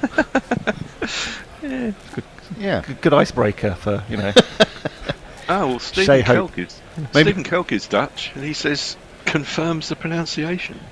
The pronunciation? Yeah. What is Van it? Gogh. Van Gogh. What is it, Stephen? How are you going to type out Van Gogh or Van Gogh? Is it Darren Gough or Go? Yeah. Bumrah's in again. Oh, this time Bairstow comes forward, plays an attacking shot into the ground to point. Pretty hard, but it's well fielded.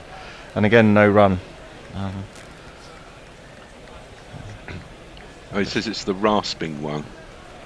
Yeah. Van Gogh.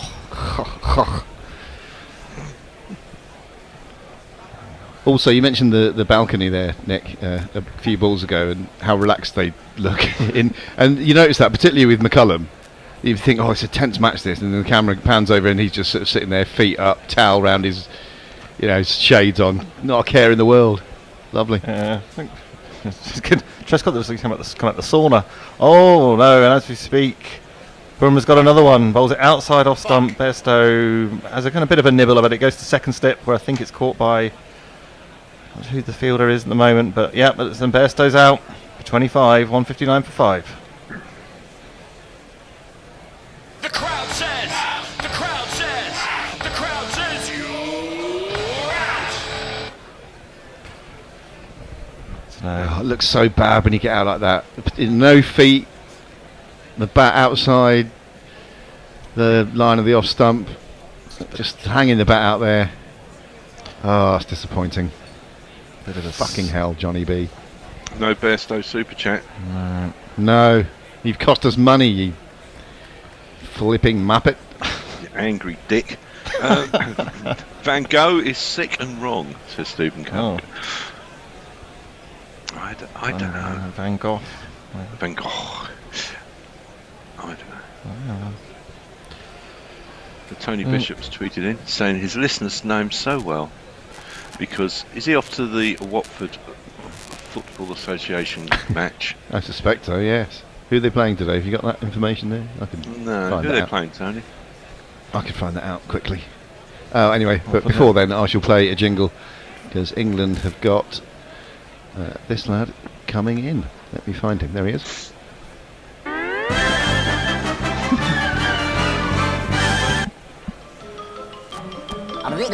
That's all, folks. Nice. So, as you might have heard, it's Ben Folkes comes to wicket. At the start, India would have wanted just after tea. Just getting his guard. Averages 31, 200s, 450s. Again, a bit of a rebuilding job again. Yeah, just to clear up Tony admin news.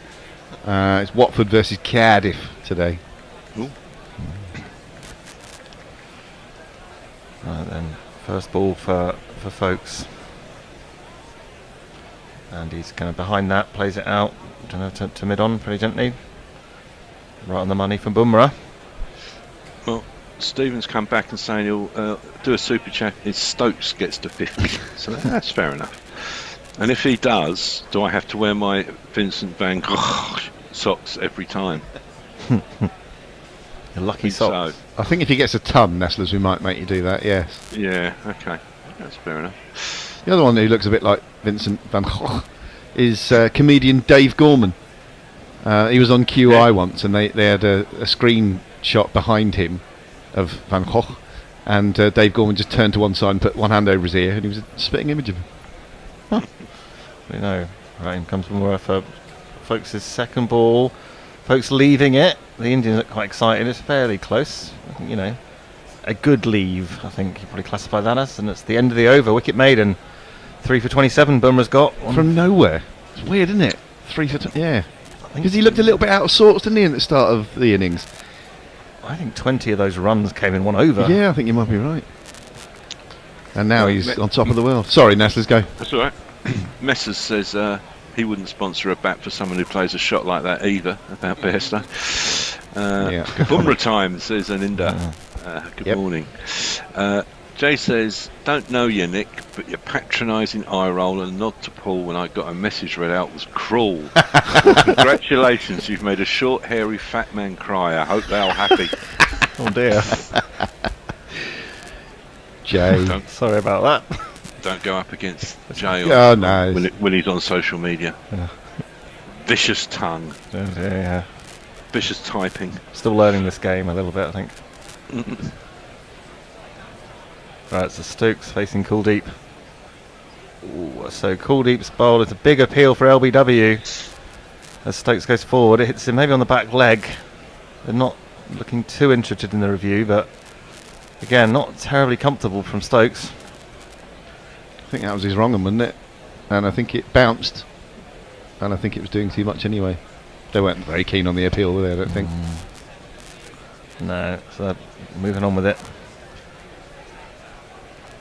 Kuldeep coming in again. This time it's short. Stokes goes back, smashes it through the onside for 4. Pulled with violence.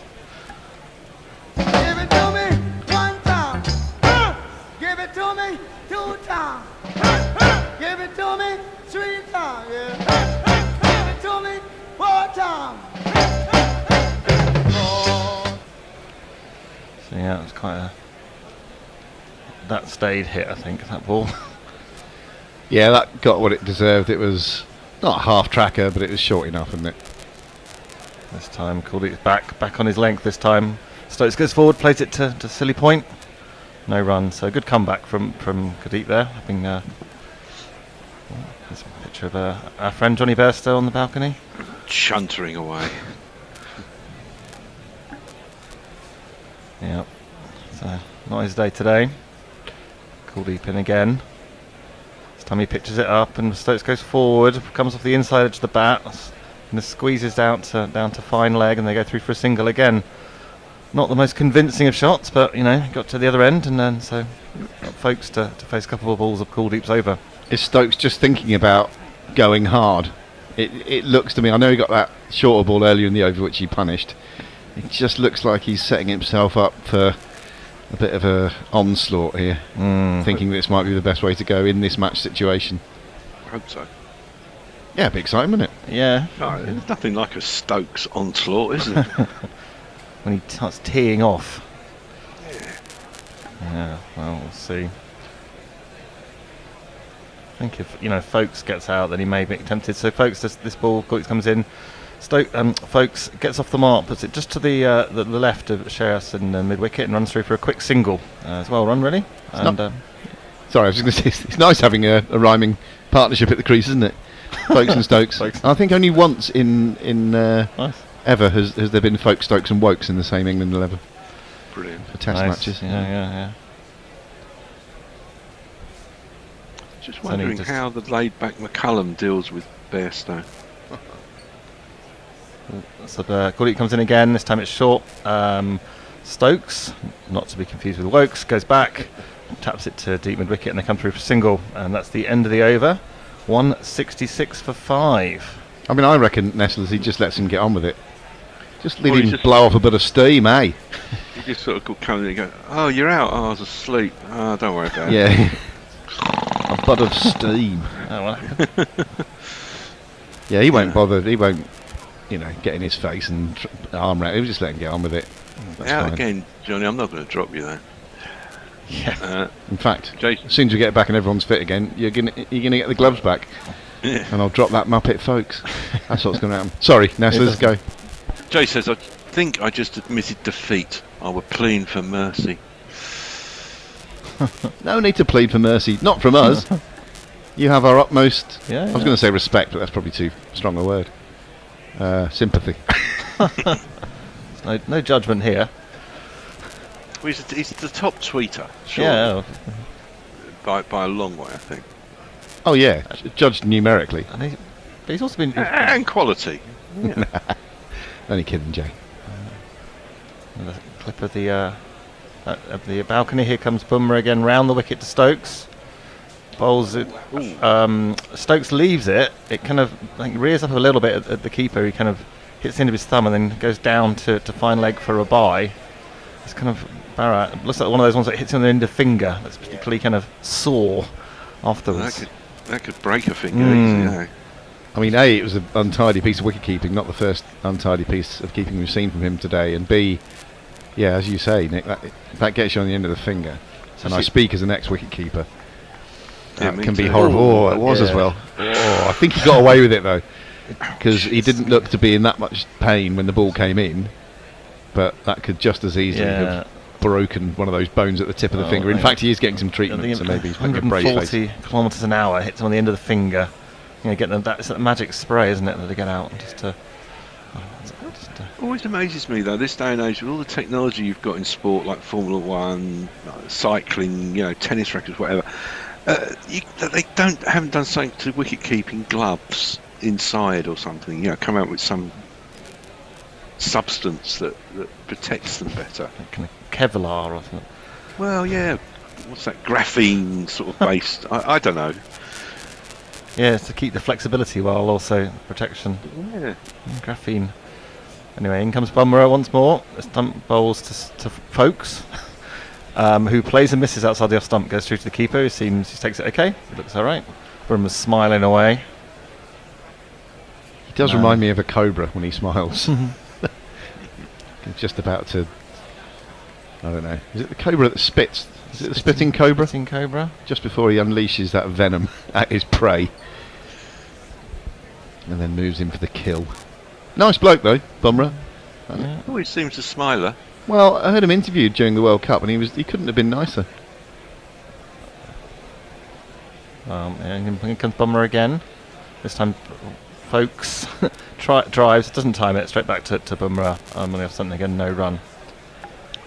I often wonder with Bumrah when he started out and when he was playing, teenage cricket and starting to whether he ever thought with his action and his run up and that, whether he was ever going to make, a first class cricketer at the time. I don't know. Personally, I love seeing different methods and techniques in the game. I don't like to see difference coached out of people. Well, cookie cutter. they call it in golf, cookie cutter swings, No, where exactly. everyone looks the same. Yeah. You know. If it works. Oh for no, you, I'm all for it. Yeah. But I wondered if it was ever a time where it was like you're never going to make it like bowling like that, mate. And comes Bumrah again. This time just on the legs of Folks, who tips it round the corner nicely for 4.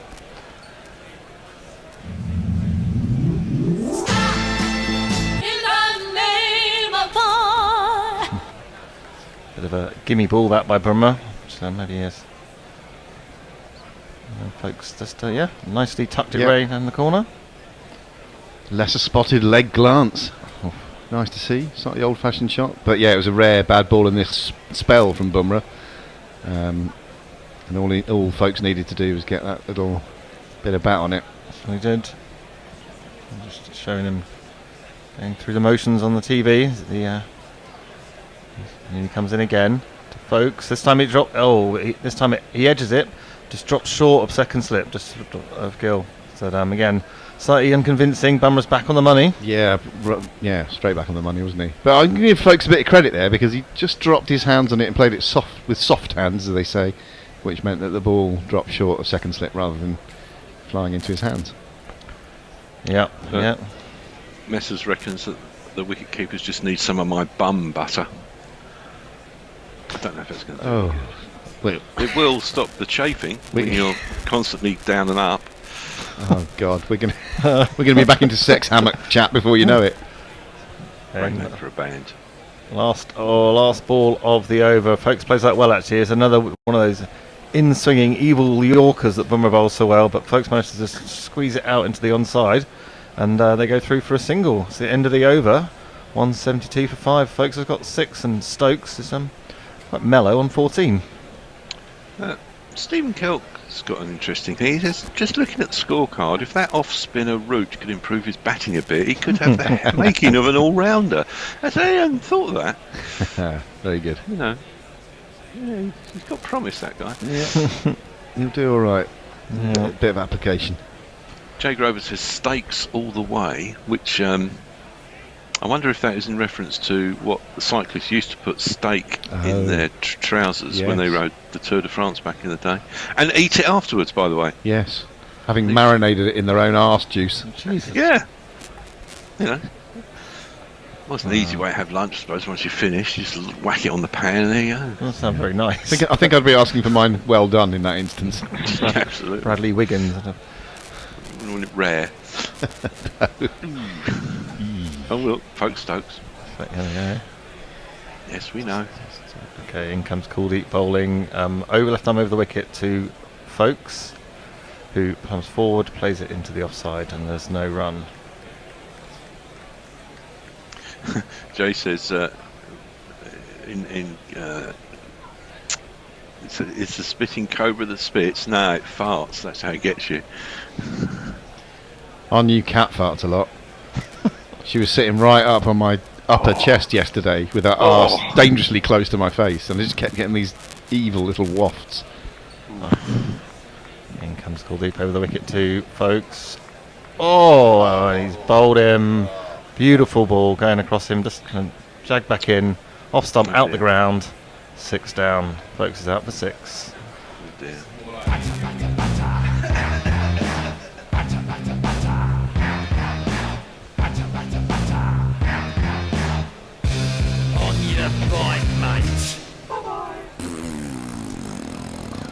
And fantastic bit of bowling. Like Folks, I'm going to depart the stage. See you in a bit. Me too, thank you. Yeah, oh well. Well, it's a good job I got my Stokes socks on. It's the bear.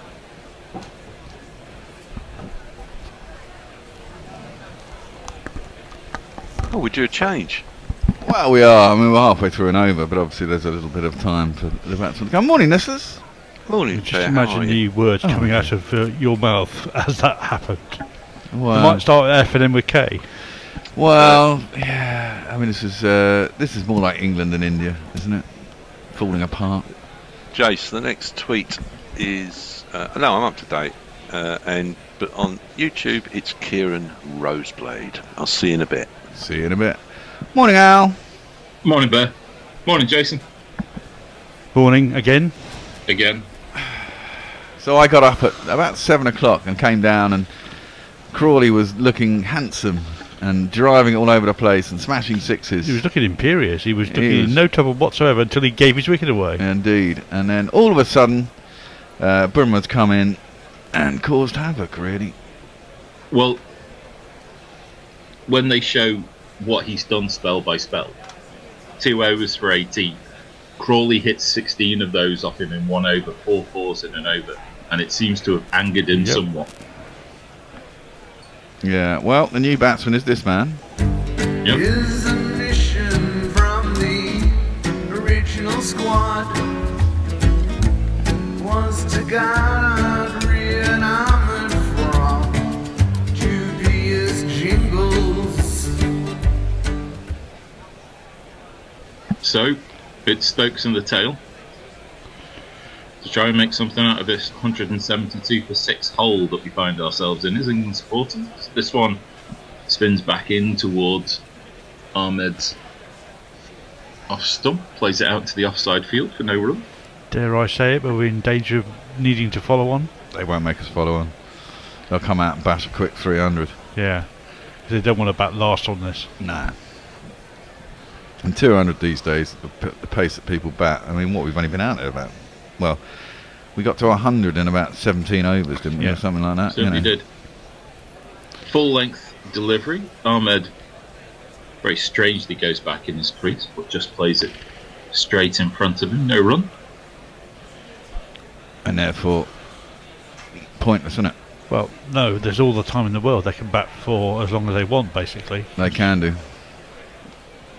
This is day 1.5. Ahmed looks to play expansively. Can only play it to mid-off. No run. 172 for 6.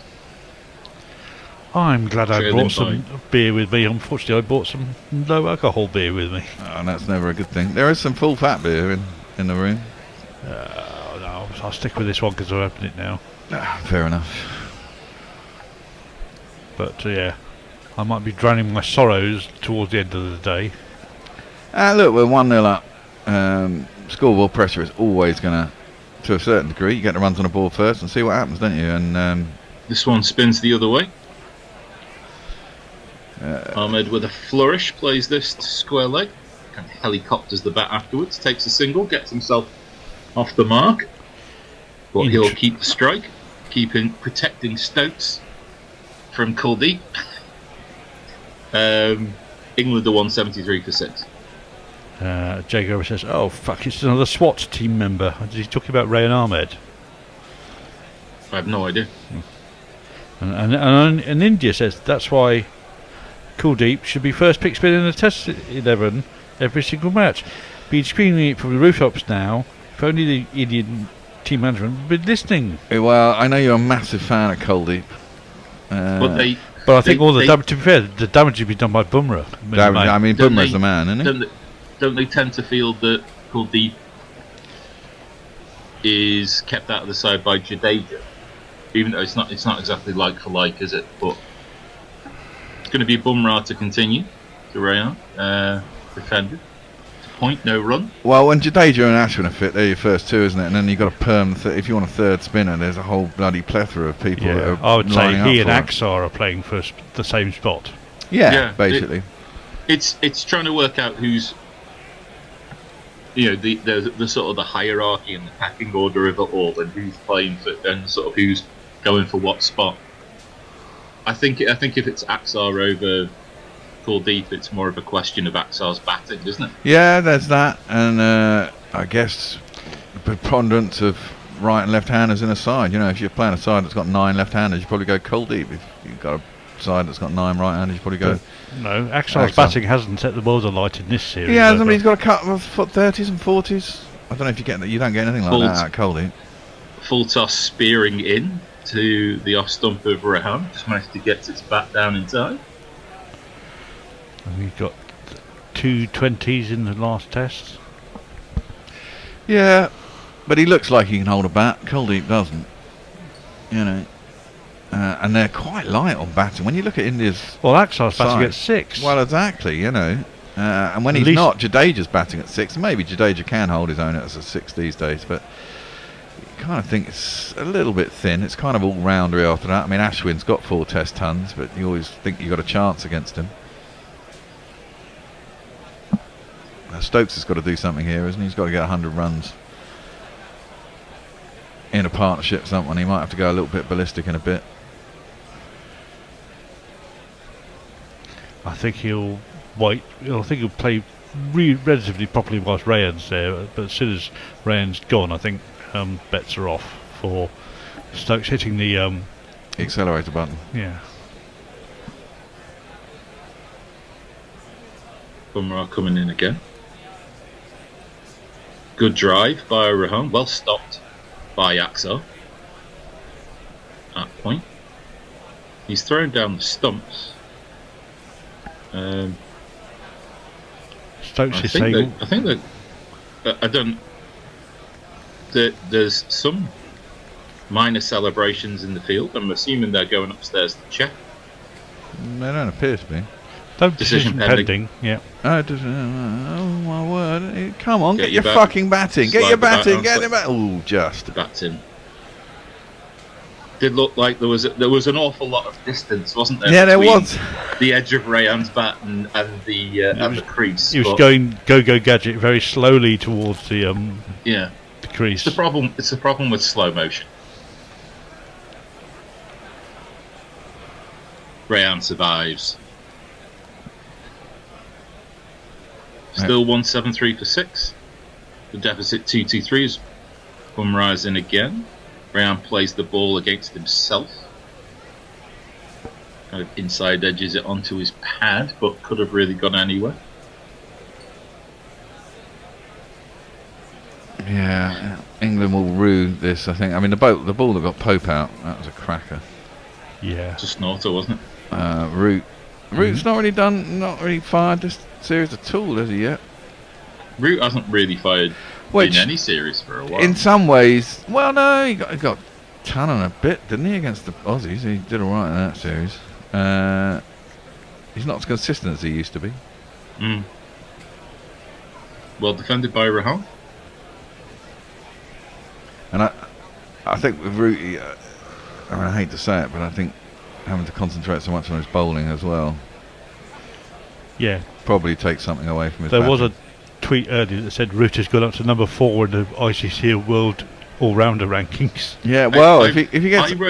I wrote behind Jadeja and Ashwin and Shakib, all of I whom wrote are a piece genuine for Guerrilla all-rounders. Cricket. I wrote a piece for Guerrilla Cricket that said that England might need to consider Root as an all-rounder if Stokes wasn't going to be.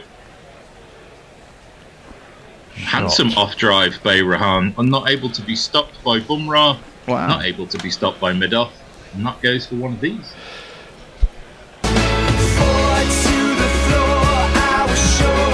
Beat the infield here, and it certainly goes quick to the out into the boundary, doesn't it? Certainly does. Jago I think that's says, the end of the other.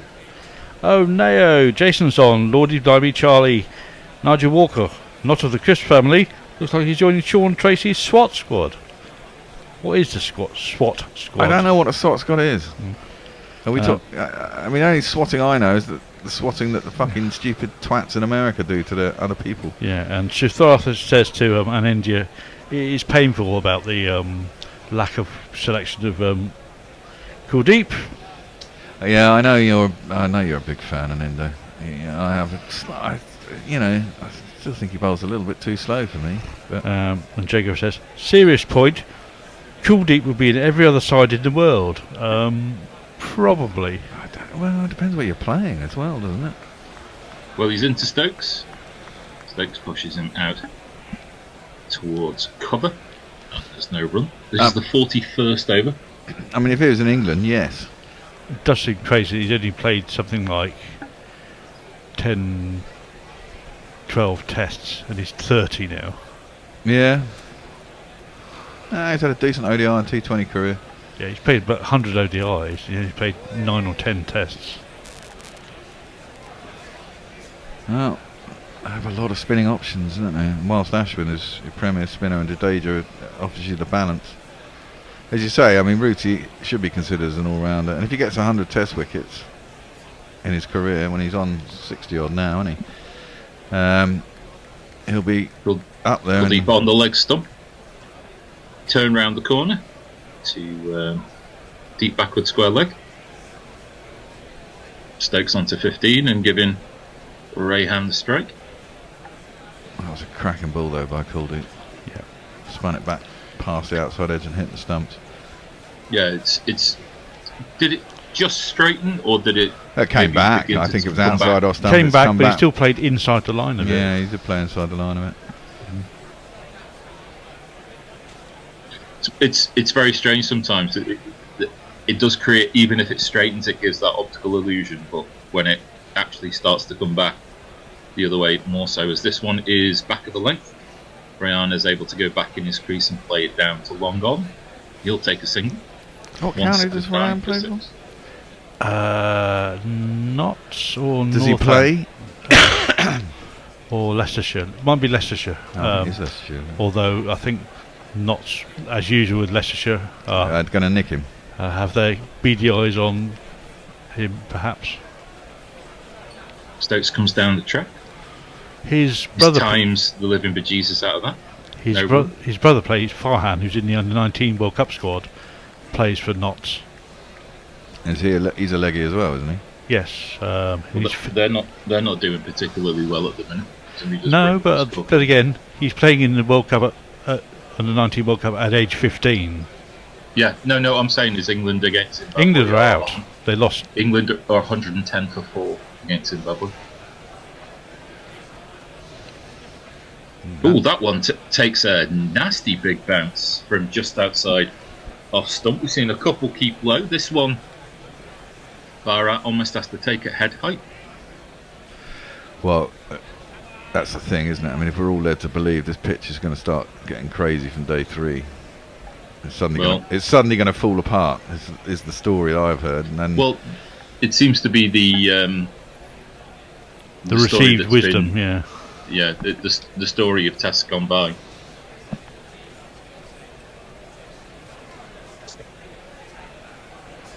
Stokes pushes a straight ball down the ground. Mid-off will do the fielding. That's the end of the over. England are 180 for 6. Jacob asks, has Jason or Alice in Rayhan bat? I've only heard and read. Never seen him catching him. No, I've not seen him in the flesh. I've heard things, as like everyone else has, that he is a competent bat, and whilst he was growing up, they weren't sure whether he batting or leg spin bowling would be his major suit. What, Rayhan? Yeah. He's definitely a competent bat. He's got a 70 and a ton in county cricket. He's not played that much county cricket, I seem to recall. He may never play that much county cricket. Yeah. Tony Bishop sends a picture saying, no doubt the difference between the teams is so far in this match is a jazz playing fish, which he sends a picture of. Don't know what that's all in aid of. Changing the bowling. We have a change in the bowling. This man is going to come in. No, not him. This man. Talk over the top of this one. So Ashwin, who Stokes has kind of been his bunny, is going to come into bowl. Stokes plays this ball inside out from a leg stump line to the offside for no run. Ashwin's dismissed Stokes 12 times as he flicks this towards mid-wicket, but fielded for no run.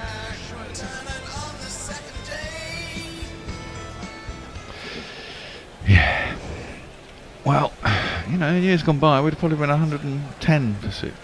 So. Yeah, because we wouldn't have got off to a massive start. Well, we wouldn't have got off to that start. Exactly, as this one is pushed down to mid-off for no run. Look, Stokes gets 100 from here, and the rest of the tail stay with him. We're pretty still much at parity. He says very optimistically. Your glass is more than half full. When I think it's virtually a whole pint, isn't it? Yeah. It is to the brim, sir. To the brim. Yeah, we just need. India only need 4 good balls here to be well in the box seat. Yeah, absolutely. Well, they are in the box seat at the minute. It's just a matter of how much. Ashwin going around the wicket to Rehan. How big that box is? Yeah. Because for the first day in 2 sessions, we would have turned around and said that, however, a team's been ahead, they've never been able to kind of really stretch away. No, I mean, they've always took wickets to be able to peg India back in the first innings, as Rehan goes down the track and sort of bunts the ball down, but it won't be mid off. And there's 1 ball left of the over. I mean, looking at the pitch, I think England would have been happy to get India out for 396 at the beginning of day 2. Yeah. Big stride by Rehan. Push the ball to cover. And that's the end of the over. Just a single from it. England 181 for 6. Jago disagrees with other people saying, sorry, Kuldeep was in every other side of the world apart from the IPL, in which case the Bear is obviously first choice. Of course. Farong says, Root number 4 in all-rounder battings. Angry Bun is number 5. Is he being selected because of his bowling? Question mark. Well, he's still a decent batsman. He's got a couple of good balls, but he's also got a couple of silly shots that he's fiddled at. So he needs to tighten up his technique a bit. Who's that, sorry? Root. Yeah. Leia says, console yourself with the fact that Bairstow's not getting bowled through the gate is the real moral victory for England here. Nicked off. Pulled deep in, well defended by Stokes. Ball out to mid wicket, no run. And you've got to hand it to Jai as well, haven't you? I mean, he got 209 out of a total of 396, which means the rest of the side are pretty much doing what England did.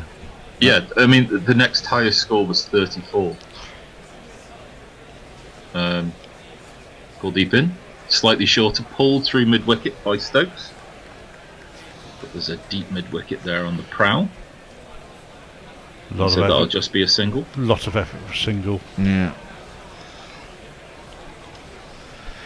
Yeah, it's the classic thing in India, you know.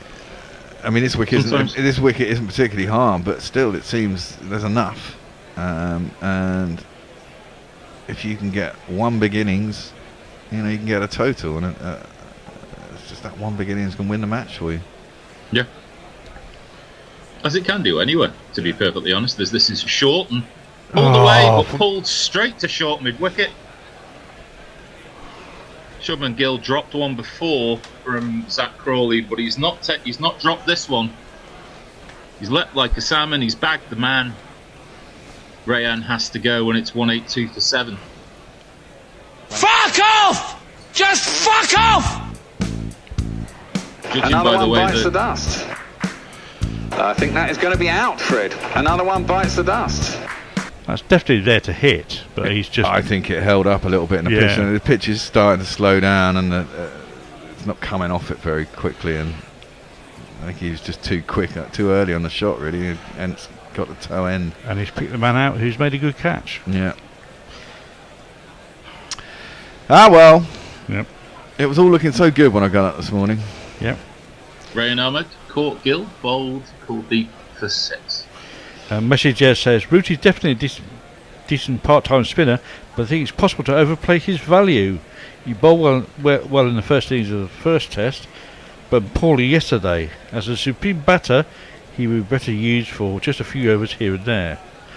I think that's absolutely right. He looked a bit less controlled in the first innings here. Very much so. I think I think you've got to consider they opened him because they wanted to protect this new batsman who opened the bowling in the first innings of the first test on debut.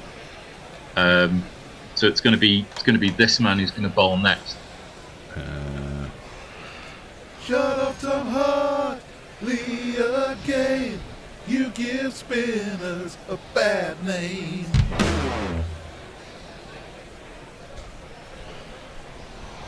And this number 79 in your scorecards, number 1 in your hearts. It's going to be Hartley who's going to come to bat. It's Hartley hair with the Bumrah accent. He does look like an old school cricketer though. There was a picture of him looking very much like Headley Verity, wasn't there, in the last test? I said he looked like a very gangly young Stuart Broad without the blonde hair for a while because he's quite gawky in the way he bats. Yeah, he's got that kind of old school face, sort of 1930s. This one outside the off stump. Played with some conviction, but only as far as mid-off. And there's no run. Well, Coldie's England got 3 for. Yeah. Hartley was the unused spinner this morning. It was Bashir and Rahan who bowled around Anderson.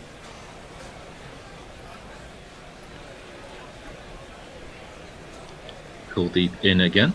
This one turns in shout, to Hartley. But it's not out. Nah, it's going down, isn't it? Well, I think it's going over. It was a Google, wasn't It's a Google, and it hit him just in the line of middle stump. Off and middle. Oh, well, maybe an inside edge there, isn't it? Certainly enough doubt that really no one's even had a discussion about the review. Well, Stokes has got to go mental now, hasn't he? Pretty much. Last ball of this over. A shot with no conviction at all. Spoons up over the short fielder, but drops short of a cover who might have been on their heels.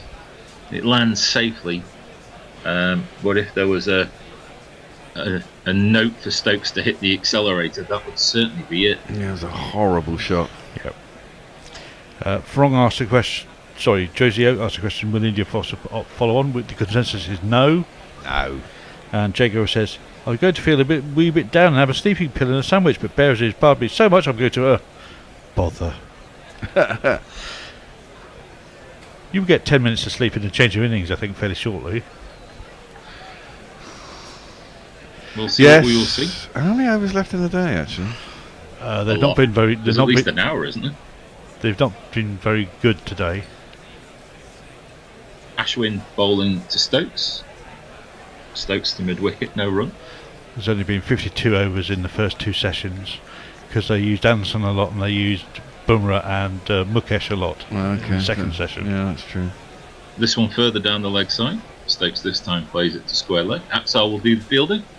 Stokes will move on to 19. Of course, if there's a change of innings, we'll lose another 2 overs, so Yep. there'll only have to be 86 bowled in a day, won't there? Yeah, there's your inside edge bet. Yeah. And India says, England are missing Deitch here. I'm not sure they are. Well, for his bowling control, yes, I think so. Experience. I mean, he's not massively experienced, but he's more experienced than everyone else.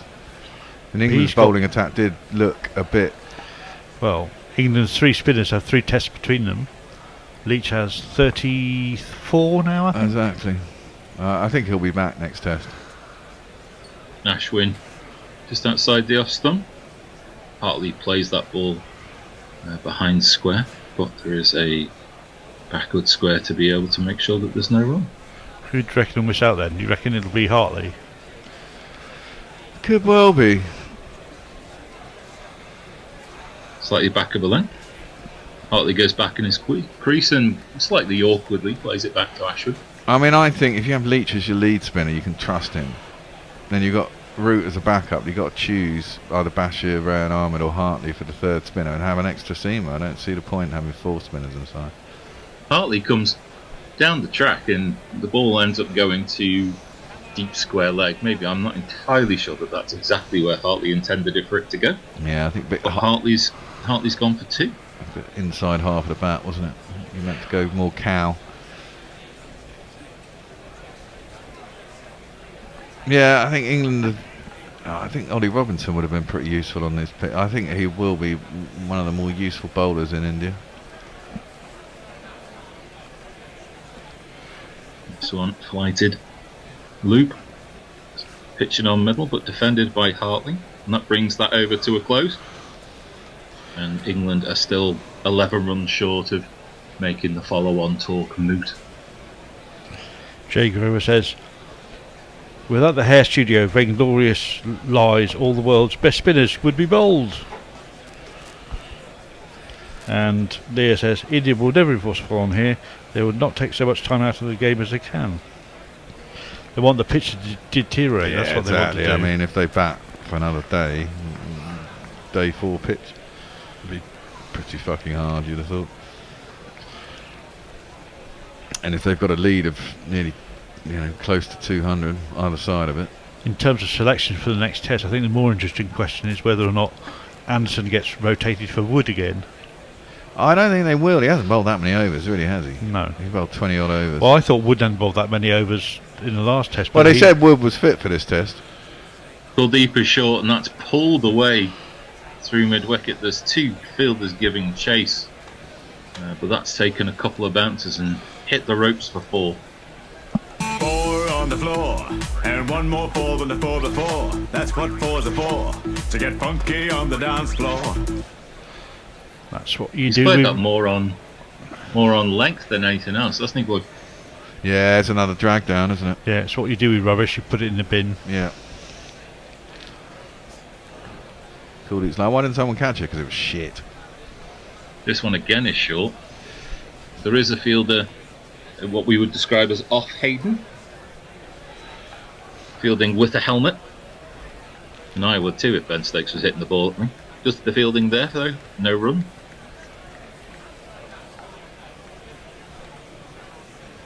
Go deep in again. A push this time towards deep cover. Patel doing the fielding. And Hartley will face 3. Rohit hasn't 90 for 7. Rohit really hasn't had to captain much here yet, has he? He's England have just made the running for him. Would Pretty you much have given it away? Well, the bit that I find interesting is when he probably needed to captain in the first test. He well, didn't do it. that's my point. Yeah, he was very much passive and reticent. A slog sweep by Hartley. That's very well Has fielded. Bounced before it reaches deep square leg. Just wanted to make sure about that before I started saying that he'd given his wicket away. Is a single. Looked a fairly competent shot, that from Hartley. All the evidence so far in the tests we've seen is that he's like Rayan. He can hold a bat and he's quite aggressive. Yeah. I just do think it's better off. You're better off being aggressive in India. Ooh. Oh, and that's edged by Stokes. One that bounced a little. He edged it, but it's gone through slip. And that will run through third man. And that goes for one of these. It's me, says she. Rohit, was the man at slip. Oh, is that hit Bharat's might have shaved body his, something? Might have shaved his thigh. So it hasn't really deflected the path of the ball. They're very difficult to take those ones. You're pretty close. They go quick. Yeah. You've got to be in the breadbasket, otherwise you've got no chance. Another push by Stokes towards deep cover. He'll keep the stride. That's the end of the 45th over. It's 195 for 7, and England trail by exactly 200 runs. Jay Grover says, any autopsy is ludicrous. Jaiswal scored a proper mint double 100. I agree with that. Yeah, totally. And Bristol Dodo say, huge thanks for picking up the ball where BBC TMS seems to have fumbled and dropped the ball. How do us all get our test match fixed without selling a pound of flesh? The answer is you, sturdy souls. Well, you still need to help us and support us on whatever means you can. You can either patron us or super chat us on thingy. You can donate via PayPal, buy some merch, play the GPL. Yeah, what is it, the GPL today? Yeah. Yes. It's up to like 108 quid. Ashwin to continue. Stokes has timed this pretty well with a defensive push towards square leg, and they're going to scamper back for 2. Yeah, we had 16 entries, so the pot will be £112 today. What's the run range? The spread is 287 to 373. Stokes takes a step to leg. Slog sweeps this, and this has gone 15, 20 rows back. That's a shot. Big. Now that dude who I couldn't think of yesterday, who looked like the guy from the In-Betweeners, has shaved his head overnight and trimmed his beard. Must have been itching in the heat. Well, probably. I think we're due a swap at the end of We this are over. indeed. Stokes watchful in defence to a ball pitched on. Do we know who's doing what? I'm doing ball by ball. Nestlers is coming back to do some tweets for you. Nick is going to join me, summarising this shit show from England. Bit more loop from Ashwin. Still Stokes watchful in defence. 2 balls left. 2:04 for 7. So we can stop the follow-on talk. Oh, need a good catch in the crowd. Certainly was. A wristy flick down to long on. And Stokes will let Hartley see 1 ball. One You're guy, not going to call for it in the crowd. well, exactly. One guy nearly had it, was so upset that eventually it dropped out of his hands, and the guy in front caught it. Filth down the leg side. Tapped away by Hartley. Stokes goes 3 steps down before realising that he wants to post the strike in the next over. Everybody makes their ground nicely. 9 off the over. England to 2:05 for 7. And I'll see you all tomorrow. See you tomorrow. Well, I won't see you tomorrow. tomorrow. I'm going off to Brighton for a party tonight. Nice one. So I'm Have fun. pretty certain Tone's going to ring me, and I'm going to be really pissed at about 4 in the morning. I'd look out for that.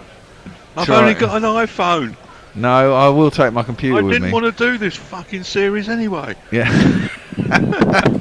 What have you done? What have you done? Yes. What had they done? I can tell you what That they've was- done. that They've was done it all genius. wrong, is what they had done. That should have been kept on YouTube. That was brilliant. And someone downloaded it pretty quick, I think. I think Fred did, as Fred is normal. That's what he does. It was one of the highlights of that whole series. Morning, Nick. Hey. So what do we reckon? Shite. Yeah. Yeah, not great, is it? No, a lot of giving it away, I'd say. Funny, really. Like, yeah. Have faith in Bazball, you lot. Well, I do have faith in Bazball, and occasionally it goes wrong. And I've got my Stokes socks on, so you know. Well, that's probably going to be saving us. I mean, in the old days, we'd probably be at 80 for 8, though, wouldn't we? That's Yes, the and thing. that's the point. I don't give a shit, really. And the thing is, we're 1-0 up. We were never going to win this series 5-0, and there's probably not going to be any draws. So it could be a ding-dong back and forth, you know. Batting first in India is massive advantage. Yeah. And India took that advantage. I still think they probably should have got more like 450 and 500. Yep. And England have kind of thrown it away a little bit. I mean, it's probably 2 or 3 have been got out, and There's some good bowling, bit 4 of or 5 bounce. have given it away. You know. Yeah. Bit like that, I suppose. Well, you always look at their innings, though. Only one person really got runs. Yeah. Only got more than half of them, so... Well, precisely, and that could well end up being the match-winning innings. Yeah, the difference. The rest of them kind of seem to get in and out again, which is kind of what England players are doing. Pope was the man who did it in the last test, wasn't he? Yeah. But, you know... Pessimistic bastard, says Mog. How was England doing after 2 days in the last test? Pretty shit. That's true. Exactly. I mean, Jay whatever. The thing is, whatever they post, and they'll probably post 500 if they get, there's plenty of time. So they're not going to declare without a lead of 500, and they'll probably only have to get 200 or 300 maybe 350. England will try and go at it, Yeah. Yeah. Well, Jay wants to know what's the stupidest GC merch, bucket hat or the other thing. The other thing? What's the other What's the thing? other What is thing? the other thing? The shower curtain. The shower curtain's got to be the weirdest thing that on sale in that store. Well, nice. I have a super chat. Marvellous. Mog just says hi Nestlers and gives us $2 Australian. Oh, that's very nice of you, Moggy. Is that because I'm on? Yeah. With me Stokes socks. I don't know what's going on, but we haven't had any cricket for a while. Is it drinks break? Shouldn't be. Probably actually. be, Yeah, it right. should be. Yeah. cricket finding a way not to play cricket. It's an art. Well, yeah. So Where is Gary? Is he still working at Waitrose? He's still working at Waitrose. He does it Saturday. He works at weekends for Waitrose, I believe. I think he holds forth, doesn't he? He's in the Waitrose and everyone gathers round him while he tells them tales of yore. I'm out of theatre reviews. Well, we're going to get back to some cricket. Kuldeep is going to continue. 3 for 57.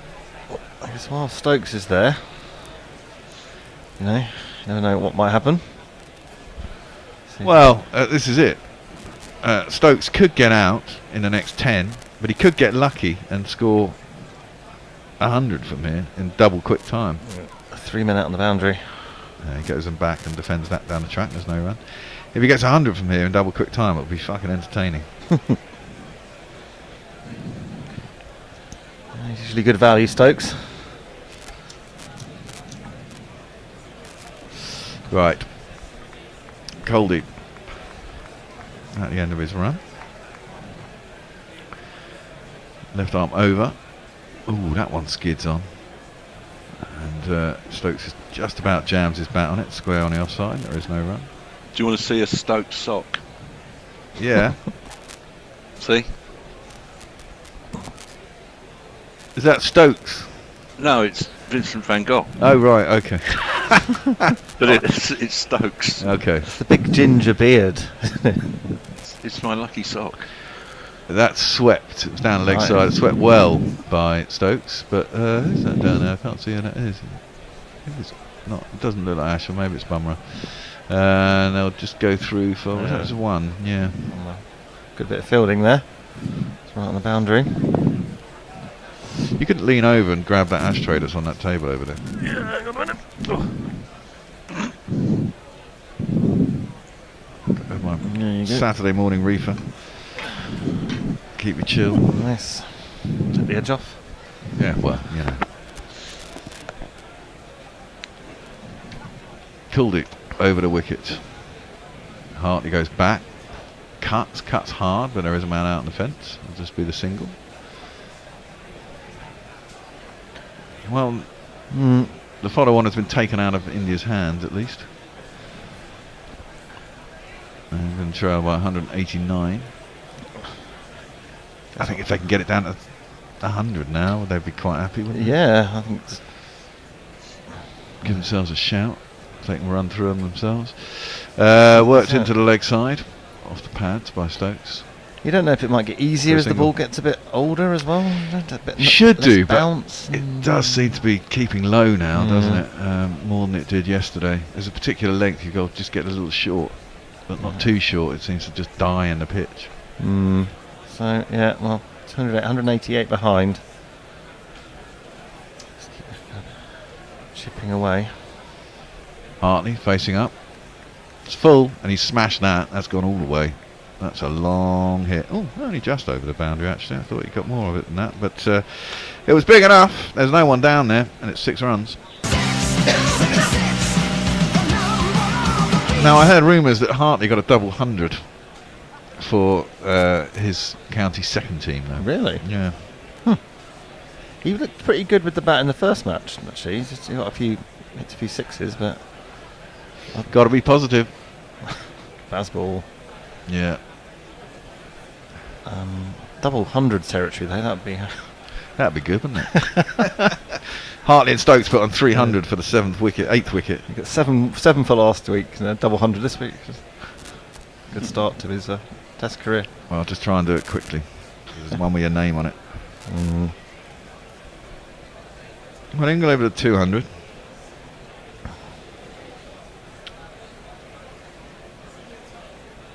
Yeah.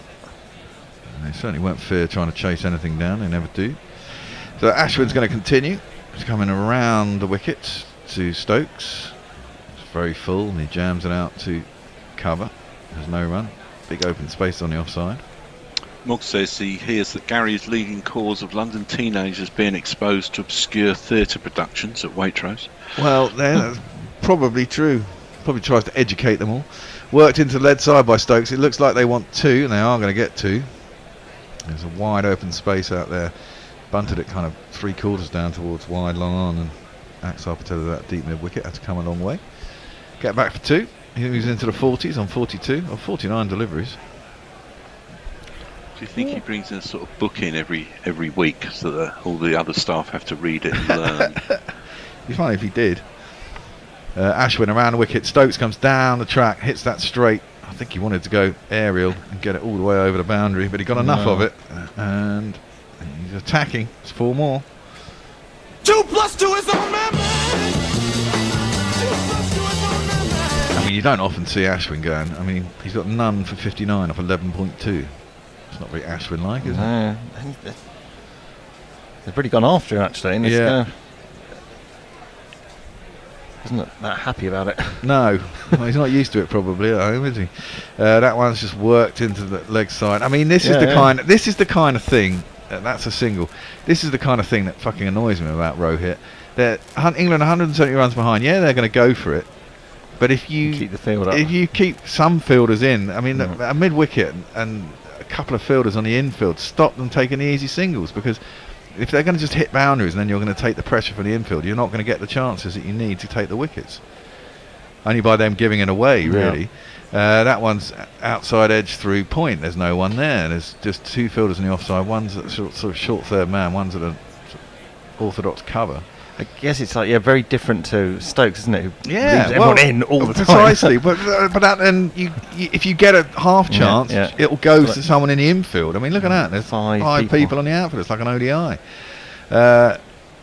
Which means, ones that pop up, as that one's just padded away into the offside and there's no one else, ones that pop up that will go to someone in the ring just aren't going to, because there's going to be no one there. England on 222 for 7 after 48. Party's 11 or 12, Stokes 47 or 52. We've had a first super chat from Jay. Jay, you worked it out, man. Well done, mate. And Leo is just telling people to remember that she does a summary of the day's play on her German channel for those German speakers. How many German cricket followers are there, Leia? I'm really interested. Can you grow a cult German cricket following? I'm sure she can. Well, we were talking earlier about India being sponsored by Adidas. Yes. So Puma. Yeah. Yeah, so get in there, Puma, early. Stephen Kelt says, maybe like that series body, Stokes travelled back in time to actually be Vincent van Gogh.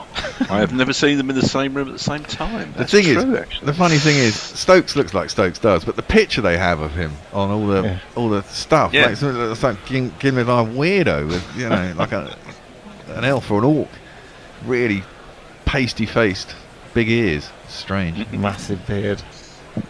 Jay is taking exception to you, Nick. He says, fuck you, Nick. Take those shoes off indoors. So I really upset Jay today, haven't I? Sorry about that. It doesn't take a lot to upset Jay. I need to bring my slippers with me. Yeah. It's always handy to have slippers. Keep your feet warm. No, keeps the rest of your body warm. It's important. Slippers and hats. Especially as we get older in life. Feel the cold a little bit more. Sad to say. Mukesh is back into the attack. He hasn't really done a lot. He's got a jingle that goes like this. I haven't heard it actually.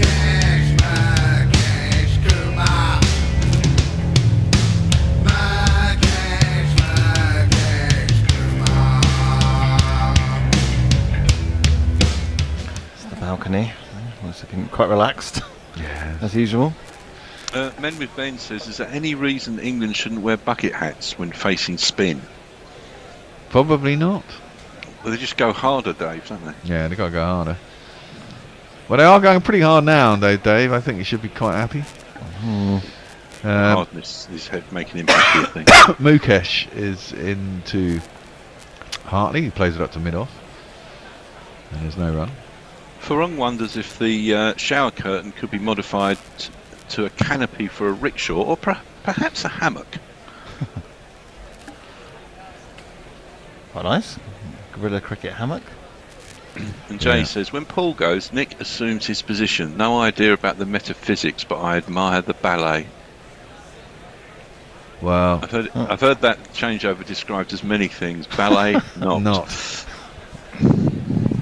Mukesh is in. He's around the wicket to Hartley. Ooh, gets an inside edge. Doesn't know where it's gone, but it's just popped out on the leg side. Shivam Gill is there to field. Yep. No run. Hartley can bat a bit, can't he? Yeah, he can.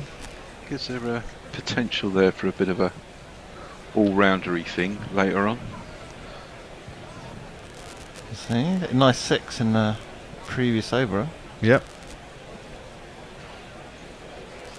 I figure that's why they've gone back to pace. They were attacking the spinners all of a sudden. Maybe. Can they go back to Bumrah already? That one again comes into Hartley. Defends it into the offside. There's no run. Pretty decent delivery.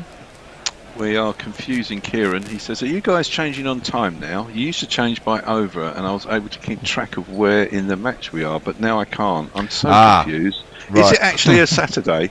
Yes, it is. Now, Kieran, during a test match, we do it by time. In an ODI or a T20, obviously it's easier to do it by overs. Yep. So that's the difference. And doesn't time fly when you're doing it on test matches, it seems to me? Yeah, 2-hour session does go really quickly. Yeah. All this rubbish about, it takes 5 days. Yeah. That's defended. Well enough by Hartley out into the covers, and there's no run. You come on here and suddenly they go, oh, it's time for a change. Yeah. Yeah. Goes pretty quickly. How many would you get? Like 6, 7 overs? 6, 7 overs every half an hour? So it's like 40, 50 balls. They managed to bowl them a little bit quicker in ODIs, except until they wanted to get to the end. I've got some stats from Leia about her German channel. Oh, okay. Yeah. The channel has 38 subs so far, and I know that at least some of them are German. Of course, there is also content for the Anglophile crowd, like a conversation with an Inder. Okay. Driven by Hartley out through the covers. They'll probably get back for 2 for that. And they do indeed. Nice. I imagine, though I don't know, that there's quite a high percentage in the German population of English speakers. Yeah, everyone speaks English. We just don't speak anything else, do we? Fucking useless. We are really useless at languages. Radnams. I remember when I was there in Munich one time, it seemed like everyone spoke English when I struggled with my school German. Yeah, exactly. How many words can you remember? 5. It's annoying, really, looking back. I was offered German, French, and Spanish, all for free, and I just fucked Well, it you know out. what I've realised about language? That's a beautiful shot by Hartley. It's a full ball by Murkesh on his pads. He clips it like any batsman would, sweetly out through mid-wicket. And the last 2 balls that are over have gone for 6, which is probably pretty annoying. Oh, and it's a no ball as well. And it's a no ball. The siren must have gone off.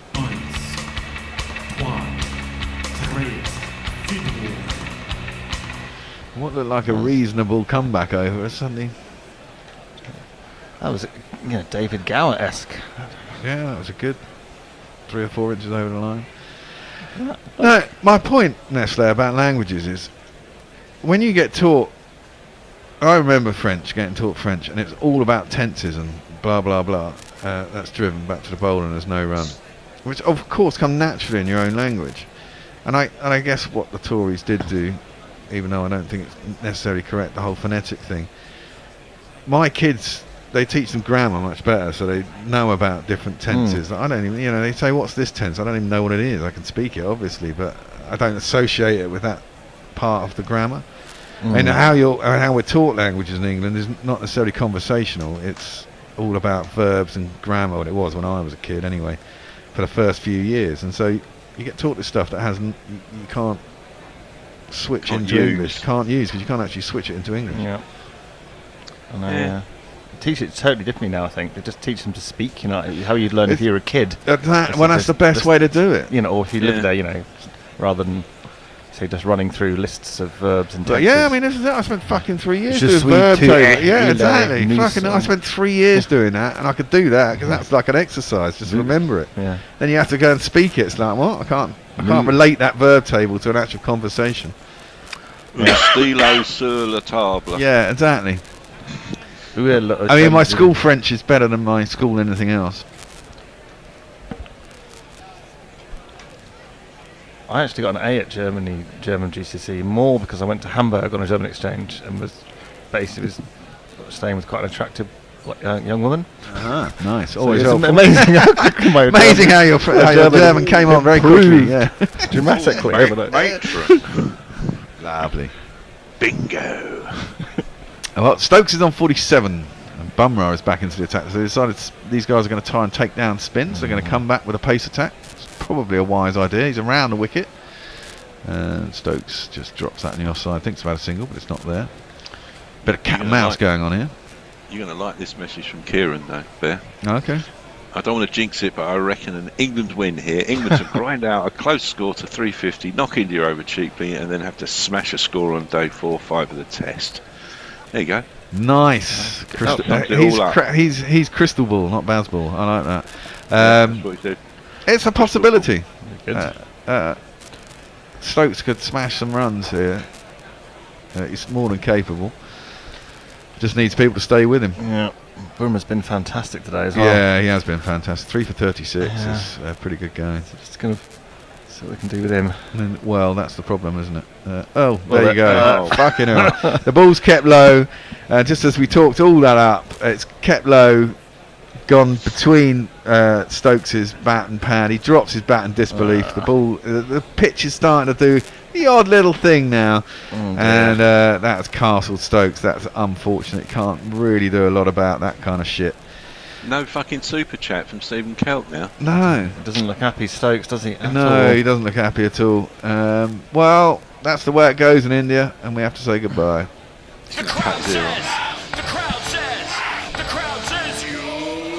I mean, that's hit the pitch and just scooted along the ground. It's gone under his bat, actually, isn't it? That's why he's dropped his bat. Like, what the hell? He's like, what the hell? Well, you know, in India, you win the toss, you bat first, you get big runs, the pitch breaks up, and it becomes very difficult. If you got to get first innings runs in India, I still think India were light, but it looks like it probably is more than enough. I mean, the pitch hasn't been that capricious, but, you know, that ball has done that. Well, he's bowled really well, hasn't he? Yeah. He's had it all day. Yeah. You know, no one else is. Mukesh at the other end is, Well, he's gone for Carter, doesn't he? Incomparable. Messi says the only benefit of having to learn fucking Latin was understanding tenses, and Kieran says, are you able to understand when people are tense or relaxed now, Messi? Try studying languages that haven't been spoken for well over 1,000 years, says Mog. I think you can make it shit up, can't you? Who's going to tell you you're actually wrong? Mind you, Katie went off with her Latin teacher, didn't she? The Pope's Latin man. Latin man, exactly. Kieran says, for sale, one crystal ball, light use, needs calibration. Could be a bargain for the right buyer, £100 or nearest offer. Yeah, that crystal ball is not good. Oh my god, if Jimmy's in it. Oh my god, that means Bashir. I forgot. I was thinking Bashir must be something special. Bashir must be something special of a rabbit, indeed. Let's have Jimmy's jingle.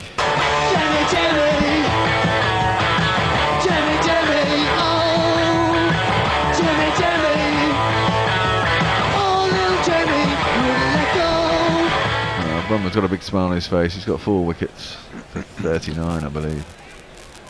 Yeah, he's bowled so well. Well, you knew India were going to come back. They weren't going to lie down after getting beaten, were they? I have to say, I really like the Indian kit. Maybe I'm just a sucker for fashion, but I like the Adidas striping on it. I think it looks really cool in that bright white. I like their badge. I always have done. Yeah, I mean, the wheel. Look, it hit the bottom of his bat, isn't it? Yeah, basically, it's just Stokes just drops his bat in disbelievement. He can't. Whatever. Well, that's again maybe it would have been wise to have another decent seamer. And you see, the thing is, you get Ollie Robinson. He comes from such a great height. If he comes from such a great height on a length that you expected to get up and it starts scooting along the ground, he's going to be lethal. Yeah. Yeah. I think they might finally go that way. I think you only need 3 spinners. You don't need 4 spinners. Well, if you'd root as well. Yeah, but that's what I mean. If Root's your 3rd spinner, that's onto the pads of Anderson, who works into the leg side, gets himself off the mark straight away. Do you think we disadvantage ourselves by naming the team a day out? No, I don't think it really makes a lot of difference. I mean, you can probably see what the pitch is like 2 or 3 days out. Is it really going to change that? Well, you can't change the pitch overnight. You know what you're up against. Yeah. Mog says, yes, Bear, you're noted for fashion. Hey. Calm down, Mog. Hartley facing out to Bumrah. Now, what's he going to do now? He got the seamers on. So goes back, and that's defended up to mid-on. There's no run. Dr. Cool says the West Indian logo is still the best. I don't know that logo. Isn't it like a kind of palm tree on an Is island? it, yeah, palm tree on an island with a sun or something. I quite like India's. India's is cool.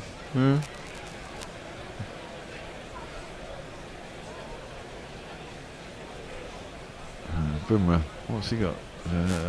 Spells of 2-2-4-4. Going back to the German-English thing, Blair says that's how they're taught English in Germany, Bear. What, the tense is shit? Or just I don't know. conversational? That's defended back up to mid-off, and there's no run. For most people, you don't need to understand the language, you just need to be able to converse in it with people, don't you? Yeah, and you learn it by just conversation, don't you? You know, because it clicks in your head how to speak it. I mean, I speak English, I have no idea what it... Well, exactly. What it is. It's much better to just teach that. I mean, that was the one thing. I went on American exchange when I was a kid, and we did French lessons over there, and we were put in higher sets or whatever they had over there, and the whole lesson was taught in French, and I thought that was fantastic, but I didn't understand a fucking word of it. But it just made such sense to teach a language in that way. Bumrah is into Hartley. It's defended up to mid-on. That will be the end of the 50th over. 50 done. England are 230 for 8, so they're going on like nearly 4.6 and over. They just lost a lot of wickets.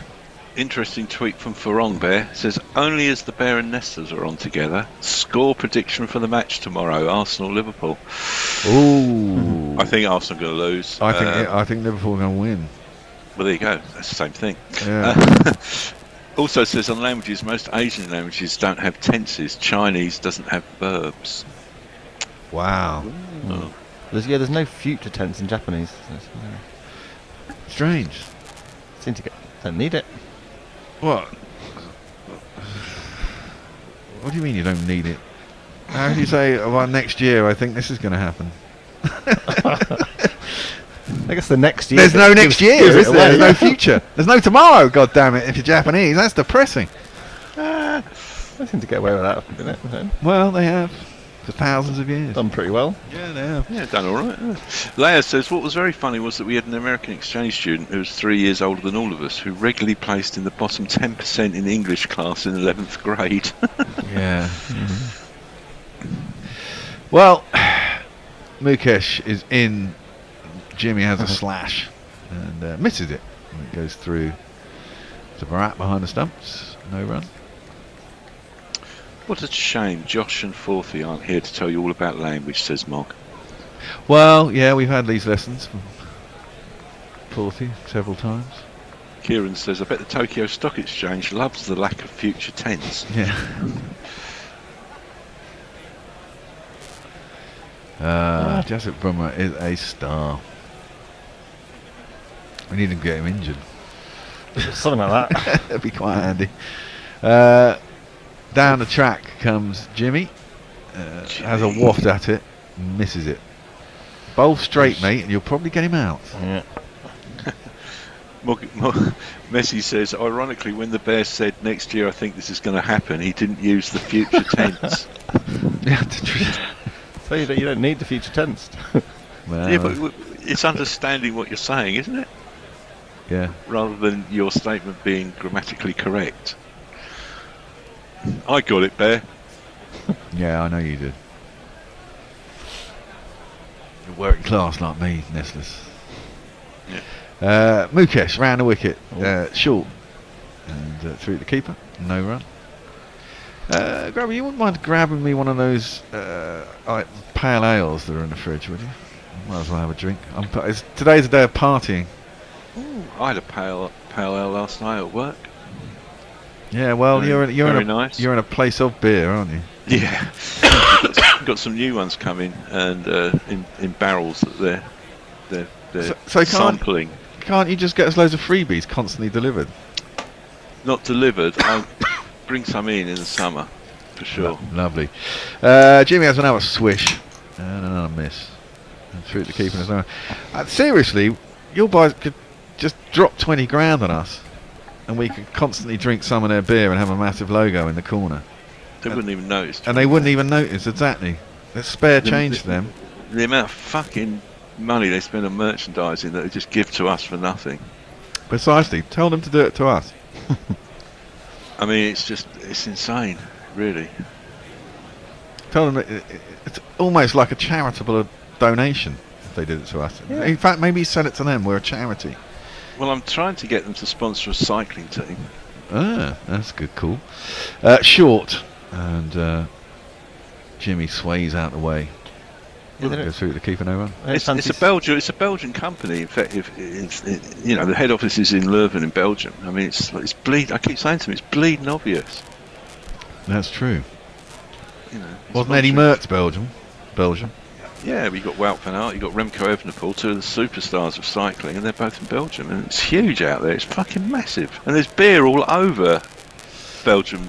True, that's very true, and that may be the home territory, but there's only about 3 or 4 million. No, people. but it's global audience. Yeah, it's that's true. Big, and the Saudis are going to get involved soon, do like a Champions League of cycling. Who the fuck wants to cycle in the desert in fucking 50 No, degrees? they're going to have a Champions League, global Champions League type cycling thing. So it's going to be, they're getting into golf as well. They got into golf. They got into golf. Hopefully they don't mess up cycling. Fucking Saudis just trying to buy everything. That's full and into the pants of Jimmy. He manages to get a battle out to mid-on. There's no run. What they need to do is actually stay there for enough overs that they have to take the quickies off because they're knackered. And time them out. Right, I think I'm handing over to Grubby. So Indeed, it's time for a change. Grubby's going to take over. Super subs. Yep, here we go. Messers is coming in. Hello. Messers. The next tweet is from Jay about, and it starts with fuck sticks. Yeah, got it. Thank you. Jay says, fuck sticks. I didn't realise we were down to Anderson. Somebody slap Nick for me. Pakistan have the best hat. Also, get involved in criminality in foreign tongues. Easy. Slap Nick again for that ignorance. You really got it in for Nick, haven't you, Josh? Jay. Jay. And he says, I'm not sure Josh and Forthy are good at the applications of language. More some gigantic postmodern clusterfuck of wank. Whoa, you're on a roll today, Jay. You're waking up on the wrong side of the bed, Jay. I think the good drugs have kicked in. Yeah. Right, Bumrah's starting a new over around the wicket to Hartley. He's not going to hang around here. He has a big old swipe at this one. Well, gets an edge, goes over the slips, couple of bounces into the fence. One of these. Scorebook just says it's one of these. Can't see him lasting long if he plays like that, though. Probably not going to last that long either way, so may as well have a crack. He can bat. He's shown that already in this series, Hartley. And when he's got Jimmy at the other end and debutant Shoaib to come, who, judging by the batting order, is considered to be a worse batter than Jimmy, you may as well. 234 for 8. The lead is 162 at the moment for India. Any sort of lead, I think, when you've got to bat last on this, it looks tricky, doesn't it? Yeah. But certainly one of this sort of magnitude is highly problematic right now for England. Yeah. So any runs they can scrape together from these last 2 wickets will be helpful, but it's a long way behind at the moment. I did say, I can't remember what I said. You've said a lot of things. I have said a lot of things. Oh, thank you, Ben. Bumrah around the wicket. It's another swipe and he's caught at first slip. Is that Shubman Gill? It's 5 for Bumrah. It's incredible the way this game can turn around because he looked pretty out of sorts early doors in this innings, but he's now got 5 for 41 and he's come back superbly well. Well done him, and I think that's 4 catches for Shubman Gill as well, so no mean feat by him. India bang on top. I won't look back, 'cause by the time that I do, you'll be gone. He's bowled superbly. He bowled superbly in the first test as well. Yeah, and actually just getting a bit of a little bit of movement with that older ball as well. Just shaping away from the left-hander Hartley there. Bang on the line and length, and he duly edged it to slip. And as I say, yet another catch for Shubman Gill, who's had a very good day in the field and shelled a very difficult chance earlier on, diving away to his left. He could have had a 5 for of his own if he'd held on to that one. Oh, and if you look at this though, England have been out there for 50 overs and scored nearly 5 runs on over. If this had been the previous tour, we'd have been on about all out of 130 or something. Yeah, exactly. I'd rather they try, you know. And as you say, yeah, Bumrah is a special talent, and when he's on it, and you know, the ball he got poked with, an absolute screamer. Yeah, it's classic Bumrah. Yeah. We've seen him do that. I mean, we were talking earlier on about how few tests he's played, relatively to his one-day international career. But in the one-day international game, we're used to seeing him knock the stumps over like that with those Yorkers. Yeah. Anyway, England's number 11 is at the crease.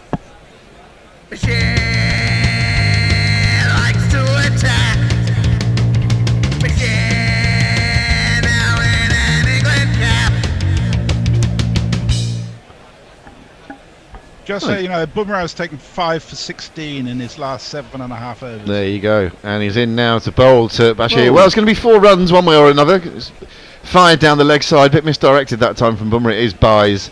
No one got anything on it. Not the batsman, not the keeper, and certainly none of the fielders. 1, 2, 3, 4. Well, what I'll be interested to see is when England come out, is this pitch, because it's definitely starting to keep low. Mm. Yeah. Is that just going to get worse and it'll become an absolute minefield? Which would be quite fun. Well, I mean, assuming India still have a lead of at least, say, 140, I think they'd probably be sensible to play this as if it were T20 and just get as many runs as they can as quickly as possible. They won't play like that. No, Bumrah bowls the ball outside the off stump of Shoaib Bashir, who threatens to offer a defensive shot, but more or less leaves it as it's past him before he's ever had a chance to think about what he's going to do with it. I think Jaiswell will come out probably, but I mean they'll think we've got 3 days left. Yeah, exactly. There's no need to do anything particularly. Well, except the more balls you face, the more likely you're going to get a grubber. Yeah, no, I think they'll play positively. I don't think they'll go to a batshit T20, but yeah, and it's not grubbing every ball. You know, it's certainly been noticeable in the last hour that quite a few have kept low. That's the other thing. If they can bat for a day and a half, oh my God, you imagine? Then do you know what I mean? Then they've got a day and a half to bowl England out, and by then a lead of 400 and odd. So here comes Jasprit Bumrah with figures of 5 for 41 into the crease now, bowling to Shoaib Bashir. I think he's got an outside edge on that as it squirts down to, otherwise he's plumb LBW, down to third, and he's going to get his first run in Test cricket. Always got a smile on his face as well, Jasprit Bumrah. As I say, he looks like a cobra about to spit his venom. Yeah, he's a silent assassin, isn't he? Comes at you with smiles. Thoroughly nice guy, judging by the one interview I heard from him in the World Cup. Although it was a bit spicy, though, wasn't he, when he was bowling all those no balls? You remember that in the end of that game when he was bowling short when they were doing us over? Yeah, a couple of summers ago. You've got to have a little bit of streak of nastiness about you if you're you a fast bowler. as a fast bowler, yeah. So, the senior batsman, Jimmy Anderson, is now on strike for the final ball of this Bumrah over. Bumrah's coming round the wicket, 2 slips and a fine third man, and he's right in front here. It's going to be out LBW, surely. Surely he's got to give it. He's not giving it. Ooh. Old Stoneface Erasmus, not giving it. I think they'll review this. I would do. You've got 3 left. It looks like he's hitting bang in front. There's only one guy left in the patch. Bang in front of middle and leg, this one.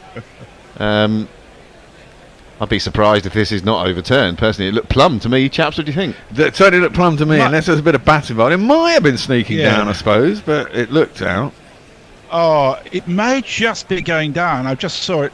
My feed is about 2 balls behind yours. Which is quite handy. It may just be going down. No, that's not going down. That's hit the back. Hit him, well, it depends if it's grazed that front. It has grazed that front pad, so actually, possibly. Which makes it a bit like the Stokes one against Australia, the famous Headingley game, when everyone said it was plumb LBW. I'm not sure it actually was, but it was all immaterial because it was given not out and they didn't have any reviews left. Anyway, it might be a bit like that in that it grazed that front pad before hitting the back pad. It looked pretty adjacent live, I thought.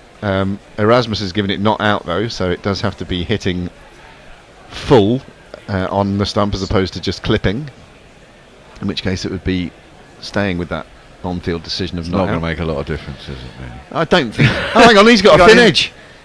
He's got a thin edge, I think, unless that's him hitting the ground. Well, it's been given non-out, so it has to stay with the umpire. If there's a noise there, they'll have to. If there's not an obvious gap, and there isn't.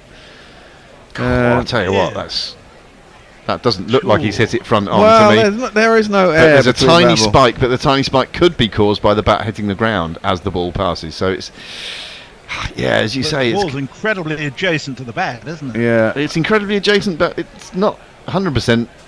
Yeah, it's still not out. It Stays with the umpire. remains not out, but definitely worth a look from India. Yeah. And as we've said there, you said it probably doesn't make a great material difference to this game. No, with India way on top. Oh no, I got it wrong. The guy's still there. That guy looks like the guy with the beard on the right there. Looks like the guy in the Indian version of the guy out the in-betweeners. Okay, well I can't really pass comment on that because I can't see who you're talking about and I don't know what the Indian betweeners look like. God damn it! Anyway, we were in exactly the same place 24 hours. We were. Is there an actual Indian in-betweeners that you're talking about? No, of course there is. Oh right, But he looks kind of like he him. looks like one of the in-betweeners, but what you imagine an Indian in-betweeners would look like. I'm gonna have to get it up because it's been bugging me. Do a screenshot and reverse search him on Google. Yeah. I think it's Blake Harrison. No, it's this dude. Oh, he plays Neil, the tall, dark-haired idiot of the That's group. Exactly. Oh, I think I know who you mean now on the balcony. There you go. See? Yeah. All right, Shoaib Bashir is going to face up to Mukesh, who is in bowls on the leg stump, and it's turned into the leg side. And there is no run. 299 runs scored so far today, so the GPL is definitely going to be in play. Mm-hmm. There are selections between 303 right through to 373. They sound like your predictions to me, Messrs. Well, there's a Well, lot the 303 isn't actually. I didn't start till 323. You're in the game, and over $100 to be won, isn't there? 112. Yes. Here we are. Pounds. Pounds sterling, everyone. Pounds sterling. Yes. A good inducker that from Mukesh, but Bash is equal to it. Again, defending it into the leg side. And Kuldeep's bowled very well today as well in support of his fast bowling colleague. I'll say it many times, but I love watching Kuldeep bowl. That's just for Brian in Brisbane who says I'm hiding the beer label. I like Stokes' reaction when he was bowled by the one that, I'm going to call it a grubber, but it did keep low. Yeah. Just drops the bat immediately and goes, how am I supposed to play that? And here comes Mukesh again, bowling to Shoaib Bashir, who tucks it into the leg side. They think about a single, as it's between mid-wicket and mid-on, but it's not quite there. So he remains on strike. 239 Mark's for trying to now. call you out. Mhm. Bear, he says, did the Bear just say he was working class only moments after regaling us with his story of going overseas to study? Yeah, he might have you there. Yeah. I did go to grammar school, but it was a free. Obviously, it was free. I don't think that in itself makes you working class necessarily. Mukesh is in once more. He's smacked. And I think the bowler got a hand to that in his follow-through. That was straight at him. The umpire was taking evasive action, and Mukesh just stuck out a hand. One of those ones that can break several fingers, or it can land in your hand and you look like a hero. Gaffney had absolutely done one from the scene, not getting in the way of that. He smacked it back at him though, didn't he? Good shot. Shame. Yeah.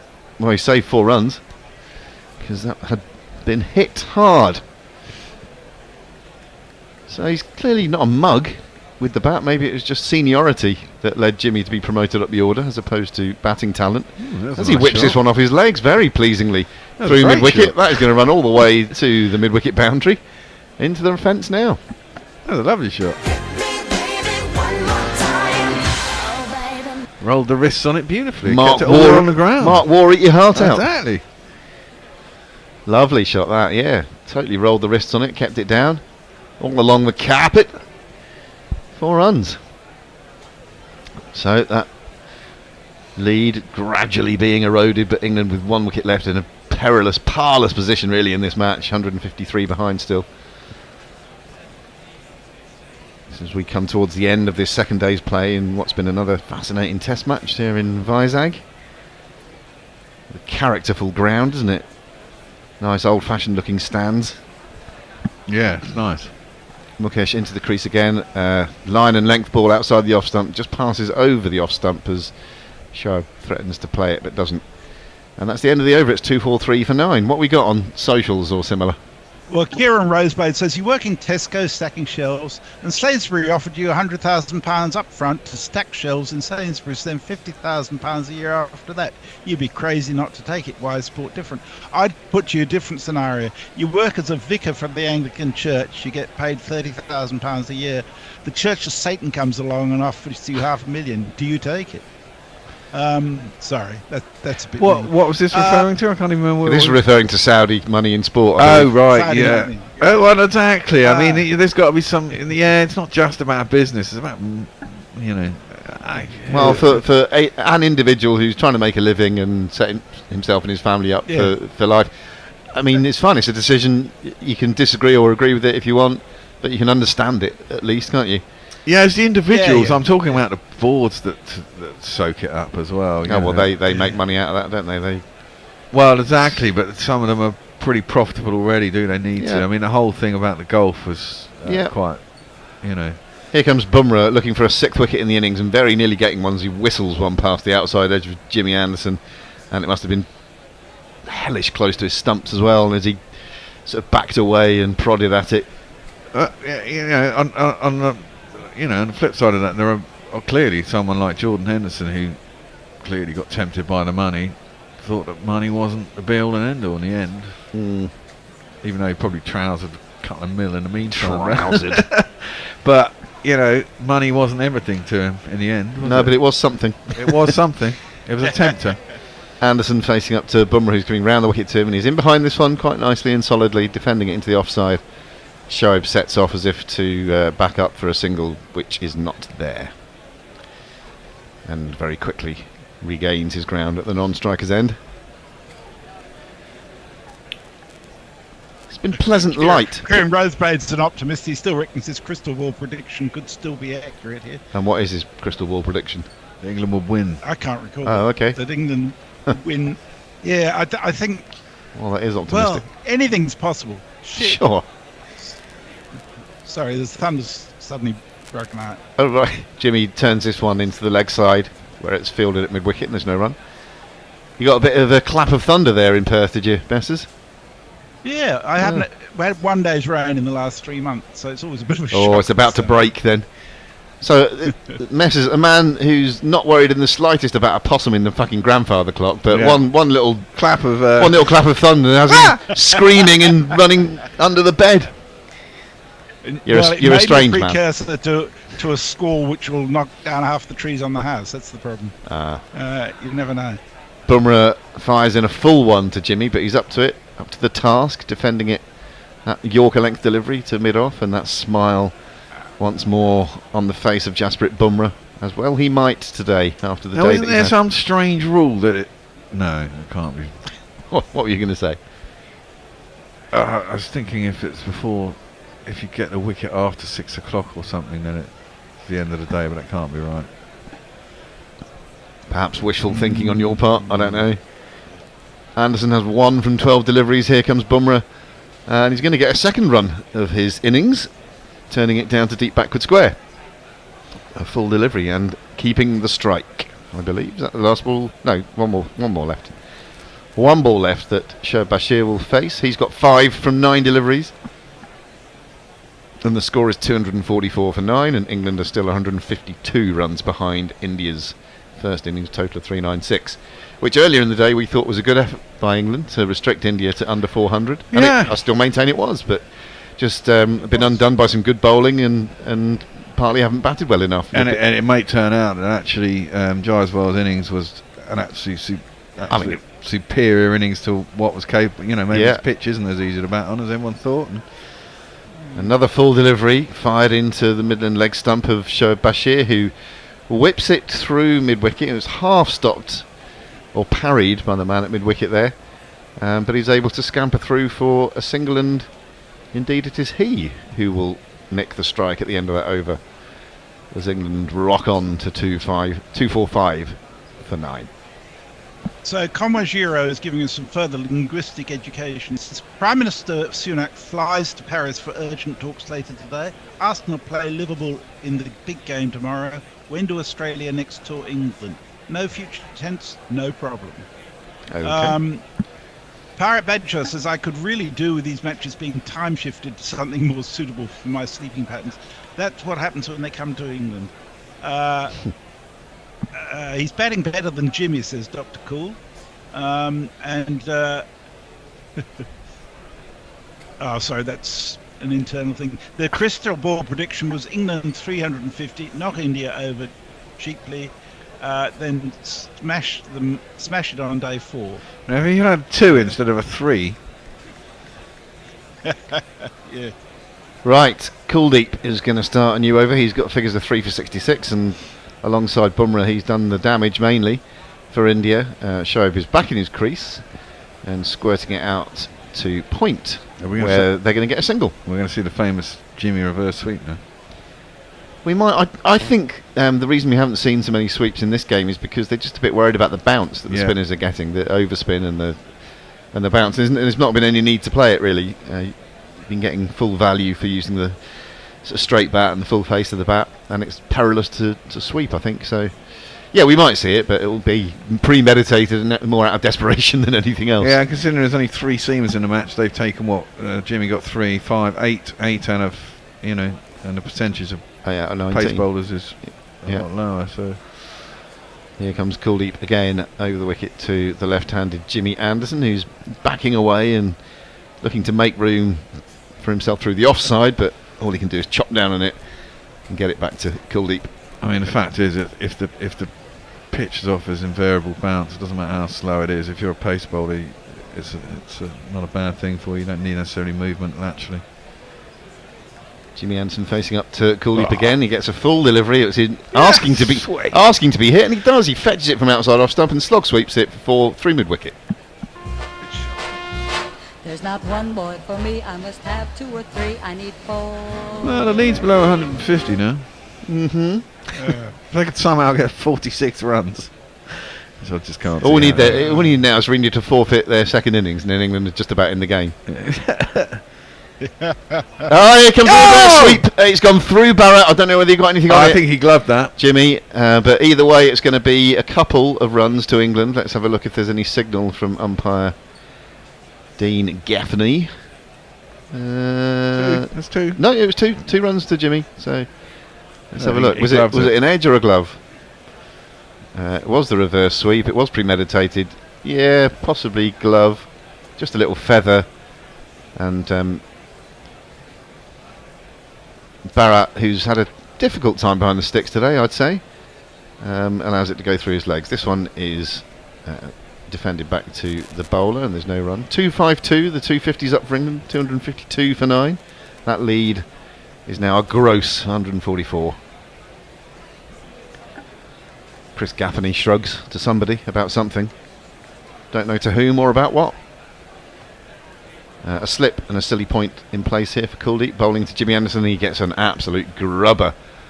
It was down the leg side, but Jimmy was backing away. It just took him on the pad and flopped down in front of him. Again, I think you're more likely to get those grubbers when it's wide somehow. If it's fired across the right-hander, or in that case down the sort of leg side of the left-hander. Jay is still on a roll. He's got you in his sights this time, Bear. He says, Bear went to grammar school and university. Also a slum lord. Never been working class, posh prick. Fuck you. Leah says, Bumrah is my player of the day, definitely. Jay says, oh my word, Bashir must be fucking shite. Well, he's looked all right. Giving Anderson shit as the bowler is a victimless crime, karmic-wise. And he says, looking at messes on YouTube has just given me the fear. Pleased to hear it. Leah says, the Church of Satan are pretty cool, though. Rather progressive, and they tend to troll right-wingers regularly. Nestler says, I heard that Henderson was donating all his wages inside to charity. Not this Henderson, I can assure you. Yeah, it was I think he got both an edge and a glove there. Yeah. So that last one. Same number of runs, though, as Bashir defends the first ball of Bumrah's new over. Bumrah back over the wicket to the right-handed Shoaib, who looks okay, doesn't he? He can defend the ball, he can get behind it, and he played quite a nice shot a couple of overs ago. So they can all bat, these guys. Even Jimmy. Jimmy just doesn't like fast up. Remember that 80 at Trent Bridge? Oh God, yeah. A big old yahoo this time from Shoaib Bashir, who's attempting to dance down the track to Jasprit Bumrah, who sees the funny side. He can't take that grin off his face at the moment. You have to scrape it off his face. Yeah, again, premeditated, that shot, I think. He was coming, whatever. I'm with you, Bear. I really like the kit, the India kit, sponsored by Adidas. I like the fact it's so bright white with the blue on it. Yeah, it's a nice colour blue as well. Really. Yeah. Deep sky blue. Actual sky blue, not what passes for sky blue when Man City wear it. This is defended from the crease and fielded once more to the still smiling Bumrah. He's had a high old time of it today. After a tricky start to his spell, or a tricky start to the innings for him. He looked almost, all at sea and a bit toothless earlier on. But like all class operators, he can turn it around almost in an instant. And that castling of Pope was the start of a really special spell for him. This is turned into the leg side region by Shoaib, and they're through for a single just about. As the throw came in, and it might have been pretty close as Jimmy just about made his ground, but we'll never know how close it would have been. Well, we might know how close it would have been because we'll see the replay. I think he might have been struggling by a couple of inches. He was struggling. Decent bit of fielding, got rid of the ball quickly. Yeah. It would have been touch and go for the run out. Very good bit of fielding there. One stick to Amat, didn't quite manage it. So these could prove to be valuable runs. Well, yeah, he's just got to stick in there as long as he can and take the runs where they're on offer. Keep playing. It's never over till it's over. But the lead is 143 still, which looks quite mountainous to me. If that's hit him straight in front of his out, it is out. That is the 6th wicket for Jasprit Bumrah. He does have Anderson, plumb LBW. I presume he's going to review it. Kept pushing his length fuller and fuller, knowing that there's not going to be too much foot movement from Jimmy Anderson in particular. If this hasn't taken a faint inside edge, then it's absolutely dead in front. Murray Erasmus lifted his finger immediately. It looks like he's going to be hitting halfway up middle to me. Yeah, well, exactly. For a minute there, I thought it came out the bat, but clearly not. In which case, I'm going to leave you because it's about on time anyway. And I've got to race home for other Saturday things. Messers, it's been a joy as ever. Nestlers, everyone else have been on with today. Thanks, Grubby. Yeah. Yes. It's good to see you, even if I got in late. Yeah, you know. You're here for a good time, not on time. Not a long time, exactly. Had a couple All of right, cheers everyone. See you later. See ya. I'll do a couple of tweets before handing over to the Nestlers. Jay says, I've never been to Australia, but listening to ABC cricket weather updates suggests to me any natural event is a precursor to utter apocalyptic destruction. Well, it's becoming increasingly true. I've got to say, there's a third cyclone in a month bearing down on Queensland at the moment. It's pretty scary up there. Leah says, that Jaiswal innings was an absolute freakish effort. Had he played an innings in the range of that Crawley effort, there would almost be parity. Yes. Yeah, exactly. But you know, see you later, Nick. Who knows what would have been different? You can never quite tell, can you? No, you can't. You can't. But see you later, Grubby. Chase says, "Cheers, Grubby. Run over Nick." You really got it in for Nick, haven't you, Jay?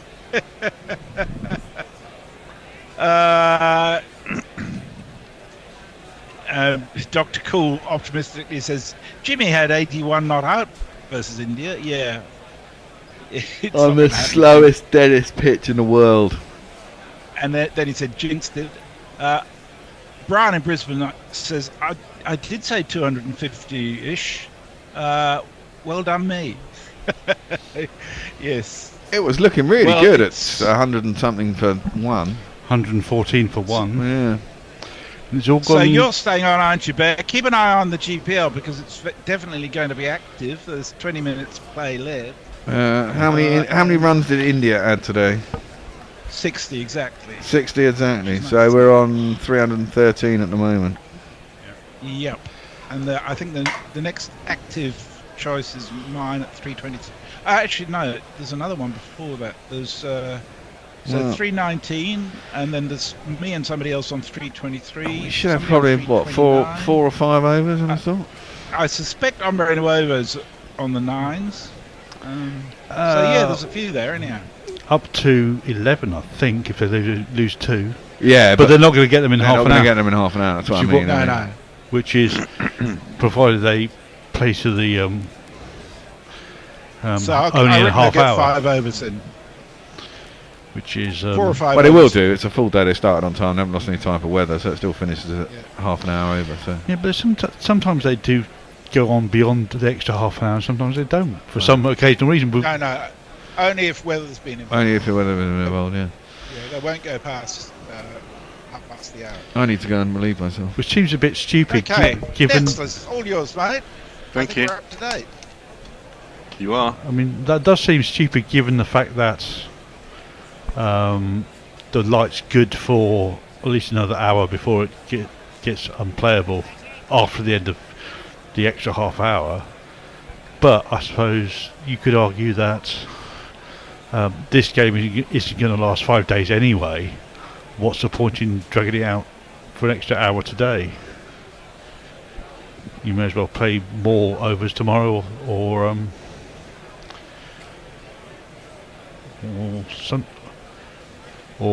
Monday.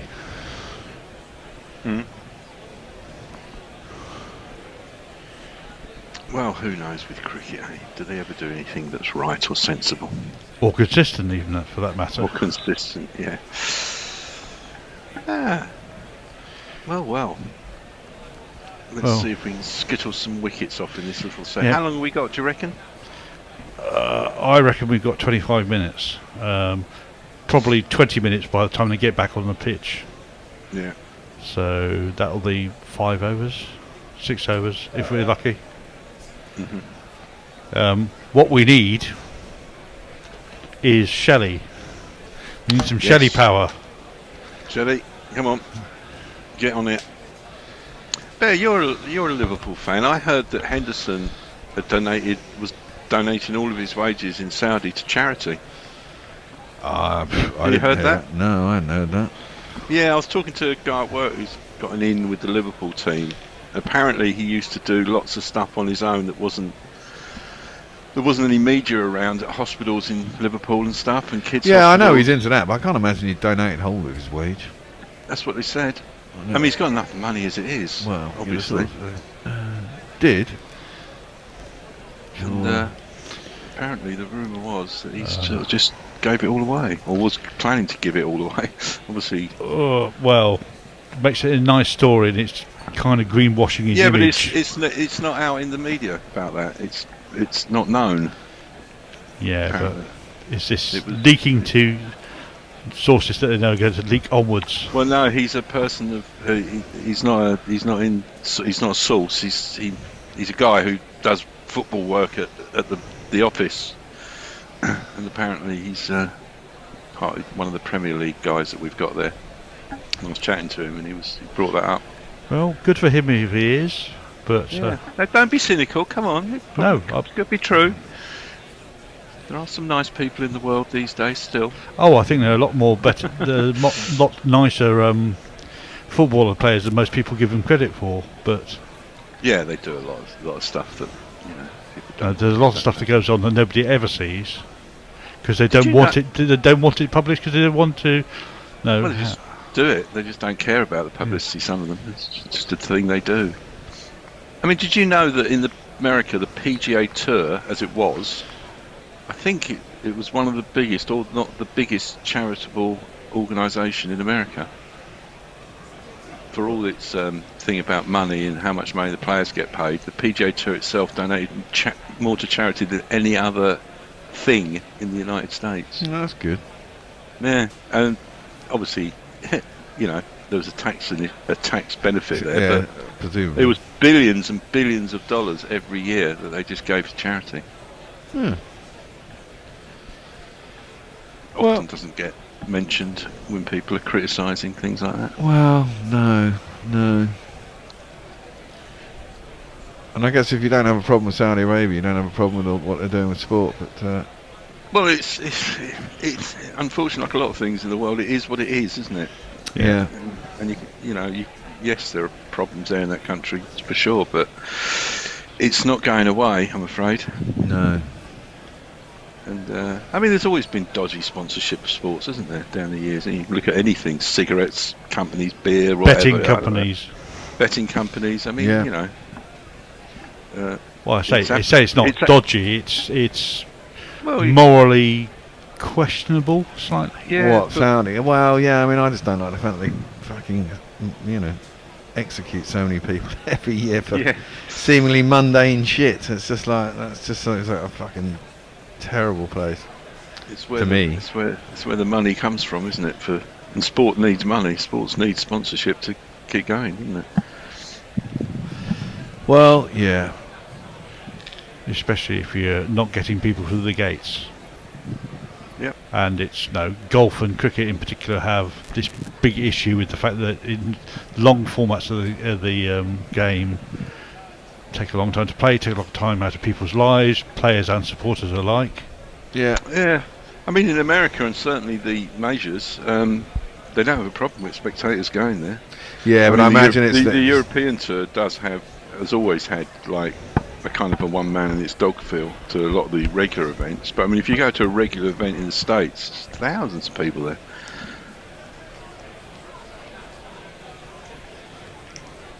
It's all the grey hair brigade, isn't it? Yeah.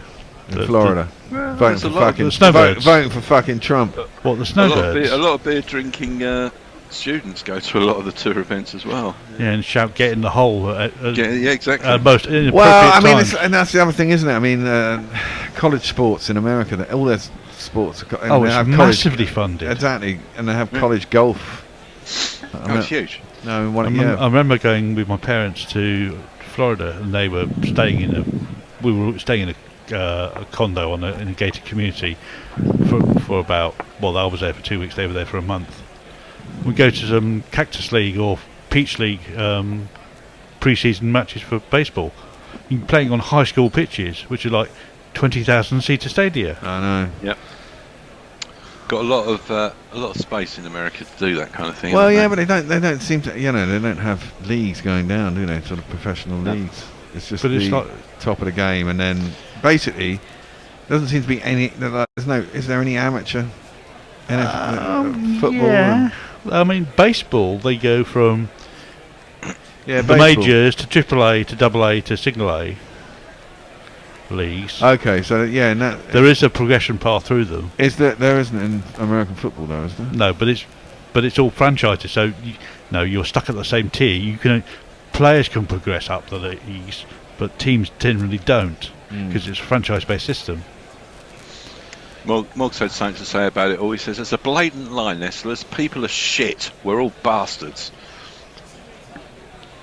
Not everybody.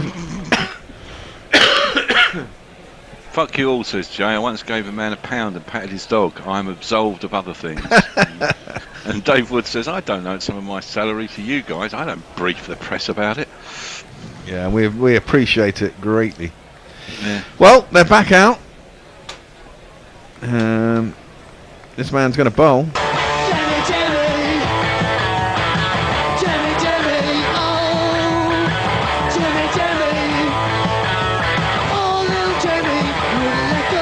And this man's back out. He was there this morning. He's back out in the evening.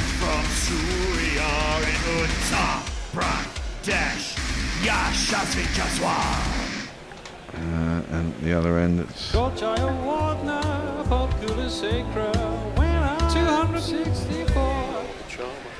Just Rohit, looking at the stats, that's very interesting, isn't it? 96 tests, or 96 innings, sorry, so presumably 48 tests. Only 2,800 runs. What, Rohit? Yeah. Yeah, he's not prolific.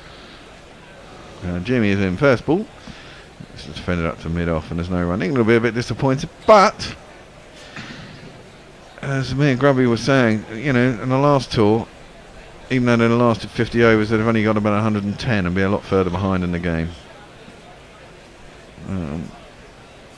It's good start by Crawley. Really, I thought the last tour was characterised by England scoring 450, then India scoring 750 and losing by an innings.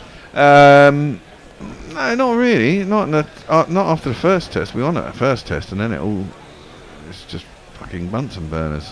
Couldn't score a run. Oh, sorry, that was talking about 2016. Yes, that tour was very much like that. Defended, back to the bowlers, no run. Yeah, we had a couple of times on that. We batted first and thought we'd done well, getting 450, didn't we? And then got 600. Then we had a Karen Nair moment, or somebody else kept on getting 200 or whatever.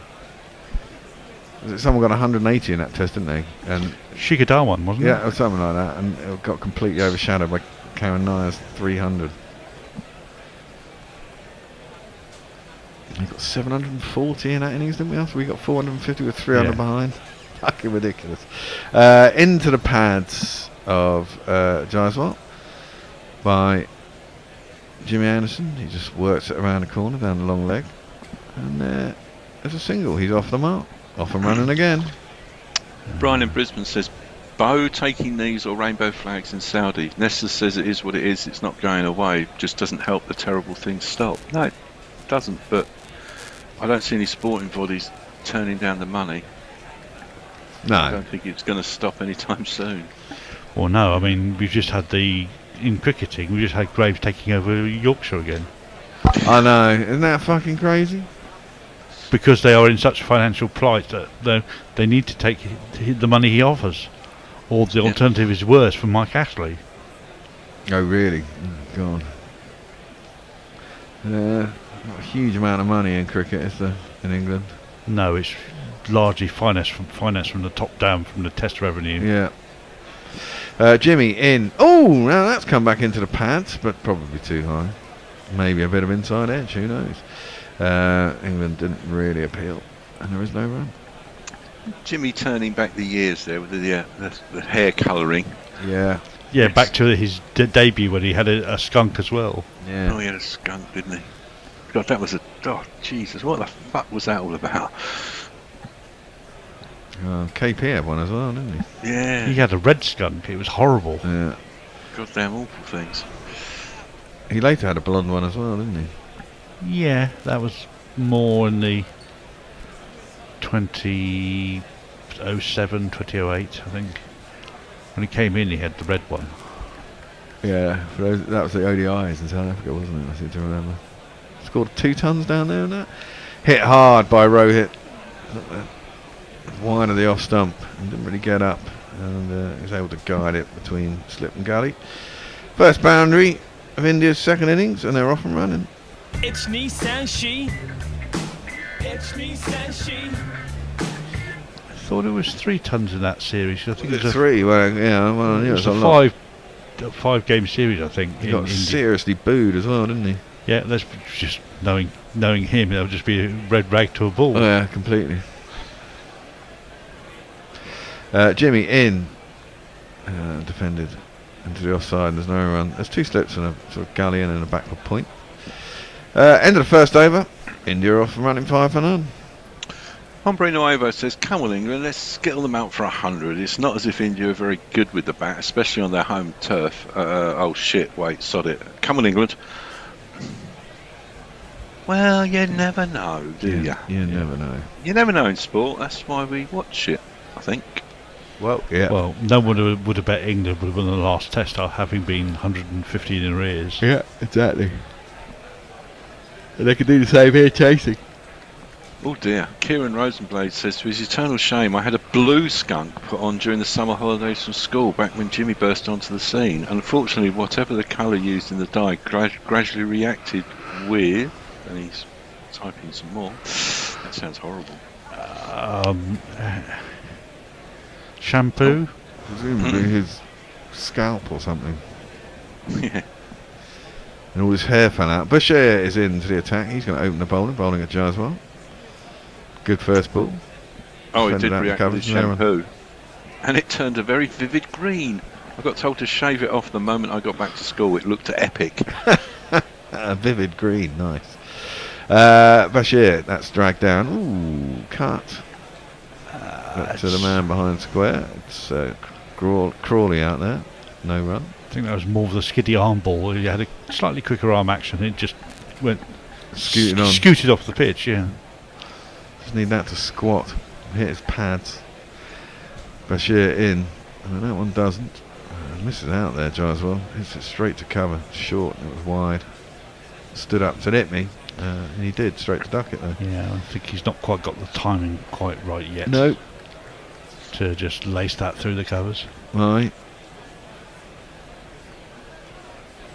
Well, Bashir around the wicket, floats that one up, it's driven again, straight to cover. What's your thoughts on Bashir Bear being our spin guru? I like him. I think he's good. Tall. Height, tight. Yeah, I think he's been picked because he's tall and gets bounce. Yeah. Same as Hartley. They think that's obviously a benefit in the subcontinent. Yeah. Absolutely. Driven. Next ball out to Stokes, who's a bit set back at mid-off. It's about halfway back, and therefore it'll be an easy single. I think there's raw potential there, but it needs to be worked on. So that when he comes to less conducive wickets, that he's able to either contain or threaten in other ways. Exactly, but that's the problem with English spinning, isn't it? You know, get loads of opportunity out here, and then it'll be curtailed when he comes back to the English summer. He probably won't get that much game time, you know. I mean, I did see him at Somerset last year when Andy Chafe was actually commentating, and I thought he was tidy but not exceptional. Well, it's just difficult in England. Can't get much assistance. Tossed up, driven nicely. Oh, and beats the diving man at cover, who I couldn't see who it was. And it makes its way down to the cover boundary, and it's 4 runs. 1, 2. Hartley. Buckle my shoe. 3, 4. Shut the door. But yeah, we're talking about Hyderabad. Yeah, well, If yeah. he's not getting any help there, then he's... Well, there is that, but haven't they had to rein it in a little bit after that? A little bit, yeah, but it's still... And it's still the wrong end of the season, isn't it? It's not like... With Well, no play in August, you kind of miss No, this out. was in July, I think, if I Okay. remember. I'm sure Annie will remind me exactly when it was. At some point, yeah. But yeah, it's one of the few sort of pitches that are known for turning. I mean, Somerset, Essex, Northampton, probably the 3 that I know best that will sort of known for having turning pitches pretty much from the start. Okay. Well, you know, my knowledge of county cricket is pretty poor. It has to be said. Jarswell facing up, Jimmy Anderson bowling. Onto his hip, works it down to long leg. He'll be annoyed that he got him off strike so quickly. Easy single. India 154 for 1. Oh god, so we've got, how many did England get? 250, I think. You said it was 60 lead, wasn't it? Yeah, it was 60 lead, exactly. So 60 England scored in the first innings by India, so whatever. plus whatever England got, Yeah. which was 253, so it's 313 plus whatever. So what are we on now? 313, so we're on 324. 324. Where are we at with a JPL? 324. We're 323. We've just gone past a disinterested hand job and Messi Jez on 323. Next up is disinterested hand job. Mog is on 329. Jimmy is into Rohit. Fends it out to the covers and there's no run. Jay says, I know this isn't the forum, but apartheid sport boycott, was it worthwhile? Difficult to quantify something like that, isn't it? Don't know. Were they banned from all sports? They were, weren't they? Yes. International, yeah. Yeah, probably it did have an effect in the end, I think. From about 1970 to about 1992. Yeah, it was a pretty long time. There were quite a few people who broke the ban, didn't there? Yeah. Yes, Embry, Gatting. There were a lot of people who Gooch. take the shilling Well, to do it, exactly. Played up to mid-on by Rohit, no run. And not just cricket. Not just cricket, but yeah, that's... Oh, tennis. Yeah, but individual sports it's a lot harder to do something about, isn't it, really, unless the bodies are actually going to ban them. With team sports, you can... It didn't stop Gary Player from playing, did it? No, no. Exactly, yeah. Wanker. Never liked him. Yeah. Rohit is defending Jimmy Anderson. Very straight delivery. Back to him. No run.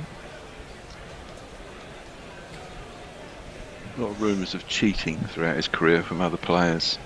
Really? Yeah. Well, as in moving the ball in the rough, or... Yeah, stuff like that was a famous one. Yeah, where his ball was just lost and suddenly his caddy found it miraculously at the Open one year. Oh, an odd job. Yeah, and everyone was like, really? I mean, even Tom Watson one time said in some charity event, we're fed up with this shit, Gary. We've been putting up with it for years or something. That's defended up towards mid-on. Bashir comes in from the wickets field and there's no run. It's the first I've ever heard of that. Yeah, no, it was quite well known at the time. I mean, it's not. Some people say no, it's not true, but blah blah blah. And you got someone like Tom Watson who played against him, a lot. Well, for 30 odd years. Yeah, you kind of think, No smoke without fire. Like the Donald, he cheats at golf, doesn't he, all the time? Oh, the Trump, yes, I think he does. Scratch golfer, isn't he? Yeah. Oh, no, that's hit the pad, but too high. And there's not even an appeal. And let's not start talking about Kim Jong Un, his imaginary scoring. Oh my God, he's got the record for the 18 holes, hasn't he? Anchor Kundu wants to know, what's the combined age of the panel? A lot. Yeah, I think we're pushing past 150 quite easily. I think we're pushing past 150 quite easily. I think that's as close as you're going to get. Doesn't make any difference at all. Messages says, please don't suggest that the players who went to South Africa during the ban were rebels. No, we're not. Which has a positive vibe to it. They were mercenaries. Yeah, they're just for the cash. Yeah, basically. Ooh, now attempted shot by Jarswell there. Doesn't really get anything on it. Hits it straight into the deck. It just bobbles back to the bowler. No run. Yeah, Given a bit of air by Bashir. Yeah, and the treatment of some of them was very different from some of the others. I mean, some of them got redeemed, in quotes. Yes. And some people like Colin Croft never played international cricket again. No. He was actually, he was around a lot during the World Cup when I was doing it in 2019. He was actually, I got to know him quite well. He was a good, decent guy. Interesting. Jai as well, just gets right forward and defends that next ball from Bashir out to the covers, no run. He just looks right, Jai as well. He's just set up right, didn't he? Yeah. How old is he? Young. He's like 19 or something. Yeah, on the back foot, forced out to deep cover, which is Duckett, no run. I think he's 20, isn't he? He graduated from the under-19 squad last year. Yeah, and he had a good IPL, didn't he, or something? Yeah, because he's not in the under-19 squad this year. So I think last year or 2 years ago was the last one. That's a nice shot by Jarswell. Driven. A bit too full, a bit too leg side. Jarswell latched onto it straight away, drove it straight back past the bowler. Down to the long on boundary, 4 runs. 1, 2, 3, 4. Ooh, well, that puts us on 328. Mog is on 329. Oh dear. Oh well. I mean, that is the development pathway for a lot of Indian players. They get identified very early. Yeah. I mean, Rohit and Virat and Ashwin were all. Well, he's gone past that 399 and he's knocked out. No, he hasn't knocked out Messages. Has he? No, Messages is now 1 away. So that's another 4. Giles will cut that really well, really fine, late. Down to the third man boundary. Half stopped on the way there, but still got through for 4 runs. The number of the day. Who could ask for more? The number of the day is 4. That's a really good shot. Played really late. I think you need to make something happen, Ben. You need to bowl yourself at 2 paces off spin. Yeah, well. Something he doesn't expect. He's the master of everything he's seen so far. Yeah, well, indeed. Jaiswal drives that one. And that's gone inside. That's another 4. 3 4s to end the over. Great shot. It's Nissan Shi. It's Nissan Shi. Young Zena says, is it true that the following of Test cricket is more in the older generation than the new in England, seeing many retired people in the crowd?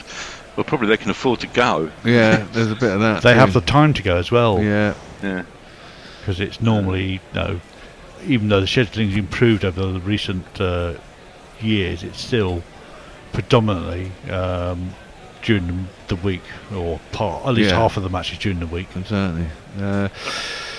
Well, we're going to have a change in the bowling at the other end. England are going to bring on another guy. This is only his 3rd test. It's this man. Yeah.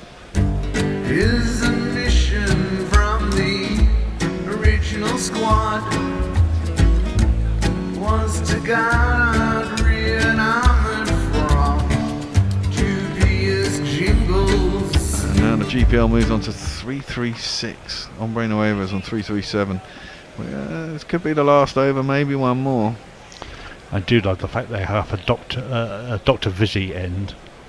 Yeah. Izzy, Wizzy, let's get Vizzy at Vizag. Oh, indeed. Ryan Ahmed tosses that wide. Rohit has nothing to do with it. Bit of turn, no lift as yet. Nope. But no, the ball is only 3 overs old, 4 overs old. Well, one presumes there might be a wicket now, and they might take him off the field. Defended into the offside, there's no run. That's whether they think there's another over. Need at least 2 wickets before the end of the day, I think, says Kieran. These runs are getting away from England. Well, it was always going to be the case, isn't it? I mean, they've just got to stick in and see what they can chase. You've got to believe they can do it. They usually do. Cut for 4, I believe, by Rohit. Yep, he does indeed. Beats the man at backward point. It goes all the way down to the boundary for 4 runs. 1 and 2 and 3 and 4. Which I believe moves it on to 340. Messages is next up on 343 in the GPL. And they seem to be dealing in 4s though, which isn't good because everyone's on an odd number. And we're stuck on even at the moment. Oh, that could change it though. It's worked into the leg side for a single by Rohit. 3-4-1. 3-4-1 total runs in a day. 2 more for Messages. Then he can 7 more will get Mog. And after that, there'll have to be a lot more. There's another. Well, those are. No, it's 3-5-3, not 3-6-3. 11 more for another Messages pick. I subscribed to Eurosport today. Why? Mainly for the cycling, because it's GCN Plus that's gone under. But you also get cricket with it, so I've got cricket. Oh, okay. What, this? What? Yeah. Depending on your side, there's no one. So they're owned by TNT then? I don't know. It's got all the TNT cricket on it. Ooh, interesting. Yeah, the sports market is interesting how fragmented it's become now. The Sky had such autonomy over it for so many years, didn't they? With their lead on football. But everyone's caught on. That one comes into Gysel from outside off stump. That's the end of the over. 28 for none. Jay says, I am a child. Sean's Soto voice wanker at the mention of Gary Player made me spit whiskey. Leia says, that was Kim Jong-il, not Kim Jong-un, who has the world record 18 holes. Now, they're going to go... Well, the clock has gone past. The umpire's not there, and that is the end of the day, yeah. I was going to say, the umpire hadn't got in by the end. Because he walked very slowly. He didn't want to stay out there for another over. Exactly that. So the day ends with India on 28 for none. A lead of, what does that say, 171 runs. England bowled out for, what did we say, 250? 253. 253. Which was, considering they were 114 for 1, is pretty poor. Some fantastic bowling by Bumrah, you have to say. It's a good chipping in from Kuldeep as well. The odd bad shot from England, but I think generally you have to hand it to the Indian bowlers. They bowled pretty well. Well, I think what it was a day in the field, and England's brains were a bit frazzled. Yeah, I think there was a little bit of that. I mean, they played Bazball and they lost a couple of early wickets that way. I mean, Crawley went trying to hit big, and I presume Duckett, it was the only wicket I didn't see. I presume Duckett did as well. No, Duckett was just a prop forward to a Kuldeep leg break, and he just punched it straight to the silly bit off. Okay, well, yeah, that's Bazball. I mean, and I guess the guys at the top get a little bit more leniency because they've got to put the impetus in, but then when things started to go a little bit awry, I mean, Pope was bowled by an absolute screamer. Root got nicked off. Bumrah has a bit of hoodoo on him, really. Johnny Bairstow did the Johnny Bairstow thing. Wasn't a great shot by Root. I mean, he did hang his bat out a little bit. Yeah, he did. We're used to him running that down to third man now, I suppose, and that's a little bit of the skill of Bumrah.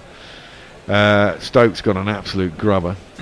And a good ball by Kuldeep to beat Folkes. Actually, it came back, beat the outside of his bat, coming back from over the wicket and took his off stump. So some good bowling, I think, for India after a couple of giveaways and a couple of decent wickets for them. And they really put the pressure on and finished it up. Got England out for 253. Big lead, and they're comfortable at 28 for none. No one wins the GPL because it ended up on 3-4-1. 3-4-1. Message just says 2 off the GPL. Well, there's a huge fucking surprise. Well, you've won it enough times, Messi, isn't he? No, wait, hold on. Oh no, of course, yeah. It's 303 plus whatever India got. No, yeah. What was it? 3-4-2. 3-4-1. 3-4-1. There you go. No one wins, but the pot moves on to £112 for tomorrow. Ooh, get in there. Yeah, go on. What was I was going to say the last tweet of the day from Jay. It says, "Thank you all very much, apart from Nick. Fuck Nick." Be What's kind. Nick done? He seems like the most mild. Be nice to each other. He seems the most mild manners of chaps. You know what I mean? Exactly. Chill out, Jay. Chill out. Poor old Nick. Take some of the meds. Right. So that's it. Day done. I'm not in tomorrow. It'll be interesting. I'm going to be smashed in Brighton. Smashed in Brighton. What are you doing in Brighton, Bear? Someone's 50th. Got a hotel room booked. So I'm going down this afternoon. That's going to be carnage, isn't It is going to be a bit carnage. All a bit too old, really. But I can't help myself. I haven't done it for a while, so I'll probably go. I'm not going to get really that pissed tonight and end up fucking falling over. Yeah, so it's going to be horrible. I'm going to be really hungover tomorrow, and this is going to go into a 4th day, and I'm still not going to be very well then. But hey ho, that's life. Is Tony in tomorrow? I think Tone's in tomorrow. Yeah, so I'm taking my laptop. Tony is. I am. I'm hoping I really don't have to call you because I don't want to hear the expletives about. I've only got a fucking 11-inch screen here. No, I'm going to take my laptop, so I'll still be probably very drunk though at 4 in the morning. I might not have even gone to bed. That's the other fear. Yeah, and all these fucking Muppets that don't know about computers. Yes. Oh, you're generally all right. I trust you, Jace. Anyway, enough of that. It's time to go. Thank you very much, Messrs. Nesters even. Thank you very much, Jace. And thank you very much to everyone else who's been in today. Yeah. Robbie, not Nick, according to yes, Jay Grover. Exactly. Al was in today as well. I don't know who else was in. Shelley was in earlier. And India was in earlier. Of course, he'll be happy. Much happier than it was at the end of the last test. So they will see you in the morning, and I will be back on Monday if we're still going. So until then, goodbye. Bye. Guerrilla cricket. Whoa. Guerrilla cricket. Whoa. Guerrilla. Take guard, man the barricades, patrol the cover boundary. At last the time is come, this is a cricketing emergency. Hear this call to arms for every cricket revolutionary. Take up your bats and stumps for the test match insurgency. At first they tried to silence us, but we would not be silenced. They threatened us with lies, so we threatened them with violence. Che Guevara, Sangakkara, Joseph Stalin, Douglas Jardine, Robespierre, Darrell Hare, Vladimir Lenin, O'Brien Kevin, guerrilla cricket. It's not about the winning, it's about how many rules you break. Even in cricket commentary, this is the best advice to take. Pick guerrilla cricket, it's the finest choice you'll ever make. There's so much more to cricket than rev counters and a slice of cake. At first they tried to sanitize us and clean up our act, but people like it filthy, and we know that for a fact. Fidel Castro, Lenny Pascoe, Carlos the Jackal, Umar Akmal, Mahatma Gandhi, Grant and Andy, Brendan Behan, Austin Ian, guerrilla cricket.